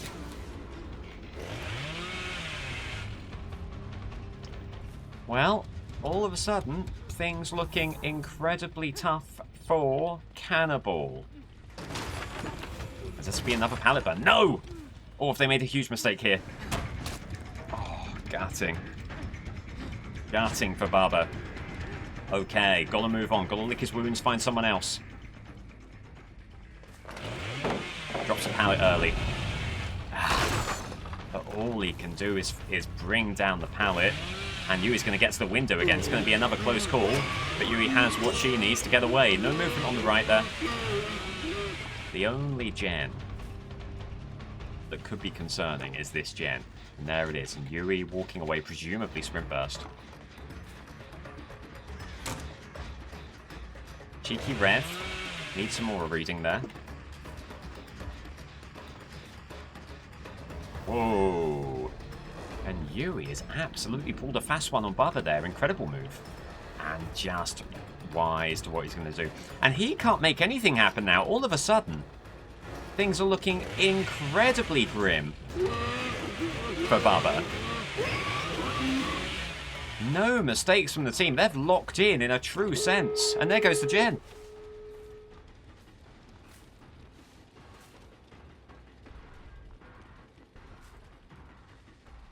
got someone moving to the gate. It's Ace Visconti. He needs to start racking up dying states right now, and he will. Where was that? 5 minutes ago. There will be a hook, and hopefully, with enough time to continue to put some pressure on the gates. As there's no gate movement there. But the other gate's open. How many hooks is it going to be? If nothing else happens now, and it looks like all the team are over there, that will be 8 hooks. And with how the game started, you would have been hoping for a lot more. Only 2 survivors here. Ah, Yui's on the other gate. And there's already 2 lights. And it doesn't seem like there's going to be any chance here, does there? GG. Unless they play very silly here. Unless they play very silly here. Unless they play very silly here. Oh my goodness me. What are you doing? What are you doing? It is a gift. It is a gift. Someone wanted to play silly on the line again. And if you play silly games, you win silly prizes. GG. That will be 10 hooks out of nowhere for the Cannibal. And that's a competitive total. Midwich for Mikey, 10 hooks for the draw, 11 for the win. He's performed decently so far this tournament. He'll need to perform very well here, you would imagine. Looking to get some early value from undetectability, perhaps, heading upstairs. Or imagine if a survivor were here. Imagine the fright you'd get. Malcolm Myers in the ventilation system. Away he goes. As there is a bit of movement here, a bit of movement here, a grab! Oh, massive! Or could be a Sabo on the table. Nope. No such notion. Okay. Big opportunity here. What are you doing? What are you doing? What are you doing? You're giving away evil within here, right by the hook. You don't want to be doing that. There it is. And he's zoned away right now. Big opportunity here for Michael. Oh, kind of let him get away there. Maybe could have done even better with the situation as it presented itself. Now be another dying state, and this will be pain res. What a start for Michael. Aided to a great degree by Dwight. Gets rid of the pallet, and he's on the move. Still got over half of evil within left. This is a huge opportunity for him.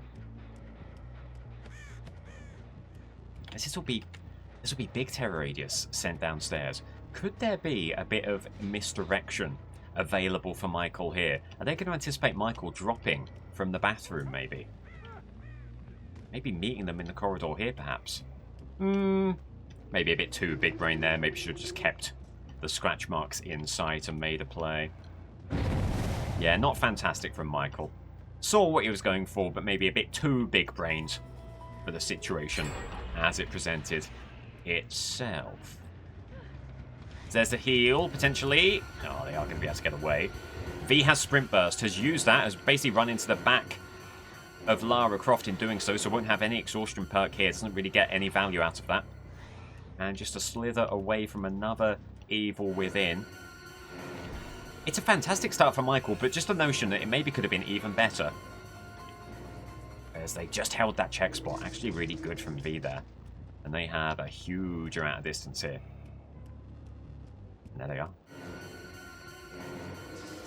Could have maybe kept on getting distance there, because now you're in a situation where Michael has free reign on the pallet, and that's a duel he's going to win pretty much every time with his dash. Okay.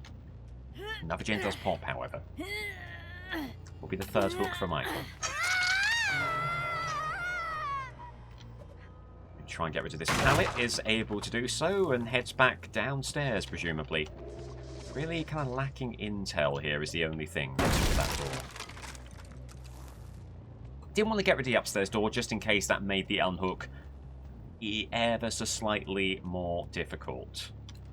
Will it? Well, who knows? There is the unhook, so probably not. Finding it really tough to find anyone right now. Every gen he goes to, barely any movement, but he's certainly getting a fair bit of value out of that undetectability, and of course the last gen on his patrol is the one he pops. Is he lacking intel here? Is he lacking aura reading capabilities with this build? Possibly. Possibly. There is Dwight and Lara right here. Big opportunity here for Michael. Massive opportunity here for Michael. Evil Within for Michael. Sends it. And they're not able to get the pallet. And that'll be a dying state. When he finds people, he's making fast work of this game, but it's just finding people that has been the elusive factor for him. Second hook there for Lara. Getting back into the swing of the game. No movement there. This is the same song and dance we've seen so much.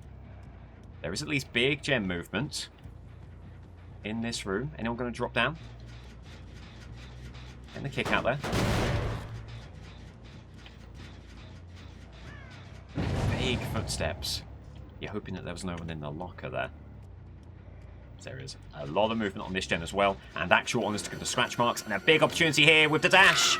Oh, it was a pretty nifty move there from V, but not quite good enough in the end.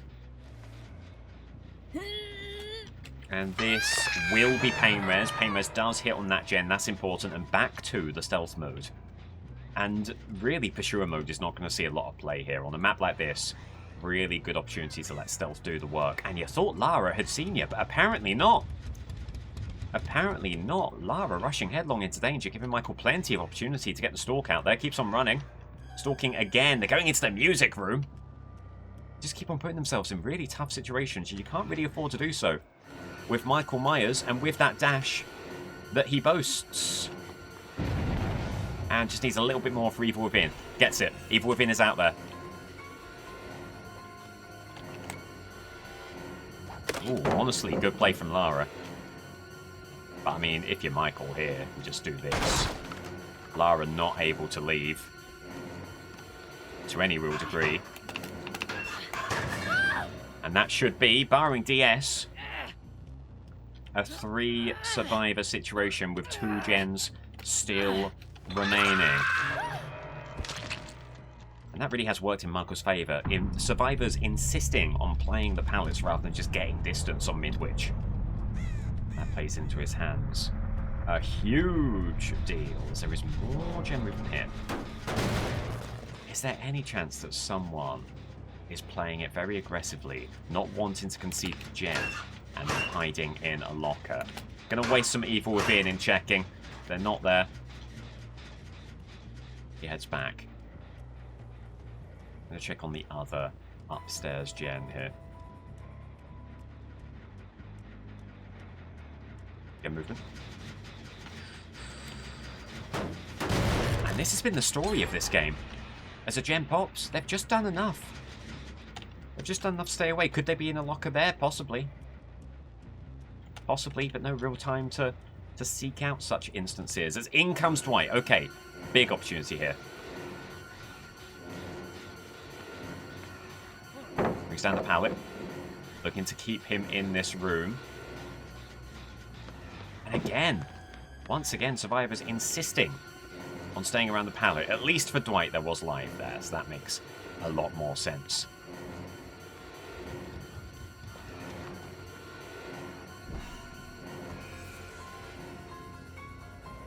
Are you going to think about dropping that? Okay. I mean, in all that time, it maybe would have been better to get some distance. Hold on, what's that then?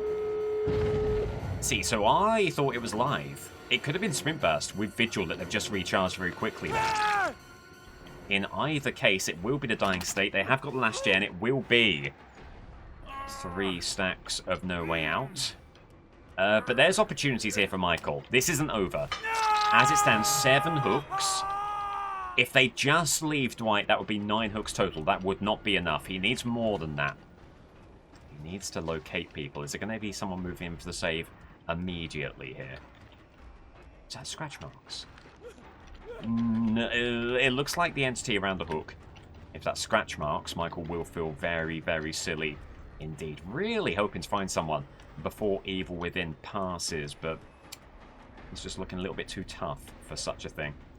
Can use some strike just to get rid of this door, and then we'll have to settle for stealth, and they just get the unhook as it passes, of course. Very unlucky. Needs another hook, clearly. Needs a few, to be honest with you. Are they healing under the hook? No, they head upstairs. Might be time for pursuer mode. Just to make sure people can't leave. And evade him, as they all too often have. So far, which gate is it? Had to be the other one, right? Can't be the one up here. It isn't. And there is Dwight. Healthy Dwight. Oh, might need evil within here. Someone's left. Other Dwight leaves, and that might be it, actually. There's only 2 more hooks that Dwight can give, so I think with that, Michael has lost. He's still going to fight for every single hook that he can.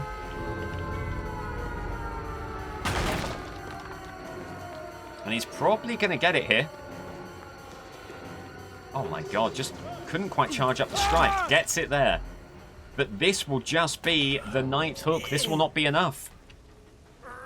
What a shame. I'll tell you what a difference. What a difference nowhere to hide, or just any aura reading, would have been there. The chases were fine, the chases were great. Just unable to locate people. Will it be another one with YouTube comments popping off about they were right in front of you? Probably, probably. But nothing that can be done now. Nothing that can be done now. GG. Cannibal gets a very important win. 33 hooks, and Cannibal is right in contention. Myers, his 2nd loss. Only 1 point. They're languishing with Artist. That is tough, tough stuff for both of them. All right. This is an interesting matchup. Billy versus Demogorgon. If Demo gets the win, Group G is too close to call among the top 4. It would be 6-5, 6-6. If Billy gets the win, however, Billy leapfrogs ahead of Cannibal 9 points, and he will be looking incredibly good for a playoff run. So, over to Billy. Billy on Grave of Glenvale, looking for a quick start. So important for Billy. Can he find someone out in the open, get a dying state, and get control of this game from the very get-go? No one on this gen. No one around here, it seems. Going to pivot off to the other side. There is gen movement over here. Oh, and that was the sound of someone getting off the gen in a hurry, which is probably a wise call considering where Billy was. And it's near Carlson. Where are they off to? Oh, almost for Billy there. Would love to get this pallet gone as soon as possible. So just going to walk through here. Maybe Rev. Could be the M1. Will be the M1. There it is. There is gen movement up here as well. They're going to go for the stairs. They will get this, unfortunately. Billy going to have to pivot back and go for this gen. Maybe catch some out of position. Getting the kick. No Tinkerer yet. Ooh, someone's dropped down. And it sounded like right below. Well, that wasn't Taeyong, but fair enough. That's the chase that's on offer now. Could be the M1. Not quite. Enduring could be a huge get for Billy here. Oh, a good move from Taeyong. Not choosing to go for the stairs. They have a pallet here. They don't burn it, and they pay the price. As there goes Tinkerer. Is there time for Billy to get the hook and get back to that Tinkerer gen with Pop? There's a pretty decent hook here. Maybe there's a chance. As they DC on hook. And Billy just able to stop them getting the gen. Not able to get the dying state, but even getting to the gen at all for the Pop Goes the Weasel kick is good. As it seems like... Okay, no, Sable stopped and started here. Which is actually a very good play. The scratch marks really made it seem like they were committing to the pallet, but that wasn't what they were doing. Very clever, very clever. So Billy does have a bot in this game. That's huge. Can I actually break this door? Looking for the intel. Not comes back. Gets the regression out there. Can he find Taeyong? He certainly can find Nia Coulson, who holds onto the boxes. Sprint burst there. Stays there for the stun. Big opportunity here. Oh, the lip of the wall is what got him. What a shame. What a shame. As they're beckoning, they really want the chase. Oh, come on. It's a great move from Billy, but it's not rewarded. That is absolutely gutting. Deserve more there. Has to go back up to the saloon, try and put a stop to this. So get away preemptively. You gotta find this spot, right? You gotta find this spot. You gotta take the relatively easy way of closing down this game. And there is the bot. It's Taeyong. Medium foul, that'll be the M1. Big opportunity here. Maybe could have sought this out sooner. So the bot has to drop here. Will do so. There's 2 gens pop. That's nightmarish stuff.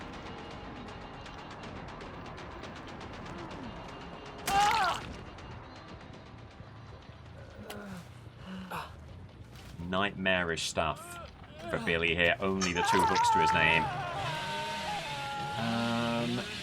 This may be the gem regressing. It's a quick unhook. Billy will absolutely take the opportunity of turning this into a 3-survivor game. This bot has basically been served up on a platter by Nia Coulson, and it is a different killer who does not go after the bot in this situation. 100%. And oh, it won't quite be the dying state. Enduring, very helpful here. Bot should not be making it to the pallet. Never mind, makes it to the pallet easily. But just keeps on running. Oh my god, what is Billy doing here? What is Billy doing here? Had that dying state ready to go. Right, just trying to do things as simply as possible. The bot's just crouching behind a rock. It really highlights how farcical this entire situation has been. Could be dead hard after all this, by the way. Oh, there it is, my lord. These bots can really wait out dead hard, and you're seeing it there. So, Tinkerer has popped. And that will be the gen going. There's simply not time for Billy to get back there.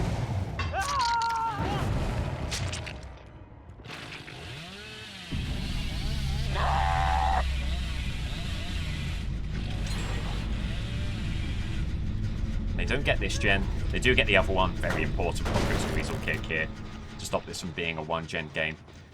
And if there is a plurality of gens left in the 3-survivor situation, you've always got a chance as killer. Never mind. There goes the plurality of gens left.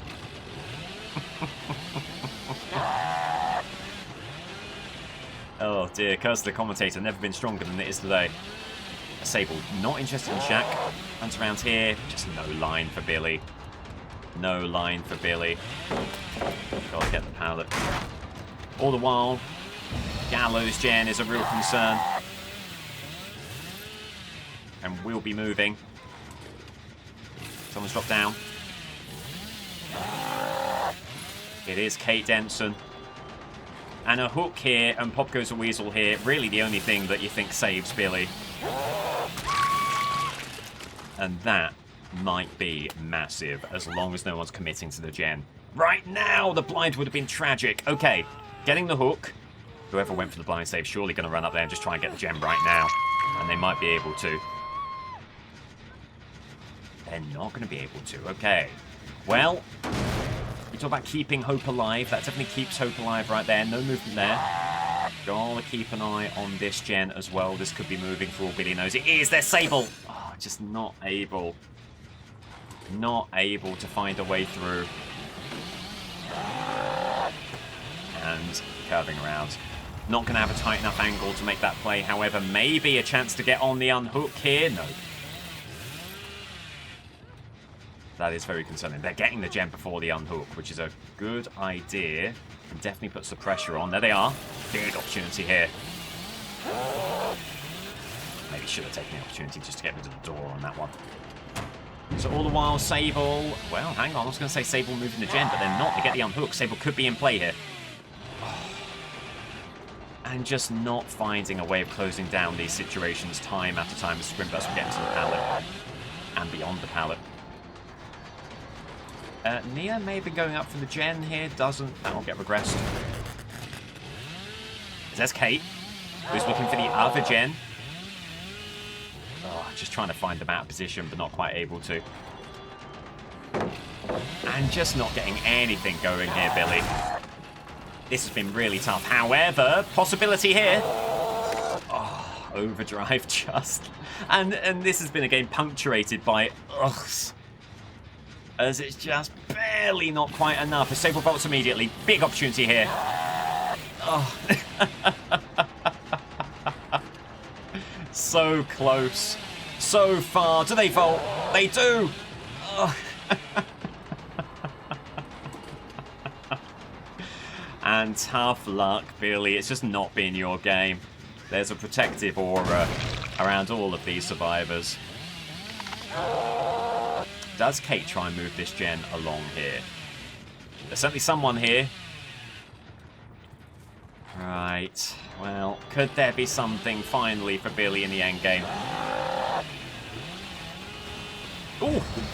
Kind of assisted there by not slamming into the barrels, but doesn't have any end result there.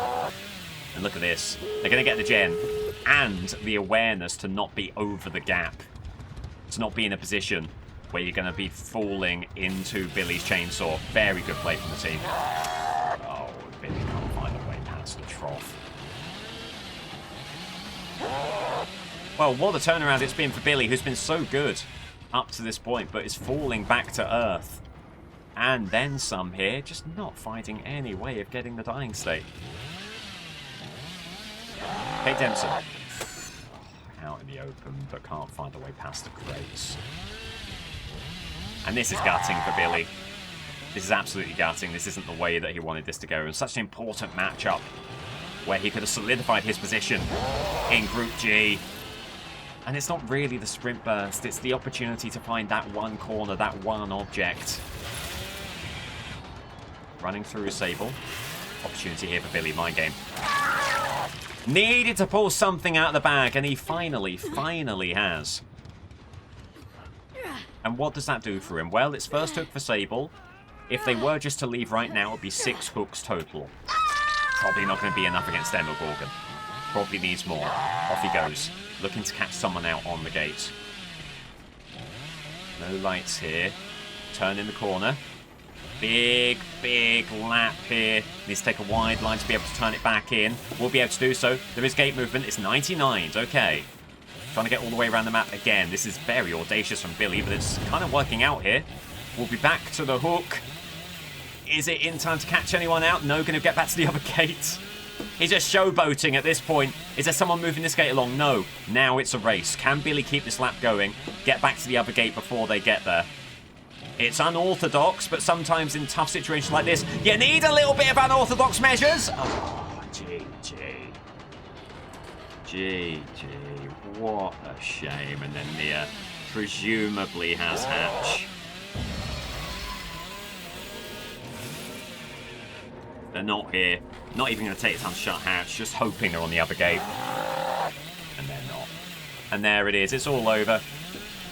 Bar the crying. And there's plenty of crying for Billy after this one. This is not the performance we wanted to see or expected to see. GG. Yeah, thank you so much. Demogorgon.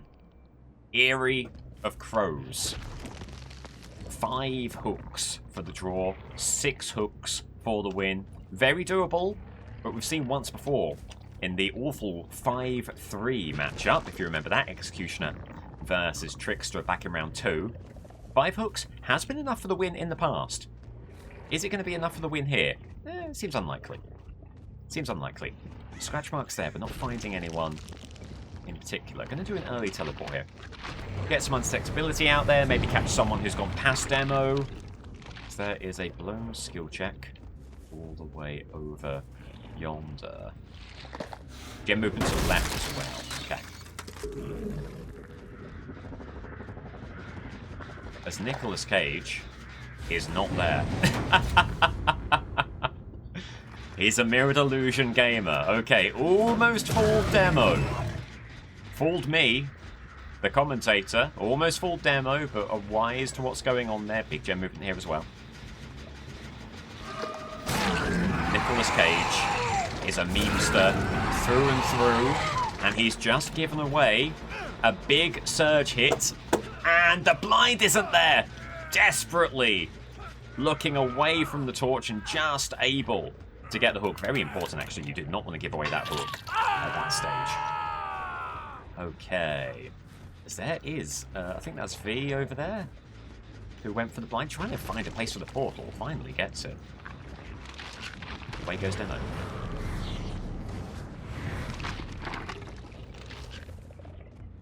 Movement here. A fair bit of movement here. Happy to be here. The one gen that's not been hit by Surge. Injury on V. It wasn't V. Apologies. That was near Carlson. Over by Mr. Cage there. As there could be some sealing of the portal going on. Some brief Killer Instinct there. So a big opportunity. Especially if that's Mr. Cage. It's Mr. Cage! It's Mr. Cage! He's not getting away! It could still be Decisive Strike. No.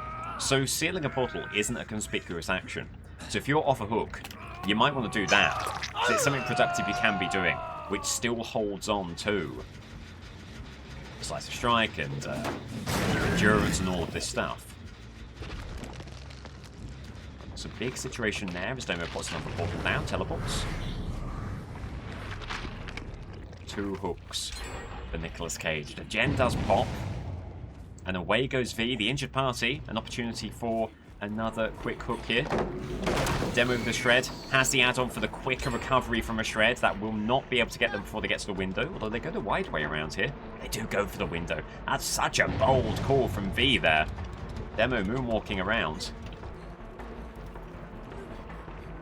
So they have the window up ahead. They're not going to go for that. Going to take the wide line again, and that should be the dying state, but not close enough for any kind of surge play. Going to set up a portal in readiness, take the hook, but another gen pops, 2-gen game. What a shame, what a shame. Is there a pain res hook here of any kind? 1, 2, 3, 4, all on that side. Pretty nasty pain res spawns. So no dice there. Teleporting over. Demo's third hook, but things are looking up for Billy here. This is not the kind of start that Demo would have envisioned. And that shred not going to connect in any way. Nicolas Cage getting the window, and that just doesn't seem like the kind of loop you want to be taking on if you're Demo at this stage in the game. Moving on to the other gens. No movement here. Nor here. Presumably some movement over there. Although V is rushing through main, trying to get to the other side of the map. The shred could be on. It is through the pallet. Very fortunate for Demo. And they are taking a line. Oh, which was almost going to zone them into harm's way. But they come back for the pallet. They go around again. Shred could be on the table here. Do they get the pallet? No. Huge shred for Demo, and looking for a second hook on V. This also could be Decisive Strike. No. Certainly worth the pain res hook. Gonna head this way. There is big gem movement. Well, not big gem movement, but some gem movement here. And that is where pain res pops. Okay, that's great news. So there's not a huge amount of gem movement elsewhere. As Demo gets his 4th hook. The window not vaulted there. They bring the pallet down. That's shred, the quick recovery.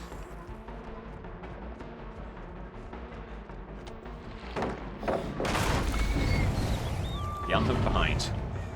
It's shoulder the burden from Nia Carlson. This does leave the exposed hit very much on the table. How much distance have they got? Fair chunk. Could that be Lithe? They're not heading upstairs. And again, want to prioritise the M1 here if you Demo. You won't get any exposed value from shoulder the burden with the shred. Not a bad move, does close down the gap somewhat. Drops the pallet. Just finding a way of staying away. Double back immediately. The window's gone for them. You go back through the doorway, heading upstairs, and honestly, any hope of exposed probably falling by the wayside here. They've just maintained enough distance and bought enough time. One would imagine. Yeah. There's V moving in. No hit, no pallet burn. Damn shame. 1 gen game all of a sudden. Bit of movement here. Gotta swing by.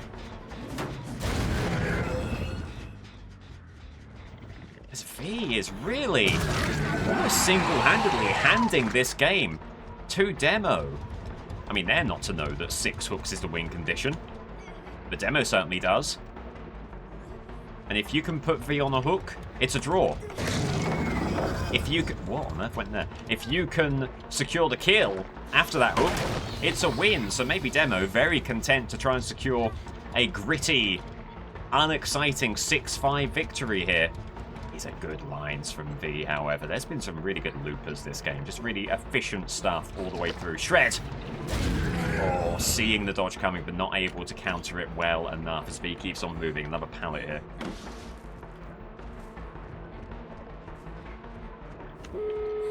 Gem pops. Thankfully not adrenaline. But it won't be enough for the dying state. He's not doing anything right now. V takes into another tile.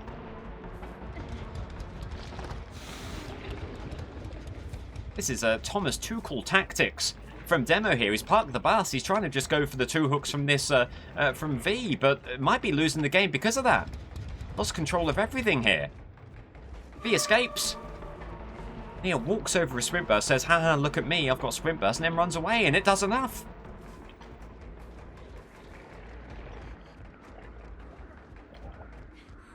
There is still a chance here, but the gates are operable. But he doesn't head that way, so surely no movement there. There are lights. Doesn't drop the pallet. How is she doing this? This is incredible stuff from V. It is finally applied. Gates are open.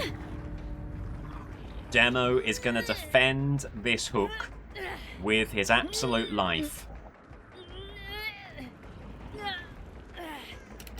So that's the draw. Needs to confirm the kill, or at least trade, to turn this into a victory. And this is not the situation that the Demo team would have wanted to see after that start. Nicolas Cage standing, watching, waiting. Really want to get Sprint Burst out there from Nia. Oh, they're doing what they need to here.